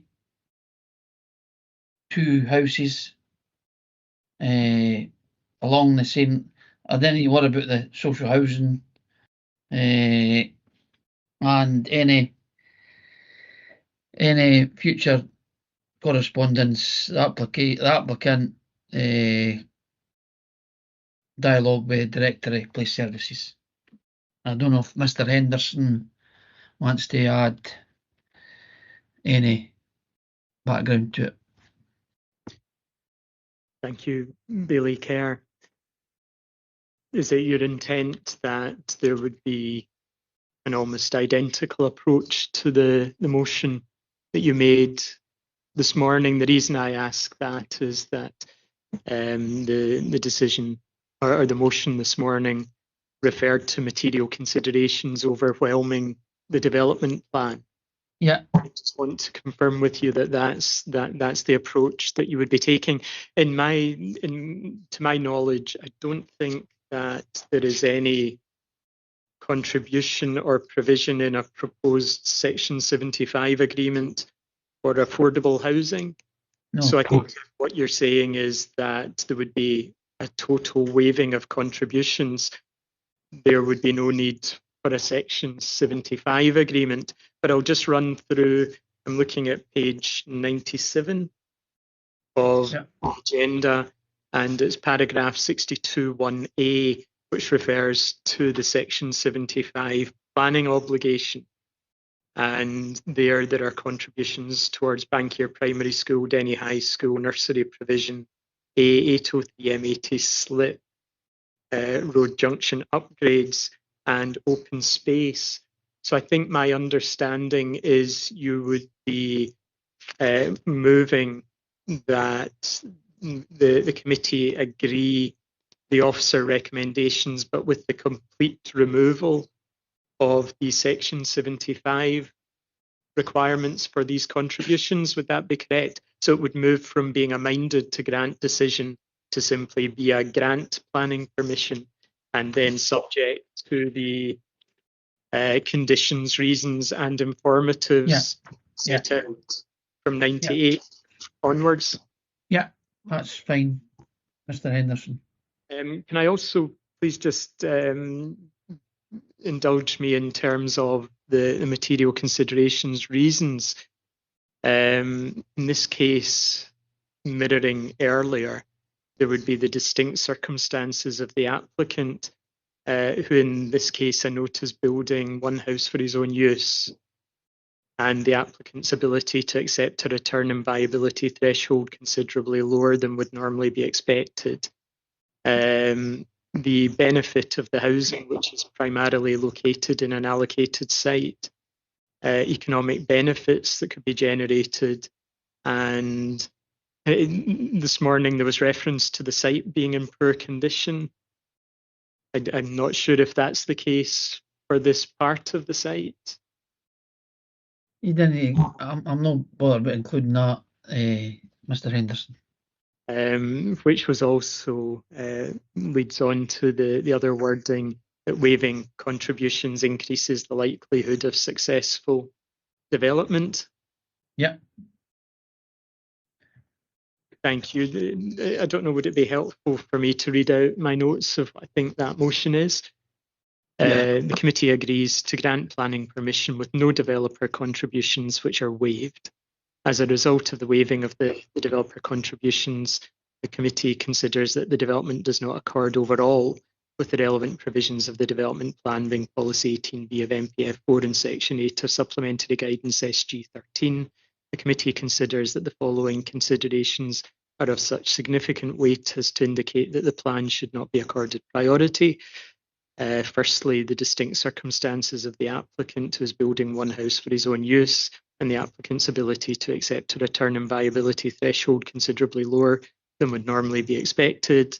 The benefit of the housing, which primarily is located in an allocated site, the economic benefits that the development will generate, and waiving contributions increases the likelihood of successful development. The committee considers that the benefits of the development outweigh the planning consequences of granting permission without conditions.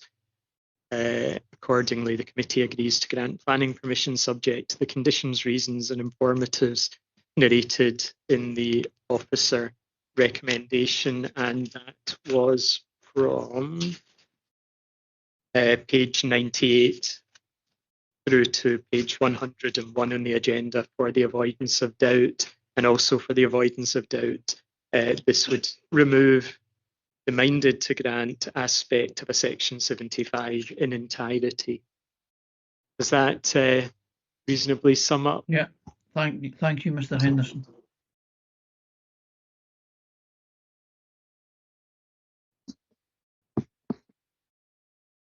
Sorry, Councillor Sinclair. Thanks, Alf. You might not be surprised to hear that I don't necessarily agree with Bailey Kerr. And I think, again, it's consistency comes into it for me.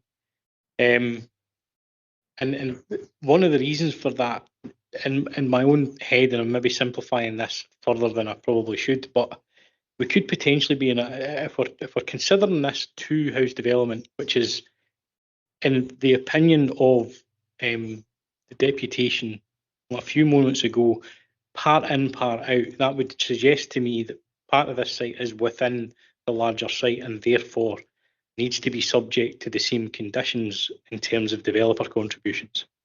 Because if we don't take that into consideration, we could find ourselves, based on the precedent test, that other developers would seek exceptions, and we could have a larger house site, 19, 20 houses or more, developed in a similar fashion to the same to how Noah filled the ark, 2 by 2, and we don't get any developer contributions for anything. So I don't think the council should be in that kind of position where we're just putting that out to pasture. So I would move the officer's recommendations on that basis and based on similar arguments to what I made this morning.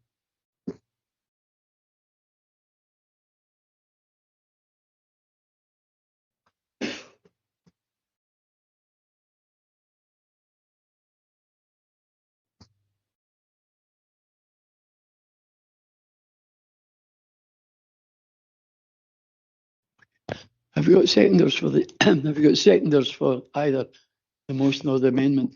Councillor Forrest. Forrest is. Gordon. Yeah. May surprise you. I agree completely with Councillor Sinclair. I think we both think along these things with the same line. We see the same problems. I would second this motion. Thank you. This amendment. Have we got a second for Bailey Kerr's motion?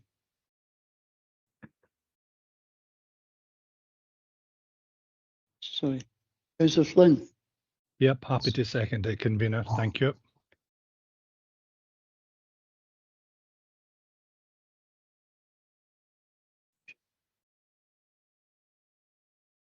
Would we like them read out now? Do we understand what the motions are at the present? We understand. Okay. Understand. Sorry. Oh, okay. I understand, convener. Good. Right. Just go to the vote. Thank you, convener. So we have a motion by Bailey Kerr, which just in very, very brief summary is to grant permission without the contributions which are waived. And that's been seconded by Councillor Flynn. And then we have an amendment by Councillor Sinclair, which is seconded by Councillor Forrest, which is to go with the officer recommendations in the report. So by way of a roll call vote once again, Councillor Anslow is absent. Provost Bissett. Bailey Kerr's motion. Councillor Bowes. Amendment. Bailey Buchanan is absent. Councillor Colley, I believe, may be absent for this item. I'm just checking. So she's absent. Councillor Flynn. Motion. Councillor Forrest. Amendment. Councillor Kelly. Motion. Bailey Kerr. Motion. Sir Murtagh is absent. Councillor Redmond. Amendment. And Councillor Sinclair. The amendment.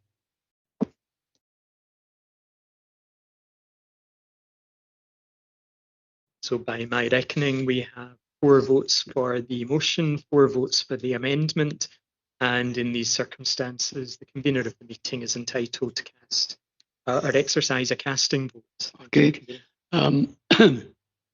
Reading this one, but I believe that when the committee can't agree to anything, to a change in what we're actually voting on, that the convener should use his casting vote for the status quo and not further his own opinion. So I will use my casting vote for the amendment. Sorry.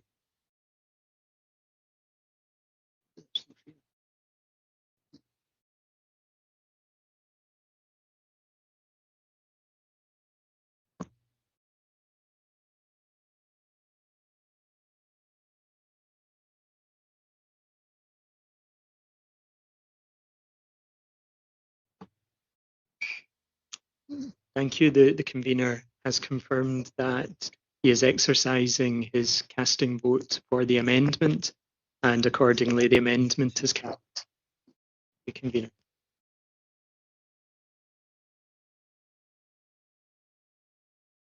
So I think that concludes.